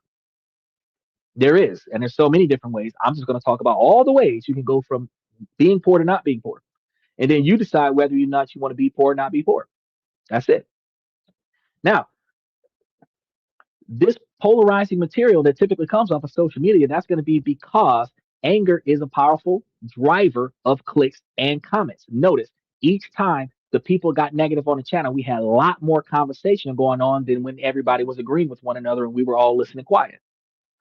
Nuance is boring. Complexity is slow, but anger is fast, hot, and incredibly engaging. So a lot of the times, the trollers that get onto the channel and talk trash on the comment section actually brings fuel to the podcast because there's more comments going across the comment section at that time. Internal research from one major social media platform famously discovered that when they gave angry reactions on posts extra weight in their algorithm, it supercharged the spread of toxic and divisive content, which also means that the more people that thumbs down the show, the more people driving traffic on the channel. They like, oh, I'm gonna fix him. I'm gonna thumbs down on his channel. Content creators realize I want you to thumbs down on a lot of stuff because it'll get more viewership. You just won't get to see the rest of the stuff I do unless you subscribe to my channel first and then thumbs down the channel. Because thumbs down on the channel is going to make the algorithm not show you anything you're not subscribed to. That's it. The company eventually had to dial that weight back to zero because the rage machine that they built was becoming too uncontrollable. Think about what that means. Your emotional state, what you feel angry about, like the argument that we just had in the comment section, is being actively manipulated by a hidden algorithm choice, putting people on the show just so that they could be conflictual. You already know YouTube's algorithm knew that some trollers didn't have nothing to do, and they just dropped them into this comment section just to fuel the feed. iPhone downgrades their old iPhone as well, so you buy the new ones. So Samsung is much better investment, but I'm just so used to iPhones. It's easy to transition over to Samsung. Samsung is okay. iPhone is user friendly, and user friendly works for people who don't want to apply themselves to making change. So what happens when you get an Android? It is going to be more complex because you can customize it. And customizing takes time. If you modify your car, it takes more effort in getting your car to work a certain way. If you want to fine tune it, you got to have all these gadgets and gizmos and CPU chips and turbo boosters and all these extra buttons on the dash and all of this stuff. Your car starts looking like an airplane just so that you can do a quarter mile in under 10 seconds. But an Android is more effective in another way, because while I'm a big fan of Macintosh MacBook Pros computers because less people can afford them, so they're less likely to be hacked, statistics show that iPhone is the most popular singular brand being sold in America. So when a hacker hacks something, hackers access the most impact in a single effort. When a virus is released, all iPhone users would be impacted by it. But since most Androids are not running off of the same exact system, not all the Androids are going to be impacted by the same thing. So they're going to have the largest impact by striking iPhone than what they would by striking Android. Now, y'all remember when Facebook got hacked, not Facebook, FaceTime, when FaceTime got hacked. Y'all understand that after y'all clicked all of them apps that allow y'all's cameras to be used and y'all's microphones to be used, that people who can hack that app can now turn on your camera and listen to the conversation that you have. And that's one of the reasons why you can have a conversation next to your phone, log into your phone, and then ads related to your conversation start showing up on your phone. I don't do Android because they didn't hack Android. I don't do the iPhone because they hacked iPhone. I do Android because don't nothing happens until I start searching shit. But I turned off all my search history. Turned off advanced performance in my Google searches because I don't want them saving my performance data and then sending me stuff that I don't give two shits about. So what ends up happening is if I look up the same thing 3 times, ads related to that start showing up. But as a content creator that is always grabbing facts and information, I Google so many different things, they can't really pinpoint what they're going to send me. Because today we're talking about this, tomorrow we're talking about clothes, yesterday we're talking about Turkey, the day before that, the country Turkey, not actually Turkey. The day before that, we were talking about what? Credit cards. And then the day before that, we were talking about the tariffs. We were talking about we covered a lot of things.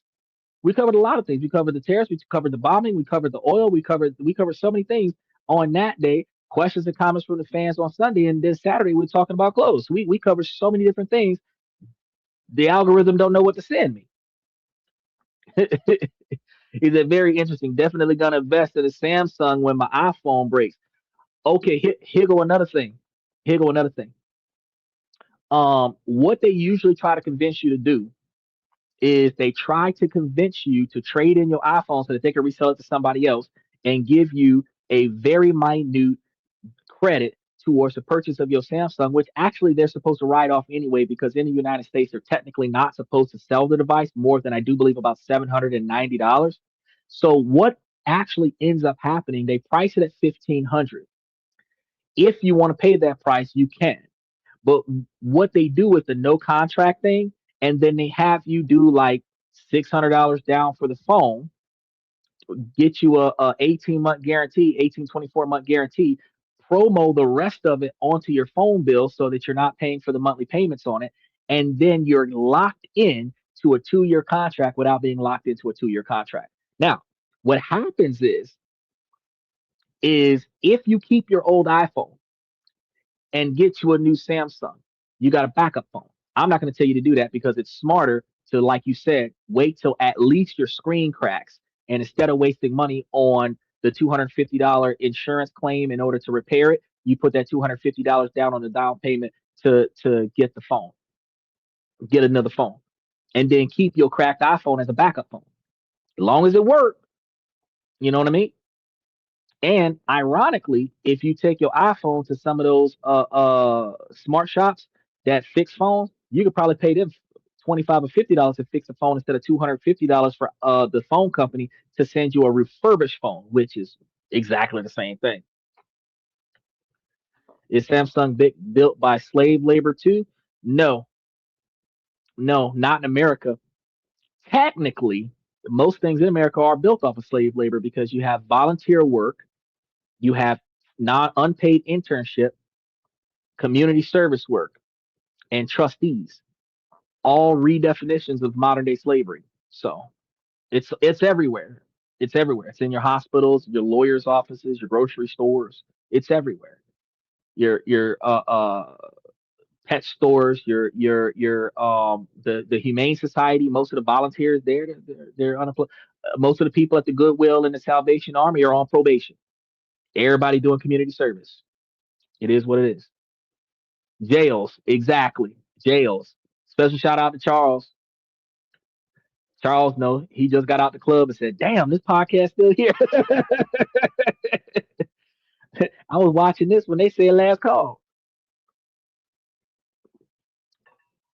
Now, as I was saying before, that anger that hits folks from the algorithm triggering them is that hidden emotional trigger. The feeling of constant crisis and polarization isn't just in your head, it's being amplified and then monetized by social media platforms. So you are being nudged and provoked into a state of heightened emotional arousal, not for any particular political reason, but because it's good for business. That's what they do with the dating platforms.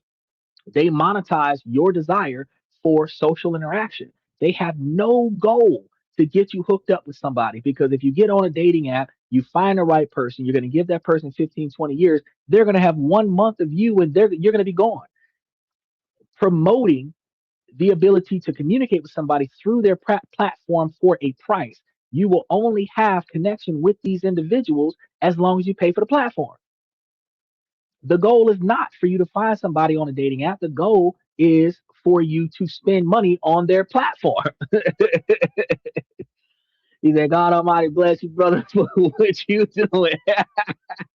Thank you so much, Charles. Thank you so much. I'm trying to tell him. I'm trying to tell him. So you got folks that can spend like $10, $15, $20 a month, $25 a month for like Bumble, Hinge, $100 a year for Tinder, all of these other things. But the people I just covered that on the show, like I think last week, Wednesday or Thursday or Friday, that they're really only on those platforms to get money. So if you're really trying to find a really decent relationship and it's not in person, honest to God, the one app that stands out, I'm gonna tell you this right now for all the men that really interested in this. If you really, really, really want to find you somebody and you got the money to go get them, and I'm gonna say it like that because I'm not gonna try to trick y'all into no bullshit.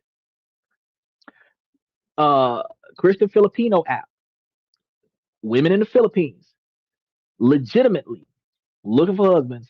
And the reason why that app is more beneficial than all of the other dating apps that I have ever come across is because that app is the only app that will call you and try to set you up with somebody directly. That's the only app that do that. All the rest of them is like, oh yeah, you can pay for the premium and they're gonna help you out with negotiating with other folks. But no, the like he said, passport bros. Because think about here go the other part, Charles. Because I know you weren't here for this part. You can get a digital nomad visa in the Philippines for $24,000 a year worth of income. As long as you can show that you're making $2,000 a month or more, you can get a digital nomad 1 year or longer with revolving renewals where you don't even got to live the country. So you can get your money right. You can get you 30 grand. You can go live in the Philippines for 13, 14 months and then come back to America with a wife that'll give you 20 years before she give up on you. Whereas in America, you could spend $24,000 and she'll leave you for a man that'll spend $34,000. All I'm trying to say is point out the obvious. So if you're really going to use a dating app, if you're really going to use a dating app that is going to genuinely connect you to somebody, why they make so much money on that for Christian Filipino? Because not only are they going to connect you to the person, they're going to help the other person get their citizenship in America. So that passports, travel visas, all of the other stuff that you would need to go get your wife and bring her back to America, instead of them doing like all the other dating apps and selling the connection, they're selling the relocation. So you're going to pay for the app like $250 for 3 months, a lot of money, but you're guaranteedly going to meet the actual person. So they're talking to the person on the phone. They're going to talk to you on the phone. Matter of fact, I get an email every Sunday about joining a prayer group. Like these people legitimately want to talk to a brother. I ain't got time for y'all. I'm doing my podcast. But if you decided, and this is how you will plan it, that way you're not wasting your money. You get your money up. You're financially successful. You got your passport together, got your passport booking, everything. You got everything set up for you. You're ready to rock, right? 3 months before you go to the Philippines, you upgrade your profile from a free profile to a paid profile. After you talk about how you're diligently looking for a wife, you ain't up there for no bullshit. Under that, traveling to the Philippines on X date. Now, by putting that into your bio, the season that you just paid for, the motherfuckers is gonna hit you up is gonna be trying to meet you at the airport. Now, yeah, you paid $250, but here go the kicker: free room and board because whoever you connect with over that 90 days, you can stay with them. So the $250 that you spent to find somebody, that's $250 that you're not going to pay while you're out there. And then if you kick it with them for 6 months, 9 months, and you realize, okay, this is a person I want to passport up and fly them back to America. Boom. Now you're done. The app helped you with getting their paperwork together and help them get back to you because you paid for the stuff. Done. Maximize your investment. Nobody talks about this stuff. I'm the only person that talks about this stuff. And it's crazy because when we're dealing with these social media platforms, the hidden power on a scale that we've never seen before is shaping not just the political agendas, but also our very internal and emotional realities. Now, this is going to bring us to the deepest, most sinister layer of power. Where I told y'all we had 3 layers of power like 5 hours ago, and we on the third layer of power. It's way cheaper than tricking, bro. Nick Cannon talk about something it ain't tricking if you got it. That man got enough money to pay for 13 baby mamas. What women over here mad at men talking about something? Oh, y'all cheat, blah blah blah blah blah. I'm gonna tell you right now, historical fact. A black man lived to be 130 years old during the slave days. He had 239 kids, or 230 kids. Nine of the kids was born after he was released as a slave, and the rest of them was born while he was a slave. That man was a breeder. Fact is that the average woman in America right now is only willing to have one, but statistically, they're usually comfortable with three. Any man that wants 15 kids is guaranteedly going to have seven women. Any woman that wants to stop kids at two is not going to have. You say you want to have what? I know, Charles. I want to have a starting lineup, five kids, seven kids. I want my whole lineage to be on the same football team. 11 children on the starting lineup. If each woman's only having two, 11 children, that's 12 women. Well, no, that's six women, but I'm gonna say it's 12 women. And the reason why I'm gonna say it's 12 women is because if each woman is only willing to have two, and most of them already got one from another man, because most of the women dropping babies 19, 20, 21. And when we was in the 80s and 90s, they was dropping babies at 15, 16, 17. So by the time they was 19, 20, 21, they had two kids. If they only really willing to have one more and you wanted to have 12, you got to have 12 baby mamas. Now, a man with 12 baby mamas is frowned upon by society, but natural selection indicates that a um, um, genetically successful man is a man that has a larger lineage. Black women sold us out for the government assistance. No, black women who grew up in a financially challenged household, and nowadays it's not just the black women, it's just that the black women are more aggressive about it. Black women who grew up in a financially challenged environment are learning how to do whatever it takes to use their appearance to make money. And that's what everybody does, is use their greatest asset. Women have their physical appearance, men have their physical capabilities. Um, so men will get manual labor jobs before they go to college, but then they go to college and they learn some stuff. Women use their bodies because their bodies is the easiest way to get money before they go to college and learn some stuff. So the thing is that the government assistance was the trick of the trade. Like Master P, I got the hookup. That was the trick of the trade. For each kid, you get $500 a month. If I had three kids, that pay my rent. I got kids. That's gonna pay my rent and a car. Then they're gonna give me Section 8, so I don't have to pay for my rent. The government gonna pay for my rent too, and with the 4 kids, I got a Escalade to fit all the kids in, parked outside of my Section 8 apartment complex. Food stamps, WIC, you know what I mean? TANF program to put all the kids in daycare center. It turned into a situation where it was easier and cheaper to stay broke and have children and live off of government funds until Bill Clinton said you got to have a job or an education because you can't ride this wave no more. That's political for you right there. But the women that are growing up in financially challenged environments actually learn the dynamic that $100,000 a year would give you a guaranteed comfortable lifestyle, and it's true. So women wanting a man that's $100,000 a year is a broke woman that's thinking financial stability. It's a savvy decision to make as a woman. I would agree with their thought process on it, but I just disagree with their motivation on how to earn it. The fact is that, like we talked about 3 hours ago, is that the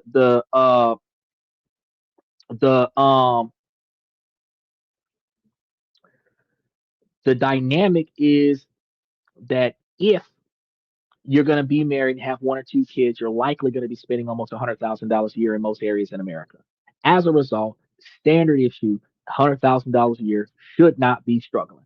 But the only dynamic that I find flawed about this is that the women are looking for a man that has $100,000 a year, not a woman that is willing to match up with a man and have a combined $100,000 a year, where she can have like 45, 50,000, he can have 55, 60,000, and they can come together and be $100,000 a year together. They're making it a requirement for the man to have 100,000 on his own.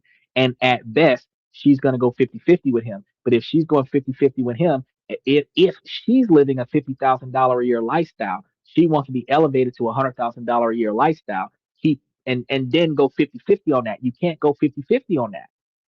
Because if you go 50-50 on that, her 50,000 a year is going on half of the lifestyle, and his 50,000 a year is going on half of the lifestyle. But the other 50,000 a year that he got is going on entertaining her. So she's really getting reimbursed off of all the stuff that she's making. That's right, Tim. Support yourself. That's what they need to do. And the fathers are being women are choosing financial capital over masculine upbringing. So the children don't get both parents.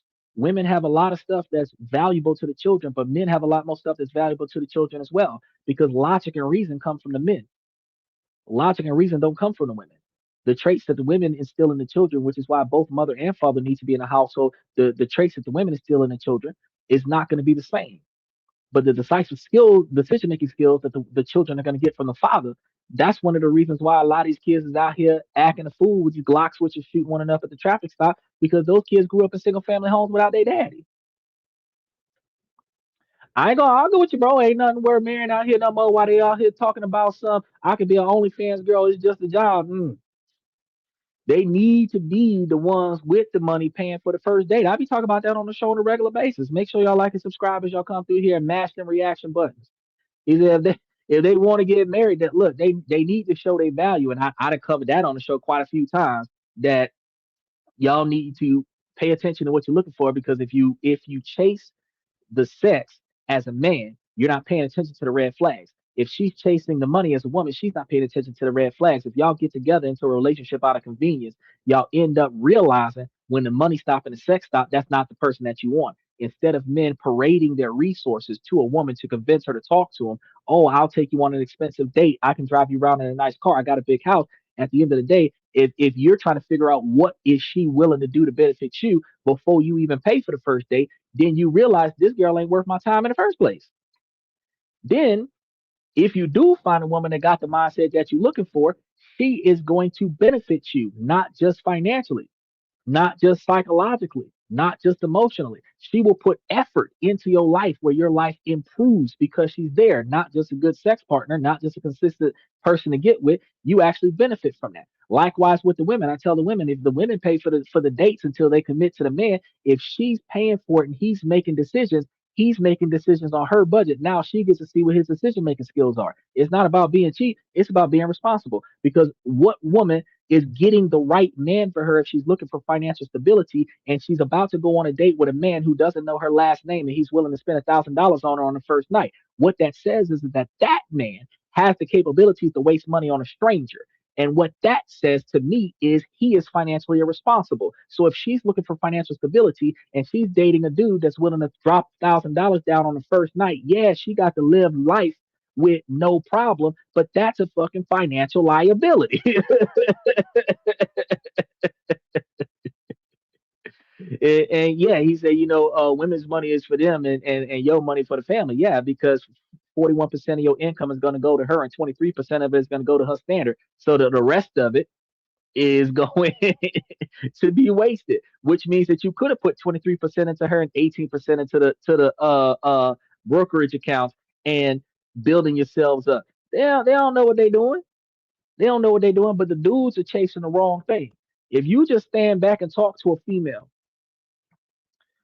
you'll come to find out that she dumb as fuck. You don't want to talk to her. You find out that she's smart. You might want to entertain her a little bit more. You find out that she's savvy. You might want to get involved with what she got going on. You find out that she's helpful. You might want to start uh investing in that.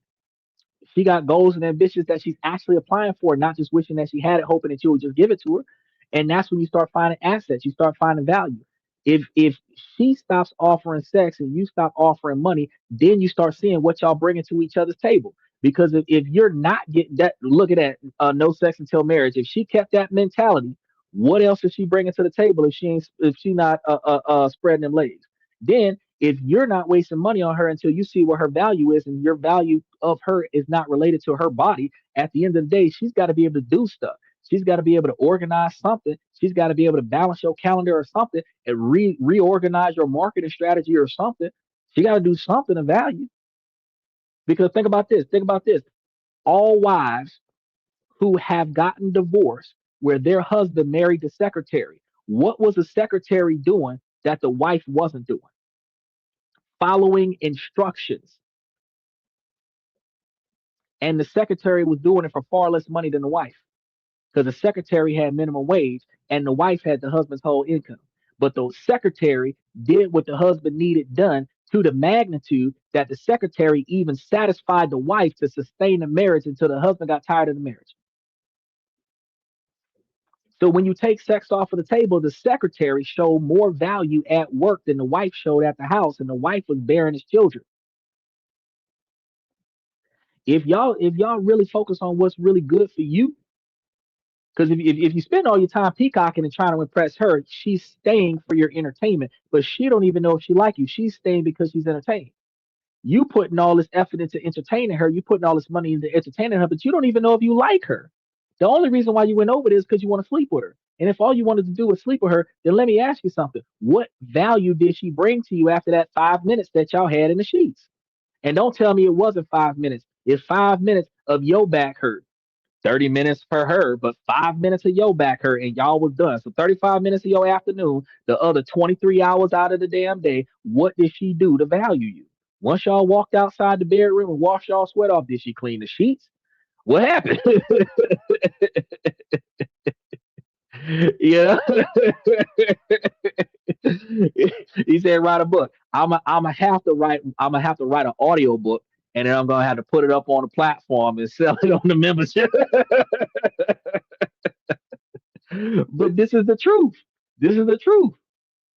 And a lot of times, what men do in order to attract women, we build wealth, but then we project that wealth by buying expensive clothes, buying expensive jewelry, rings, watches, expensive shoes, so that women look at us and the women see wealth. And then after that, then we start promoting our career. We start promoting all of the things that we think that a woman likes. Oh, I got a big house. I got a house on the beach. I got an expensive car. I'm driving a Porsche. I'm driving a G Wagon. I'm driving this. I'm driving that. But at the end of the day, a lot, look at them gold digger videos. I guarantee you, the man that's hosting the gold digger video rented that car. Yes, he is proving a point. But the fact of the matter is that if that woman wasn't willing to talk to him with a 2002 Chrysler 300, then at the end of the day, she wasn't worth talking to you. Like Steven said on the show one day, I'm gonna do a 1986 Toyota Camry. If she ain't willing to get in that damn Toyota Camry, then she ain't willing to get in a damn Porsche. I'm not even trying to waste my day to talk to her. 'Cause if I pulled up in a Lamborghini and she want to get in because I'm in a Lamborghini, she not here for me. She here for the car. But if I pulled up in a Pontiac Grand Am, and some of y'all too young to know what kind of car that is. If I pulled up in a Pontiac Grand Am or a Thunderbird, and she gonna get in that car, oh, that remind me of my granddaddy. I want to ride with you. She's still here for the car, but at least, damn, she not here for a damn phantom. You know, true wealth, like Charles said, true wealth is not seen. True wealth is not seen. Yeah, bro, I'm preaching to the single folk more than I'm preaching to the married folk, because the married folk is already caught. The married folk already caught, bro. But see, here go the thing. I talk to the married folk too, because as a married person, you already committed into your relationship. The best bet for you to do is to value your partner more. Find out the things that they ain't been having done around them. If y'all talk about your relationship, ask your partner what's been missing in a relationship. You'll come to find out that your partner is not 100% happy. They are content because y'all not fighting. Y'all got that happy wife, happy life, so she ain't got nothing to bitch about. You good. But a lot of times, if you go to your partner and just ask them once a month, is there anything you need? Anything I can do? What do you want? You know what I'm saying? And is there anything missing that you wish that was here? If there was something that could be changed about the relationship that we have been in for all these many years, what would it be? And non-judgmental, non-resentment, non-retaliation conversation, full transparency. If there's something that could change in this relationship, and matter of fact, I'll go first, and come from an I perspective. Lately, I've noticed that I have not been experiencing X, Y, and Z, and it would make me happy if I could experience A, B, and C, and then go your turn. What do you think that we could change in a relationship that'll make the relationship better? And I guarantee you, brother, she gonna open up a whole book. Well, if you did this, if you did that, and if you did the other, and at the end of the day, Money doesn't doesn't buy happiness. You're right, but what you got to understand is that it's not about her talking about all of how you done failed at life. What it's about is listening to the underlying conversation. They say read between the lines. She's telling you what's missing. If you find out what's missing and you start trying to fill the void, if she you telling her what's missing and she starts trying to fill the void, that's gonna reduce the probability of cheating. Because once you get comfortable with one another, once y'all get content with one another, and you're not getting what you need out the relationship, you don't want to fuck up the relationship, but you're gonna look for what you're not getting out the relationship from somewhere else because you don't feel comfortable asking your partner for it. So ultimately, you find yourself in a position where instead of you rekindling your marriage, you're having an affair. Now you're going to rekindle their relationship because halfway through that fling, you realize that this marriage is important. Now you're going to come back and try to rebuild the marriage. And if you're capable of rebuilding the marriage, you're going to be doing all the stuff that you could have been doing before you started tiptoeing outside the marriage. So I talk about some. I got something for everybody here. Have a separate bank account, but see, you should have a joint bank account and two separate individual bank accounts, and you should have a family trust. And reason being, your individual bank accounts is for your own discretionary spending. The joint bank account is for the joint bills. And then the trust is for all your investment opportunities. And then you have the husband and wife on there as the primary beneficiaries and the children on there as successive beneficiaries. You have the husband and wife split the money 25-25. You have the brokerage account reinvested back into the trust 50%. That way you're going to guaranteely increase growth. You have the husband and the wife on a life insurance policy. If somebody dies, the money go into the brokerage account. That's more money for the next generation. When mom dies, it goes from being a revocable trust to an irrevocable trust, and then the kids inherit the money. Whatever's in there that you put into that trust, you get the benefits of that. And then when you die, the money goes to the kids and the grandchildren. And then the grandchildren inherit the money. Whatever's in that trust, you get the benefits of that. And then when you die, the money goes to the kids and the grandchildren. And then the grandchildren inherit the money. Whatever's in that trust, you get the benefits of that. And then when you die, the money goes to the kids and the grandchildren. And then the grandchildren inherit the money. Whatever's in that trust, you get the benefits of that. And then when you die, the money goes to the kids and the grandchildren. And then the grandchildren inherit the money. Whatever's in that trust, you get the benefits of that. And then when you die, the money goes to the kids and the grandchildren. And then the grandchildren inherit the money. So much information. They tried to shut me down. All of that happens. Look. We was just sitting over here talking about how they will curate the situation and they will modify your ability to be successful. Look, then when I get the internet, not now the internet won't start working. I told y'all, I'd have been on here for about 6 hours now. The whole dynamic changes because if we started prioritizing the things that we needed to benefit in our relationships, and our relationships would not be catastrophic. But because we don't prioritize our relationships, we lose value. We lose value in our partner. And then after we lose value in our partner, then we start looking for something somewhere else. But the best thing that we can do, the best place that we can go is to our partner and tell our partner, look, I'm unhappy. The issues that we have in our relationships. Hold on, y'all. One of the issues that we have in our relationships is that we don't communicate. And that's one of the things that we have to start doing. We have to start communicating with one another. And that's the biggest fallback. That's the biggest mistake that everybody has is that we fail to take the time to communicate with our partner and tell them what is wrong with us, tell them what we're not happy about, tell them what is going wrong in our lives. And because we date women that ultimately put us in positions where they are judging us, resenting us, and retaliating against us, we end up not being comfortable as men telling our wives what's going on in our lives. And then we start bottling everything up. We start keeping it to ourselves. And then we find ourselves venting these things at the local bar. We start finding ourselves venting these things with the girl on the job. And then when she's consoling us, then we start formulating a bond. That bond turns into an affair. So you can fix all that stuff just by communicating with somebody else, just by communicating with your partner. Keep your problems in house. See what I'm saying? Any innocent kids and the people in Israel. Just the government is evil. That's the truth. That's the truth. So as y'all seen, the government powers start trying to fuck me up. The hidden powers are going to control the agendas, y'all. The invisible powers that control what you think is even possible is how our ideologies are compromised. It shapes your beliefs, your norms, and your sense of self so completely that you might not even recognize that you're being controlled. This is the power of our abilities to allow ourselves to succumb to public and social influence.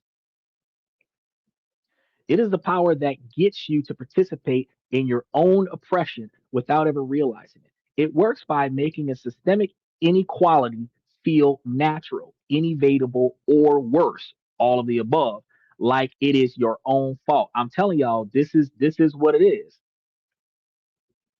What your boy said, the truth hurts, but it needs to be said. The truth hurts, but it needs to be said. I'm trying to tell y'all. And we here 7 nights a week. If y'all ain't been liking and subscribing and mashing them reaction buttons, start doing it.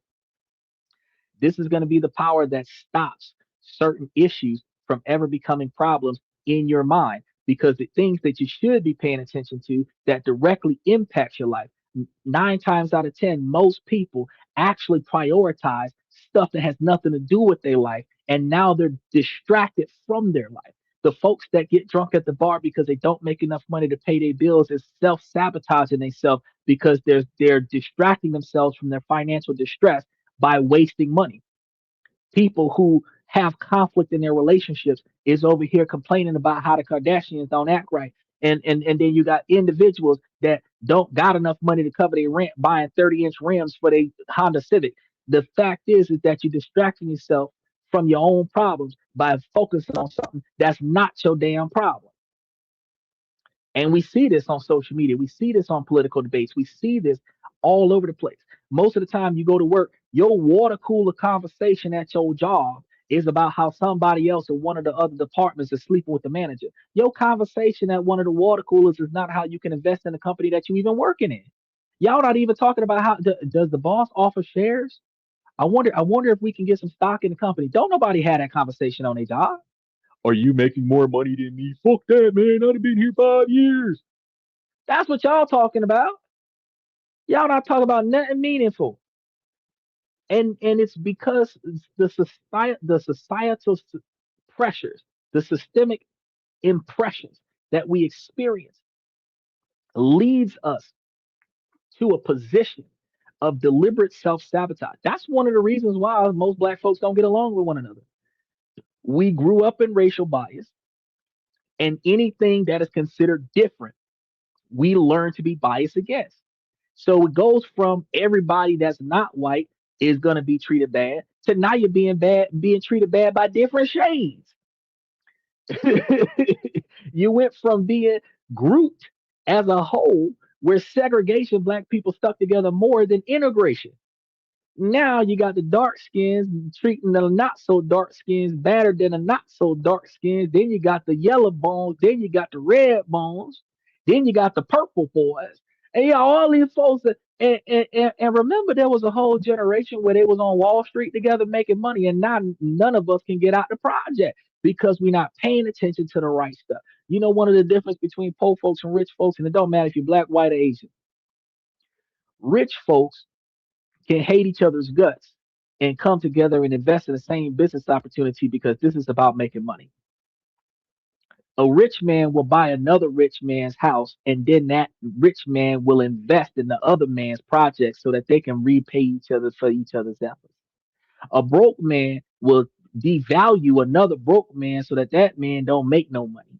A broke man will sacrifice himself trying to sabotage somebody else. Crabs in a bucket. We all gonna fail together. Instead of paying attention to what can we do to make ourselves more successful. Instead, we pay attention to what can I do to keep that person from being more successful than me. There's more energy involved in us being successful together allows us to be millionaires. But no, that's not what the broke mind is. The broke mind is more energy involved in judging other people and not even fixing our own fuck ups. But you can find the same failure in somebody else that you can find in yourself. So why is it that we are so quick to negatively judge somebody else, but we do not have the capabilities to judge ourselves?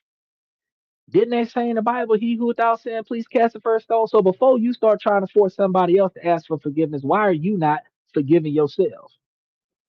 I told y'all we cover all this stuff. Now we should go backwards because nowadays the youth don't want to do nothing. Look now, so if you say that the country going downhill, your best bet, you can go to Japan. You can get you a land for $850. You can build that land up for $250,000.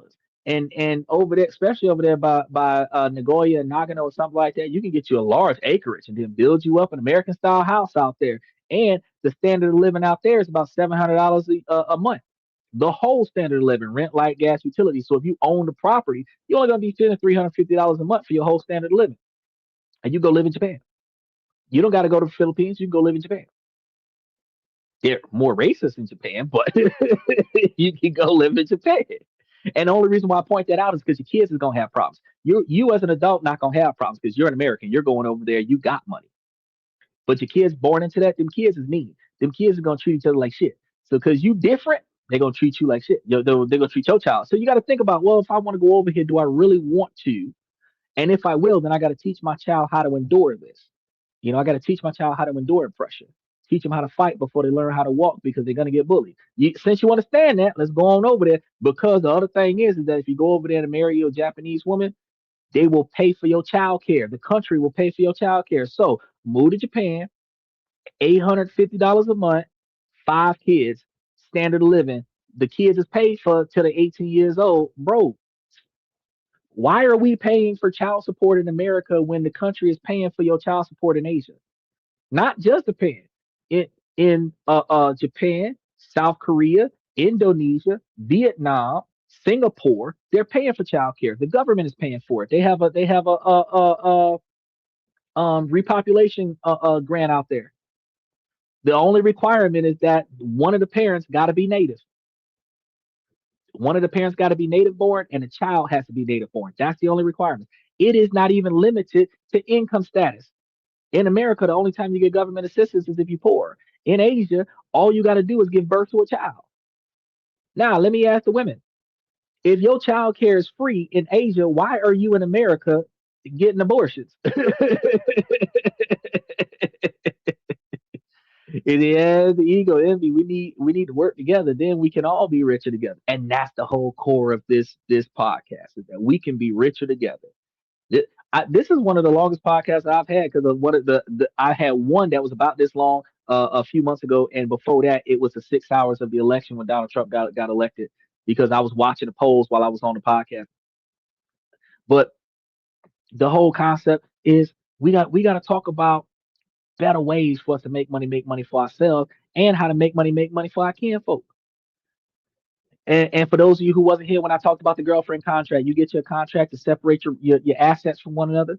Turn that girlfriend contract to a fiance contract. Y'all can incorporate the wedding ring, the engagement ring. If this marriage don't happen because of you, you reimburse me for the wedding, the venue, all this other stuff. You can work all of this stuff to a prenup. Now, I already know a lot of women.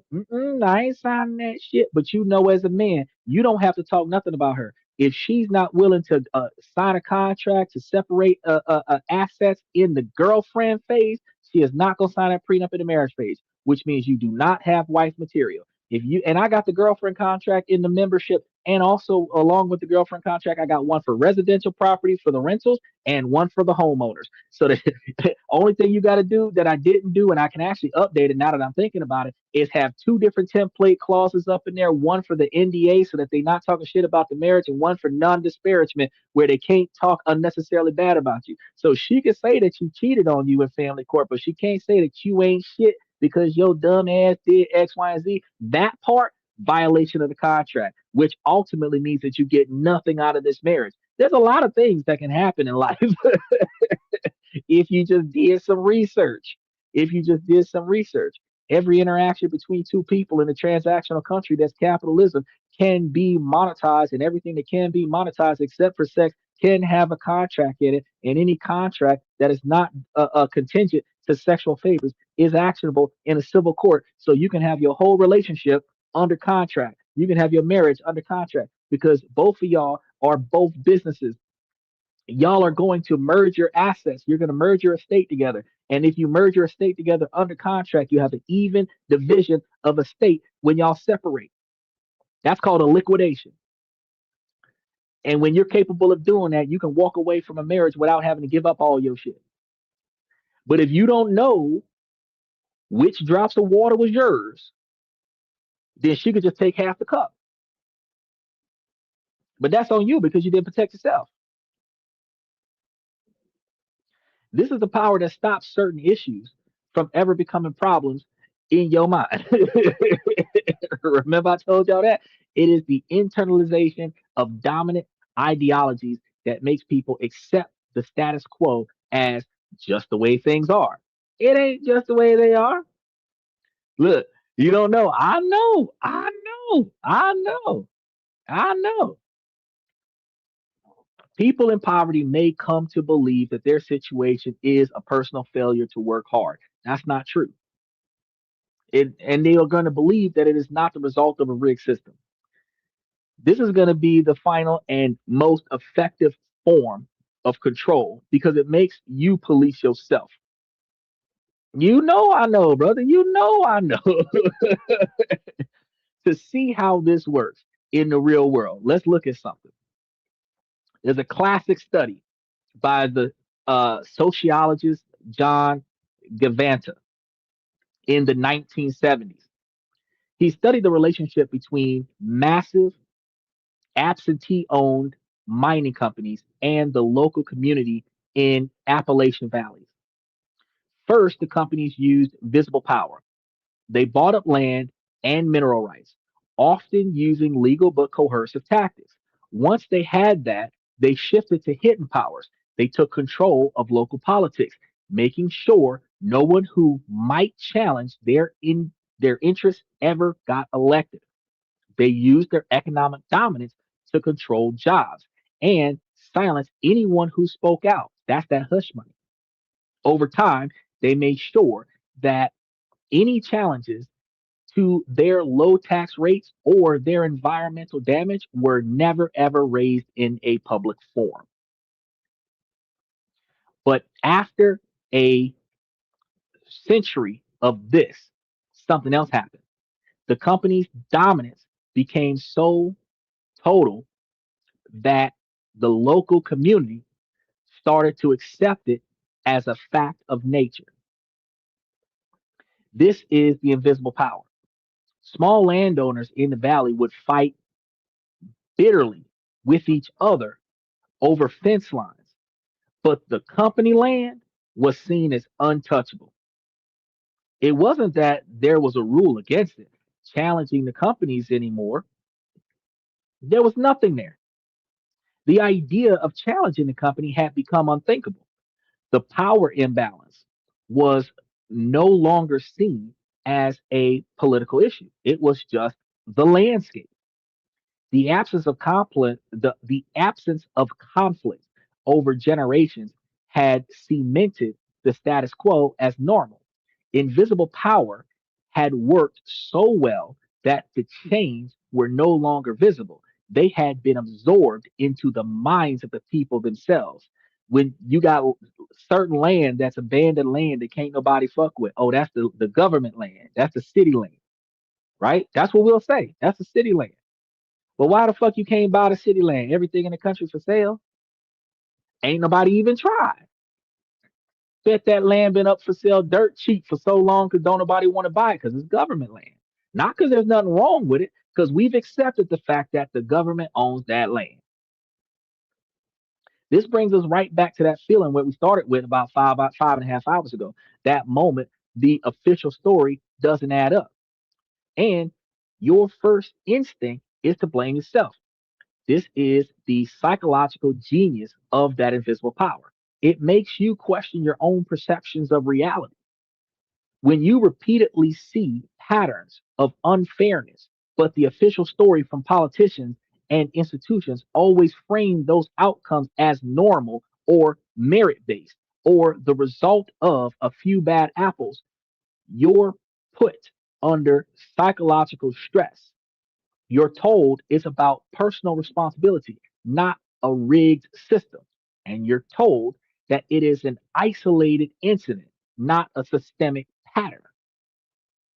Either rich people own nothing in their name but control everything. That is true. Buy the land under a business. The business is owned by an umbrella company, which they sometimes call a shell company. That shell company is then owned by a trust. That trust is owned by another trust. Who owns the land? The trustee of the second trust. The beneficiary of the land controls everything. So if I'm the trustee or the beneficiary, if I'm the successor beneficiary of the trust of the trust of the umbrella business of the business that owns the land, I control the land. I control the land. And the irony of that is that if one trust is in America and the other trust is in Belarus, and the trust that's in Belarus is sending me money, and Belarus is a tax-free country, I don't gotta pay taxes. That's non-taxable income. So I can get rent money from the business into the umbrella company, into the trust in Belarus, into my pocket. Come on now. But you gotta build that. That's not something that just falls into your lap overnight. That's not just some oops, my bad kind of thing. That's not I just tripped over a duffel bag full of cash on the sidewalk. You gotta build that. You gotta expand. And then you gotta pay third parties to do a lot of the expansion for you, which is gonna come to 1 to 5% of your profits, but it's worth it because they're doing all the hard stuff and you're doing the easy stuff. No, Chad, it's not called tax evasion. Tax evasion is lying about your assets. Tax evasion is not disclosing capital. The tax law requires you to claim all taxable income. Taxable income is income that gains taxes. But if you gave if so, here's the thing. Here's why it's not tax evasion, brother. Um, First and foremost, the business pays taxes on the profits from the rent. So it is post tax income. The post tax income from the business goes into the other business.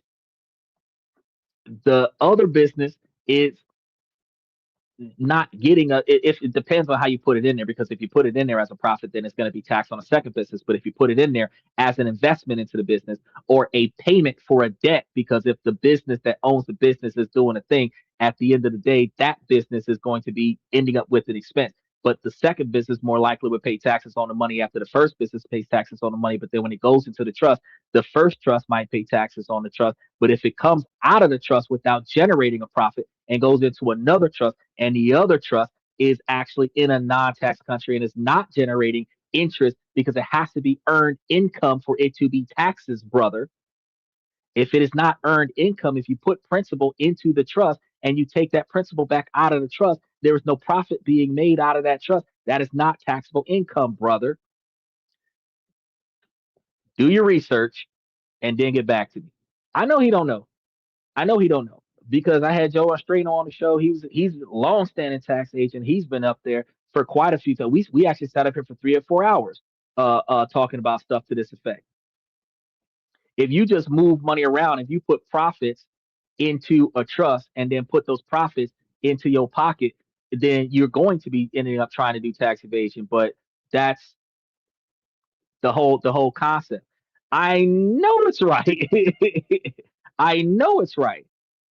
If you pay taxes, if you have post tax income that is then paid into the one thing as a debt, and then the business that's paying the taxation on it. When you have post-tax income going into the trust, that is going to be a Schedule K. If the post-tax income does not generate revenue into the trust, that trust can put that money into another trust, and that trust in a country that does not have taxation, it does not have a profit margin off of it. That trust pays you money that is untaxed income, and you're not paying taxes on money that you get from a trust that's not taxable income. We cover that. I know. So we did a whole what 4 5 shows on that. Well, he's saying that he's a lawyer, but he was thinking about the whole totality of the scenario, but I wasn't giving 100% of the details from start to finish. The one detail that he was missing is that you must pay taxes on the business profits first, and then the post tax money makes its way to the trust, because taxes got to be paid somewhere. If you take profits, which is taxable income, and put it into the trust has to pay taxes on the taxable income. But if the taxable income trust pays taxes on it, and then post tax money gets put into a different trust, that's still non tax money. And that non tax money coming to you, that's not tax evasion. I'm not going to tell y'all nothing that's going to get y'all in trouble, but I do tell y'all to do your research, double check. I tell you the second, double check everything. Double check everything that I tell you. Go ask the Google lady. When you get enough answers, if you get enough information, you can build yourself a book off that information, and then you can go over there and you have I'm gonna give you the questions to ask, and then they're gonna give you everything else that you need. Whatever I didn't give you and whatever's not in my membership. But you can click that link from Joe Mastrino, and he can verify because he was on the show. So if Chad want to know, Chad can cross reference. I know what we be talking about on the show, bro. We got so many things going on around here. Y'all just got to ask the Google lady. But make sure that y'all like and subscribe as y'all come through here if y'all haven't done so already, because we've been doing this almost 6 hours. Look, 20 pages left. Over time, you understand that you will learn to swallow questions if you don't challenge the narrative, right? You learn that pointing out the pattern gets you labeled as a troublemaker, as bitter, or as a conspiracy theorist, or like Chad came in and just simply said I was wrong without knowing the whole details behind the situation. And a lot of times you stop trying when you accept criticism and you don't apply yourself anymore. A lot of times you just stop trying. You learn not to see your pattern. You learn to treat each new injustice as a surprise rather than a predictable output of the system. And most damaging of all, you internalize the idea that if you're always struggling, that if things always feel unfair, the problem must be you. The only time that is 100% your fault is when you start asking yourself, why have you gotten so many exes? Because the common denominator in each one of your failed relationships is you. But you're not struggling just because you fucked up your life. A lot of times you did not have enough resources to succeed, and you did not have enough knowledge to have another way. Everybody, after you hit that like button, hit the crap out of them reaction buttons. You got some hundreds, hearts, happy faces, all kinds of stuff across the right side of the screen. You got a lot of people that just don't know. But we say always think outside of the box. And I know a lot of us that's 80s babies grew up with that phrase in our family, where there's a will, there's a way. But if you don't know which way to go, your will can be high, but you just don't know where to go. You still stuck. That's where we come in at. I'm gonna give you all kind of ways. I didn't think of that. Man, let me go look into that. You know something? And I tell people this a lot of times, at least twice a month. I can't even watch a movie on Netflix without picking up my cell phone and doing some research. You got some folks that can't sit still without swiping on social media and just entertaining themselves with something. But I cannot sit still without learning something else. That's crazy.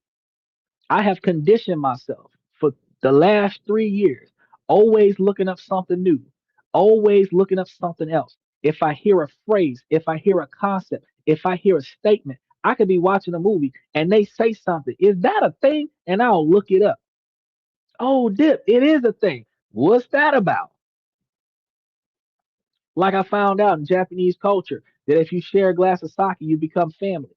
That works in more than one ways. If two guys share a glass of sake, they become brothers. But if a man and woman become share a glass of sake, they become married. I didn't know that. That was a cultural thing that's traditional from generations ago. So trick of the trade, here goes some male swagger for you, Charles. If you go to Japan, you find you a nice woman. You've been talking to her for a while. You ain't even got to get down on one knee and get your pants legs dirty, my boy. You could just offer to share a glass of sake with her. Look now, I just found some gold swagger right there. I just like what? What? And you know what's so valuable about that type of knowledge? What's so valuable about that type of knowledge? I just found a cultural bridge. If I decided to settle down in that country, I could show her that I have value in her history because I know something as an American that she might not realize. And I ain't even got to propose because according to their culture, that's what it is. Way ahead of the game, bruh. Way ahead of the game. Like you said, learning is eternal. A lot of times, if we're not paying attention to new ways, we will find ourselves uh, uh, uh, uh, expecting what we're going through, our hardships, to be our personal failures, our lack of talent, or our bad choices. Yes, in modern society, we make a lot of bad choices. We're willing to have that road rage and traffic cutting somebody off instead of letting them go. Where the hell was I going that I got to drive so fast that I can't let somebody else in? Just slow down and let them in, bro. You know why we got to fight over the last parking space? Just park you car a little ways over that away, son. If we don't pack our life down with so much shit, we ain't got to be in no rush to get nowhere. I tell y'all all the time to organize your life. You need to have five things that you're going to do every day, two things that are important and three things that are not. The two things that are important, you try to get them done no matter what. At least one of the two. The three things that are not important, they can wait till tomorrow. Eventually, them three things are either going to become important or you're going to realize that they were never necessary in the first place. If you can successfully accomplish two major things a week, that's 14 major things out of a week. You will come to find out in 30 days that you don't have 30 major things to do.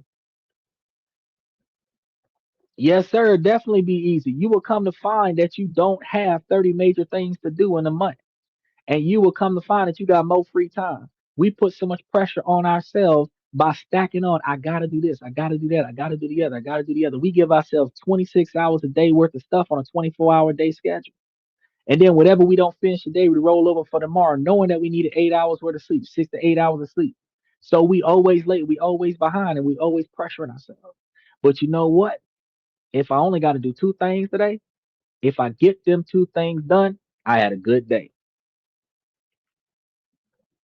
And that is what people don't pay attention to. So instead of you find yourself not being a failure because the only thing that stopped you, the two things that stopped you from starting was the overwhelming fear of all the shit you had to do to get to the finish line, and then the fear of success once you got there. It ain't always about the fear of failure.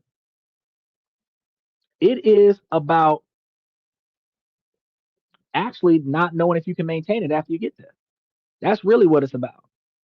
Is that 2 times 30 is 60 things to do in a month, but you're not gonna have 60 things to do in a month. You're not gonna have 30 things to do in a month.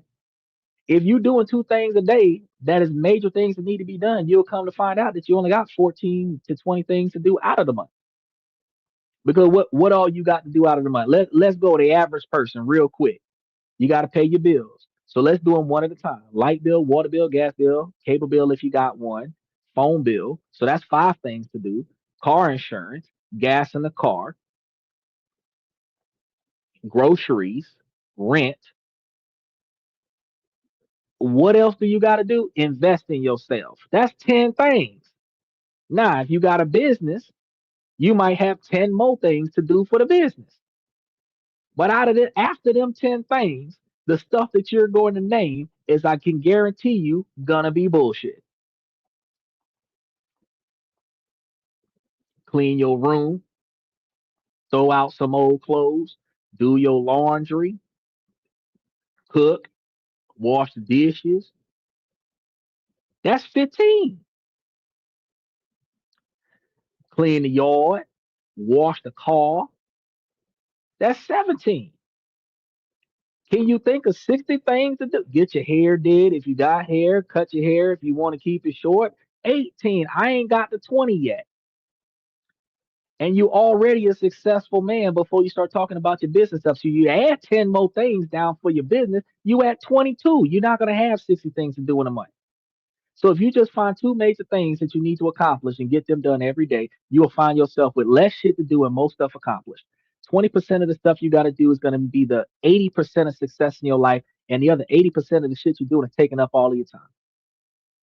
Not accomplishing but 20% of things. And you'll come to find there's so many things that you can put off till tomorrow until tomorrow never comes. And you be like, shit, that wasn't even important. I put that on my list just to put it on my list.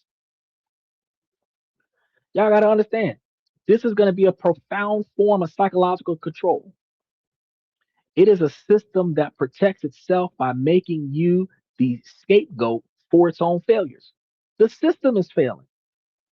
And that nagging feeling that something is deeply rigged is not a sign of paranoia. It is a sign of your sanity coming to life. It is the rational and healthy response to seeing power structures that have been masterfully kept out of sight. I'm trying to tell y'all. And if any of this is starting to get familiar for y'all, if y'all tired of being told that what you see with your own eyes isn't real, if y'all ready to stop blaming yourselves for the systems that you don't create, then hit that subscription button, because we about to recognize the game for what it is and start taking the next steps. Because I don't never find a problem without finding a solution.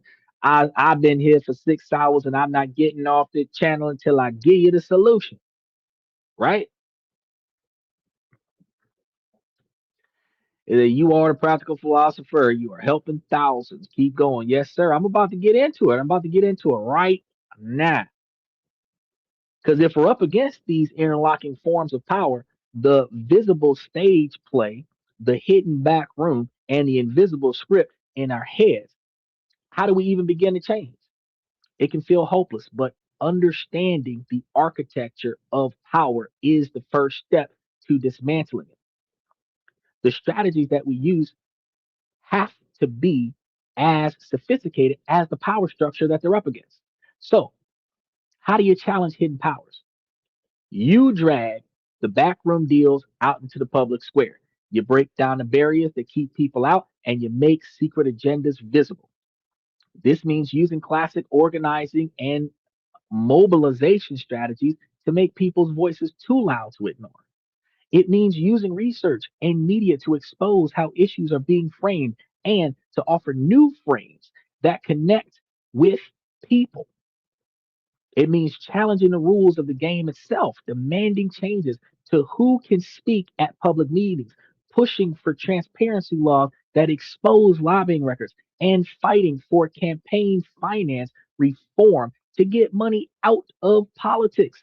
The goal is to turn the non decisions into front page news. It's about taking an issue that elites want to keep quiet, like corporate tax avoidance, and making it so loud and so public that it can't be ignored anymore. Challenging invisible powers is different and maybe even harder. It requires us to challenge the cultural norms that have conditioned all of us. This isn't just about challenging powerful people, it is about challenging the assumptions in our heads. The most critical first step is simple: name the patterns. Instead of treating each injustice as a random accident, we have to connect the dots and identify the systemic forces at work. This act of naming builds a collective consciousness. It helps people realize that their personal struggles, their debt, their job insecurity, their feeling of being ignored are not just invisible failings, but shared political problems. Because if everybody's having a problem with getting a raise on their job because you got no money going around, because tech companies are being contracted in to reduce the workload, you find yourself in a position where the problem is we need a union, Amazon, Starbucks, to guarantee our pay. Fix the problem. If everybody on the job is not making money, Michael said this one time before on the show. He said if the boss is doing better than everybody else, you're working on the wrong job. And I damn sure agree. As the boss, I should be getting 5 or 10% of the money. Everybody at 20% at the most. Treat it like the Sopranos. I should be getting 20% of the money. Everything else should be going to everybody else. Why? Because if every person that's making $80 out of me give me $20, they're gonna feel like they're getting more money than I'm getting. But if 10 people give me $10, or if 10 people gave me $20, and each one of them kept $80, out of what, $1,000, I would have made $200 and everybody else would have made 80. But they're not struggling. He said, I hope they don't get rid of you, brother. I'm gonna be here for about 20, 25 more years, my dog. I'm gonna be here. I'm here every night of the week. I do not let the sun rise without going live. I go live every night of the week. So if you missed the podcast, you can go watch the post live show. I'm here every night of the week. I'm about this weekend, I'm gonna be putting up some more scheduled shows for the rest of next week. And usually I try to have like 7 to 10 days up there. Now, when we start making changes for the invisible side of things, you have to understand that this is also going to be about creating alternative spaces where marginalized groups can build their own stories outside the influence of the dominant culture. It's going to be about building what's called power within, a sense of self worth and dignity that allows people to even imagine that a different future is possible.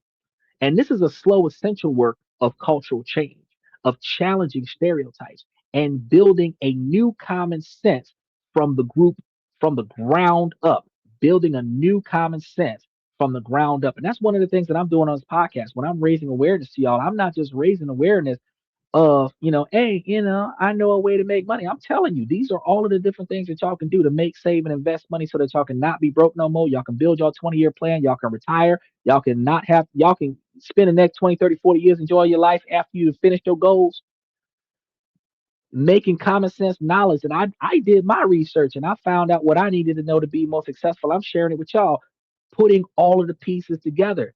I grabbed 100 puzzles and put them all together to give y'all the blueprint for y'all to do your own research and make yourself successful. And I do it in a way that makes common sense, common knowledge, easily accessible public records accessible to you. And now, for those of you that used to not go look for it, y'all gonna come to this channel and find it. Now it's like, I wonder what I'm gonna learn today. Let me go to this and that, see what they talking about. A lot of people, a lot of people want the easy way, but a lot of people just don't know another way. That people What he's teaching you will not get this knowledge in college. I'm trying to told y'all. I'm trying to told y'all. Because I told y'all about 4 hours ago that the 4 to 8% interest rates on your subsidized and unsubsidized student loans is offset by an 18% brokerage account, 15% for a more stable portfolio. But the difference between 8 and 15 is what? 7%. That's your profit margin. You can go to college and just take all the student loan money and put it into a brokerage account, career student. You can live off of that brokerage money, bro. 8 years of college, by the time you got your 4-year bachelor's degree and you're putting $10,000, $20,000 a semester into a brokerage account, that's $30,000 a year. You ride college for 3 years. Trump said he gonna give you 200 grand. And if half of that is going towards your education and the other half of that going into your brokerage account, by the time you get out of college, you put 100 grand into the brokerage account. Doesn't matter if you got 200 grand worth of student debt. If you got 100 grand in a brokerage account and a brokerage account is going to put money towards the student loans, yeah, you paying $300 a month on the student loans, but you getting $300 a month from the brokerage account. And taxable income from the brokerage account, tax deductions for paying off student loans, tax blanket. Keep the principal, pay off the loan, boost your credit score up, leverage the portfolio for capital, Man, let that compound money burn. And then you come to find out, ooh, there's so many other things that I can do now. Because instead of me coming out of college and just wallowing in debt, I come out of college with assets, leveraging debt. Anybody rocking a 650 credit score or higher that's got a startup had to, especially if you got a business that's generating a little bit of money somewhere, you can get you a $50,000 SBA loan for anywhere between 8 and 14%. Instead of financing a car between 18 and 24%, you can home economic loan on a house and buy the car for 6 to 7%.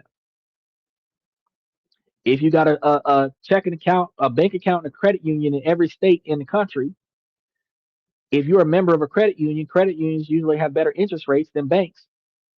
If you do got a 14% loan somewhere or a 9 or 10% loan somewhere, you might find a 6% loan in a credit union. You know, if you refinance with the credit union, you paid off the debt with one thing, which boosts your credit score up and have the debt rolled over somewhere else where they can push the payment back 30 days. Instead of just wallowing in debt, you can just move the money. You can just move the money and boost your credit score for moving the money.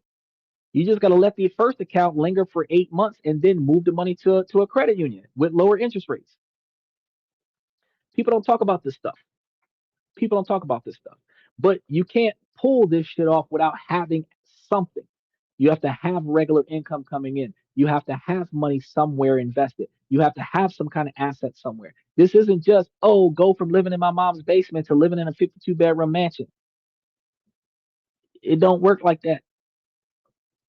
You might save money on your mama house, buy you a house, move your mama into your house so that she ain't got to pay no rent no more. Now she paying you rent, and instead of you paying rent, you now take that extra money, go buy a second house, and then you use the second house for rent. Now mama don't gotta work no more. You can take your money and mama's money and put it into a brokerage account. Now you got a retirement fund for your kids. This is the kind of stuff that people don't think about. Here go one more thing, Charles. You know, public school is a nonprofit organization. So if you got kids, if you got nieces and nephews, you know that if you invest in your local public school and ask them for a voucher, it is 100% tax deductible. So instead of us putting our kids in public school and complaining about public school, and instead of us paying all that money on a private school, why don't we just put money into the public school? Why not just take my money out of my paycheck and give $1,500 a season to the school, $10,000 a year to the public school, ride that $10,000 a year off the debt on my credit report. I mean, not my credit report, my tax return. Now I don't have to, you know what I mean? So if you owe the government $22,000, only owe 12 now. But wait, if you qualify for earned income credits and they decide to give you that $10,000 back, you gave $10,000 to the school and got $10,000 back from the government. Oops. Trying to told you. He said, hey, my own bank. But you know what's funny? You know what's funny? If you have more than one bank account, if you got beef with a bank, you can just liquidate it.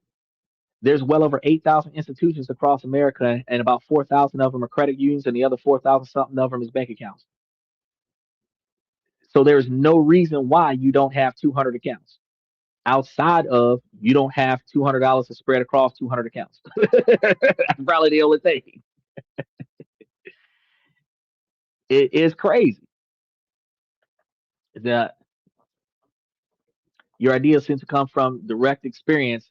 That's where the original insights come from. The best thinkers have done it that way, and the best practical advice about life and living. I'm trying to teach y'all some stuff now. We call it going through the school of hard knocks. You didn't attend it 3 times and graduated twice. At the end of the day, most men through trial and error learn how to get their shit together in their 40s. Most men are successfully if they start at 35, they make it at 45. If they start at 45, they'll make it at 55. One of the reasons why women date older men is because the men are not financially stable until they are 45. So men are dating women that are 25 because the women got about 10 to 15 years of reproducing children. And the women are dating men that are 45 to 75 because the men are financially stable. The women that are in their 30s don't want men to date women that are 25, so they'll shun the men and shame the men. Oh, you're a creep for going after the 25-year-old. But the rule of law is plain and simple. A man is only on the same level as the woman if he is capable of doing for her what she can do for herself. And the appropriate age for a man is 50% of his age plus 7. So if you're 40, she's 27. Straight up. That's a perfect match for you. So if you can do for her what she can do for herself and she's 27 and you're 40, you're good. You're 42, she's 28, you're good. You're 60, she's 30, you're good. And that dynamic work, the closer you get, it don't work at 22, but it do work at 30 because 15 plus 7, see what I mean? 15 plus 7, that's 22. So at 30 years old, you're dating a 22-year-old. The logic is sound. It requires you to prioritize yourself though, because you still got to get one with some common sense. Now, here's going to be the most crucial takeaway for anyone who wants to see real change. These strategies can't be separate. For too long, people have tried to fight these battles in their own corners. You have policy experts working on the visible arena, activists mobilizing on the streets, and artists and educators trying to raise awareness the way I'm trying to raise awareness.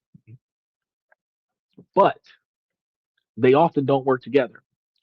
Power is interconnected, and that's one of the reasons why Black people don't find themselves financially successful anymore because we stop being interconnected. We have started being every man for himself and crabs in a bucket. So because we are not trying to find an opportunity and share it with other people for us to all get paid at the same time, like Master P, what I got that hookup, we instead try to find a scam and we try to find a get rich quick and we try to find a get over scheme. If we find a surefire, everybody's going to get residual income from this investment kind of ideas, we will find ourselves becoming most successful. The fact is that two people, Donald Trump and Elon Musk, stopped talking to one another until a business opportunity came about. And now they ain't beefing no more. But when he started passing them bills that went up against the tech company, Elon stopped working alongside Donald Trump. Rich people are only motivated by money. I be friends with you. I can hate your guts and I be your best friend because I always make money with you. I could be your best friend and not fuck with you because I can't make a dollar when I'm standing next to you. That's going to be the mentality of wealthy folk. You know what I mean? Broke folk, I'll stay broke with you. Loyalty over money.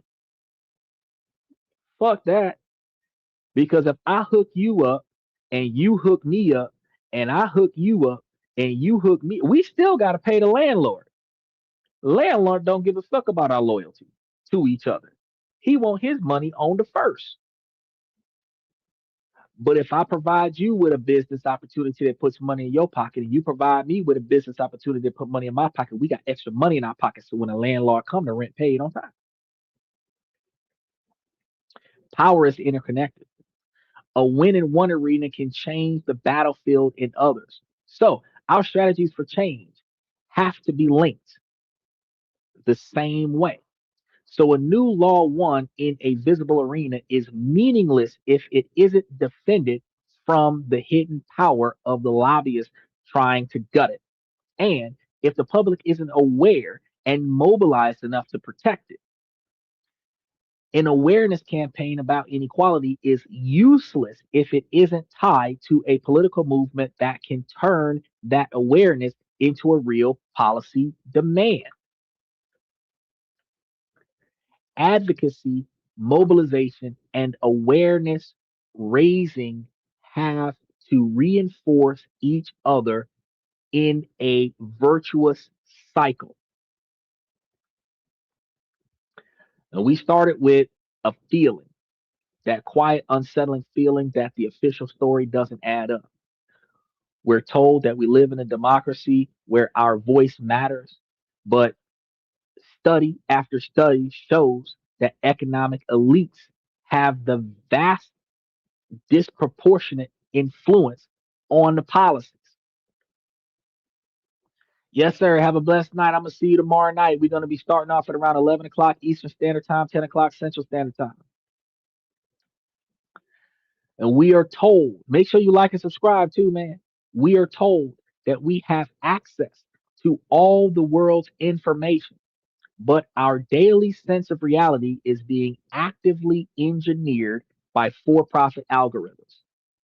Because tomorrow we're going to be talking on the show. Tomorrow we're going to be talking on the show about how to expand our attire to get that successful professional look. Because we've been talking about it for the last couple of weeks. We already discussed where to go to get it, how to tighten it up, what to look for, what kind of clothes getting. It's non name brand stuff that we were talking about doing before. But this weekend we're going to be tomorrow. We're going to be actually structuralizing how to incorporate affordable name brand attire to our long-standing wardrobe so that we can have that millionaire look without spending $1 million on it. And I'm only doing that because Steven had asked me to do that almost a month ago, and I've been covering it once a week for the last 2 weeks.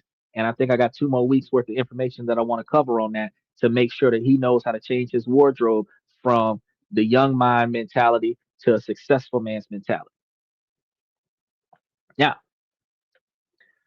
the most important thing we're going to be talking about next, when we sense the disconnect in something, we are trained to doubt it ourselves instead of just accepting it for what it is. The system of invisible power works by making you blame yourself for its failures, which is a form of gaslighting.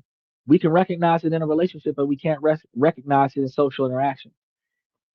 If we're convincing ourselves that our unease is paranoia and our struggles are personal shortcomings, we find ourselves allowing ourselves to be deprived based on our own merit. The single most important thing to take away from this is that feeling is not weakness, it's going to be strength. It is the first glimmer of consciousness, and it is the beginning of seeing the world as it is, not just as what you're told it's supposed to be. Naming these patterns of visible, hidden, and invisible power isn't about falling into cynicism. It is the foundation for building a collective awareness. And it is how you reclaim your own perception from a system designed to warp it. Change doesn't begin with a protest or a vote.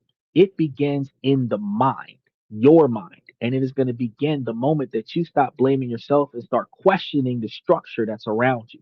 It begins in the moment that you realize that you're not paranoid, that you're just paying attention to the wrong thing. What was the first time that you felt that the official story didn't add up? Share your moment in the comments when you guys got time. And I'm going to be reading each one of them. And while we're reading each other's stories, we'll be able to see how the patterns begin to merge. And seeing those patterns is how we begin to build that power. And you also have the opportunity to recognize that a lot of the times, the things that you're going through, you're not the only one. A lot of times we have this woe is me mentality that everything is hopeless, that I'm going through it worse than everybody else, having a pity party. But truth be told, 9 times out of 10, we find ourselves in a situation where we're going through the same struggle as 400 other people on our block. We just didn't know because we wasn't psychologically and emotionally comfortable with talking about it. But we're not supposed to just complain about the problem. We need to negotiate and rationalize how do we improve and succeed after we address the problem. Because mama always said, don't find a problem that you're not willing to fix. So when we identify that there is a problem, the first thing we need to do is brainstorm how to fix it. You ride on the bus and the bus is slow. You don't get on the bus every day bitching about how the bus slow. This bus suck. It don't never go fast. No, if the bus ain't going fast enough, you need to find another way to get to where you trying to go. Whether you got to catch an Uber, whether you got to leave early, whether you gonna ride your bike, whatever you gonna do. You say awareness of the patterns. That's it. No, it's not just the awareness of the patterns. First and foremost, first and foremost, you have to recognize the authorities that are controlling the narratives.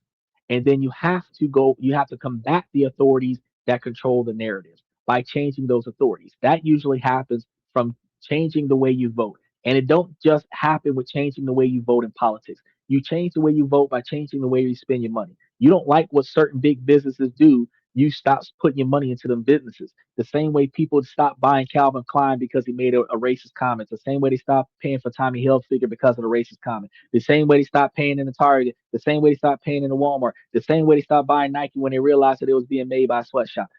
If you don't like the way your money is going, you stop paying for it. Inflation is only in existence because people are willing to pay the new price point to receive the item. But if you're not trying to be the first person to have a 2027 and 2026 and willing to spend that extra $25,000 for a vehicle, then they're going to stop selling them like that. The Cybertruck used to be priced at $79,995. But to be the first one to get a foundation series, you got to pay 125,000 plus tax. Inflation. After you finish changing where you put your money, then you got to raise awareness of the problem. What is the systemic problems? And you're going to have to piggyback those systemic problems not as a bitch fest, but connected to a political problem. And then you get that discussion in locations where people actually can pay attention to it, and people start discussing. We've been here for 6 hours and 25 minutes, and that's where raising awareness and consolidating one another and collaborating our knowledge and our efforts. All of that comes from then the proactive performance of making that change.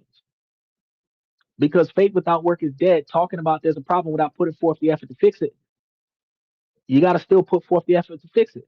You have to change the power of the authority figure by taking the money out their pocket. Change the suppression of the problem by raising awareness of the problem, and then put forth effort to change the problem. That's the three steps. It's not just raising awareness and finding a pattern, but the first step in solving a problem is talking about it. If you start talking about the awareness of the problem, you find out that something needs to be changed. Take, for example, a smoker. You smoke all the time, you ain't got no problems, right? But then when you think about how much money you spend on cigarettes, and then you think about how much money that is over the course of a year, and you think about where you could have put that money, you might decide to stop smoking cigarettes because you're spending too much money on something that is not valuable to you. That's awareness of the pattern. People don't think about that. Vote for what's right. Stop voting for the Democrats or demon rats. Vote for what Christ would vote for. Well, that is a very asinine decision. The fact is that you're supposed to vote for what benefits you. You're not just voting for Democrats because you want to claim that you're a Republican, or vote Republican because you want to claim against a Democrat. If you are making less than 100,000 a year, you're more likely to benefit from Democratic policies, because Democratic policies puts the Obamacare, which is the prorated health insurance, into your pockets. They put the food stamps, the WIC, the TANF, the Medicaid, Medicare, the government funded health insurance. They put all that stuff into your pocket. The VA bill, all of that stuff is coming from Republicans. The Democrats are putting body cams on the ICE agents that's killing American citizens when they're not even trying to deport nobody. The Democrats are doing things that helps the lower class individuals, the financially challenged individuals, but the Republicans help people who are making money, who have made themselves successful financially, to keep their money in their pocket. So you vote Republican when you're not broke, and you vote Democrat when you are broke. That's how you make sure that you put your vote in the right spot. You don't just vote Republican because you want to feel self-entitled. Because if you're making 50,000 a year and they're taxing the poor, they're taxing your ass, and you're voting against yourself. You're not supposed to do that. You want to vote for your own personal success. Now, if you want to live a Republican lifestyle, spend your money like a Republican. Live on 30% of your income. Invest the rest of the money. Build wealth off of that. Put it into high interest brokerage accounts so that you can benefit from the bill that was just passed when Donald Trump got into office, that minimizes taxation on high profit investment portfolios. But you got to put yourself in the position to benefit from Republican policies. You can't just vote Republican just to say, I'm a Republican. You've got to vote for yourself because it really doesn't matter whether you're a Republican or not. Really, what matters is that if your ass is too broke to pay for yourself, the taxpayers got to pay for you. Doesn't matter if you pay taxes or not. What matters is, are you self sustainable or are you not? I'm glad you're beginning to understand, Cosmic. We got a lot of stuff, but we're going to be wrapping it up real soon. He said the problem is lack of Christian power. No, it's not the lack of Christian power. It's the selfishness of a lot of individuals and ignorance and then deliberate entitlement that's all incorporated onto one thing. Got to change your heart, man. Oh, no. But if you, it doesn't matter if you're not a Republican, then you're voting Democrat, sir, because there isn't another option. The independent party doesn't make it to the finals. Oh, there we go with the hate speech. Oh, I wish that you would have been positive because I thought that we could have had a really interesting conversation together. So sorry about that. Well, not really. I don't give a fuck. Fuck you guys. It's a natural instinct to apologize when you don't know what to say, but it's like, fuck you guys. Look, on my way out, I want to let you guys know, ladies, as long as the situation doesn't make sense, I'm going to keep asking you, ladies, to make it make sense. So, ladies, please make it make sense. Fellas, I give y'all this information to help y'all become higher value men because if you change the things that are inside of your control that you don't like, you can improve your life and then navigate around the things that you cannot control. At the end of the day, it is all about structuralizing your 20-year plan. Where you want to be at when it's time to quit. What do you got to do to get there? Reverse engineer that idea. Day by day, try to find 1 to 5 things that you can do to achieve that goal. Start doing the free, easy stuff. Work your way into the hard, free stuff. Then start doing the easy, cheap stuff.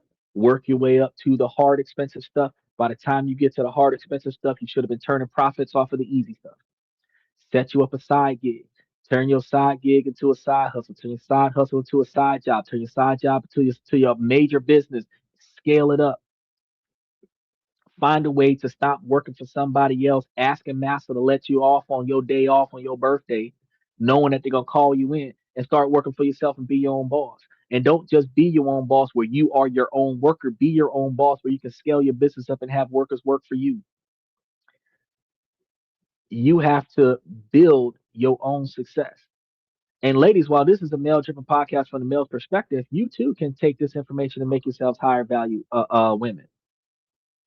Because if you follow your 20-year goal and then you keep your eyes and ears open and pay attention to the men that you're talking to, instead of just rejecting all of them, you find ones that mesh well with your goals.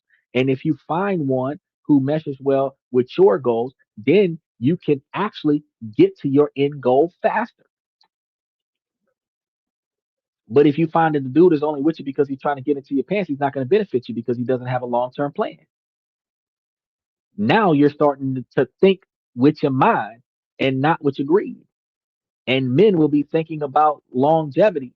Men will be thinking about self sufficiency, self preservation, not just trying to get in your pants. You start showing up with real, genuine goals in mind, you start finding yourselves most successful. He said, I believe in the Lord too, but I don't think Christ would act like that, dude. He didn't respect himself and he didn't respect nobody else. That's why I got rid of his ass. Is that definitely gonna tune in next stream. Great advice, dude. You giving it out for free. Learned a lot, and I'm definitely gonna apply it to my life. Oh, I'm doing this on a regular basis, and we also have extra information in the membership for individuals who hang out long enough to find the value in the membership and decide to start buying into the membership because the cheapest membership we got is like $3 a month, and all of the stock information, trading information that we talk about, contract stuff that we talk about, building up business stuff that we talk about, trust information, LLC information, C corporation information, any step by step process on how to get yourself established, which allows you to then take your organized plan and bring it to a professional to help you finalize it instead of going there saying I don't know what to do and spending 2 hours or 3 hours trying to figure it out. I know what I want to do. I want you to read my final draft and then show me the legalities of how I can make sure that this works well. You now are going in there with 1 hour and coming out successful. And that's a whole lot different. So if in the event that you find that sound, after a while of finding yourself successful, just a few brokerage tips, you like, I just made some money, and then dive back in. That's all it takes. They're definitely going to check it out. It sounds helpful. Is it, are you your own boss until something doesn't go your way? No, actually, you're supposed to be responsible for yourself. You're supposed to be your own boss the whole way. And the boss is going to be the one responsible for the collateral damage. But if you're a responsible boss, you're preparing for collateral damage. Like, take, for example, tobacco companies. They knew that smoking caused cancer. They put the settlement money in a high interest brokerage account and waited for somebody to sue. Then they put money aside for a lawyer. And when it was time to sue, that brokerage account paid for the lawyer, the brokerage account paid for the settlement, and they kept the principal. So after they made millions of dollars off of the shit they did, they made millions of dollars off the settlement. It didn't matter because they planned for failure and they factored failure into their investment portfolio. And then they capitalized on the delay in action. And when they capitalized on the delay in action, they made a big ass profit off of everybody's ability to be a rebel to the system. So you're going to destroy your own body because you want to look cool smoking cigarettes. Then when you get a hole in your throat, you want to sue the person that sold you the cigarettes. We already knew it was coming. You got to be responsible for yourself. I preach first person accountability. Is there what's a list of those things that I can control versus the ones that I can't? Well, that depends on what you got going on in your life, sir. Because you have to understand there are certain things in your life that you cannot control, like how other people behave around you, the decisions that people make around you. But you can't control whether or not you're going to stay there to receive the fallout of the consequences of that bad decision. You might be able to control your car, but you can't control the car that's next to you. But if you know that the car next to you is reckless driving, you can control slowing down your car so that when they swerve over, they hit the wall, they don't hit you.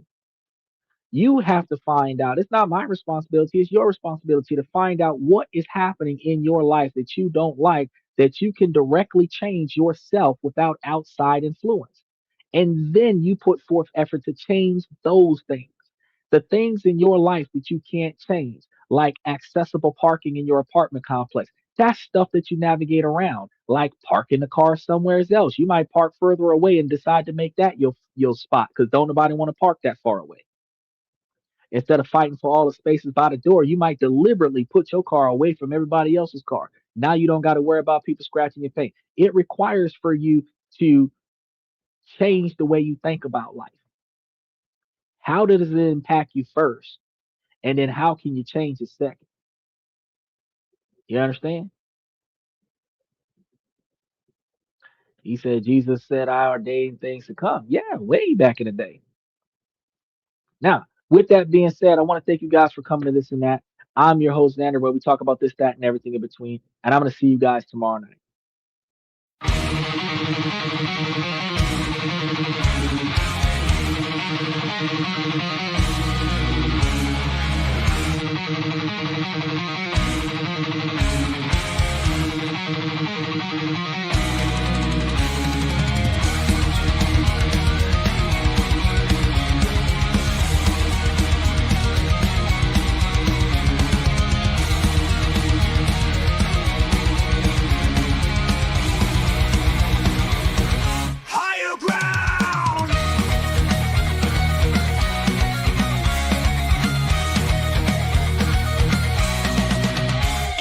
Chase validation, now I validate myself.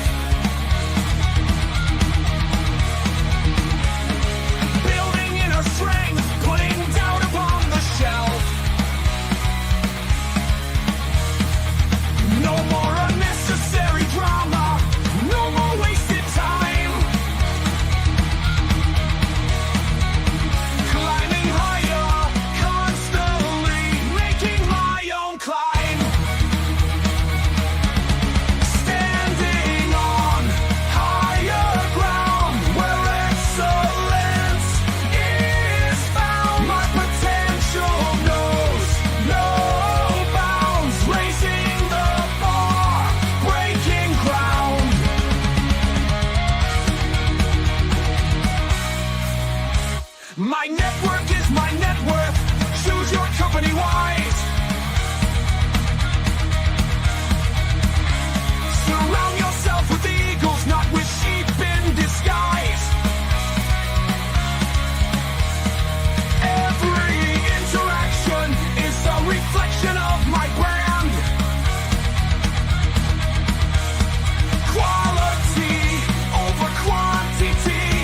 That's my personal command. I'm not mounted on higher ground where excellence is found. My potential knows no bounds, raising the bar, breaking ground.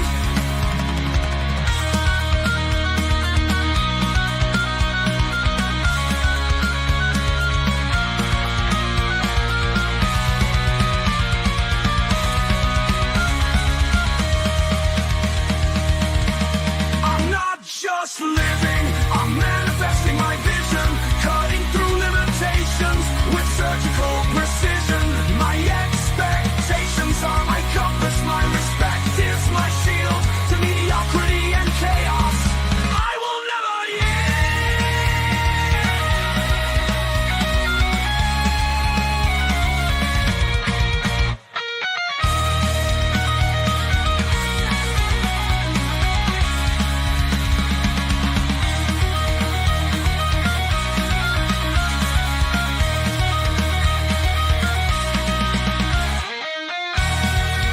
I'm not just living, I'm manifesting my vision, cutting through limitations with surgical precision. My expectations are my compass, my respect is my shield to mediocrity and chaos.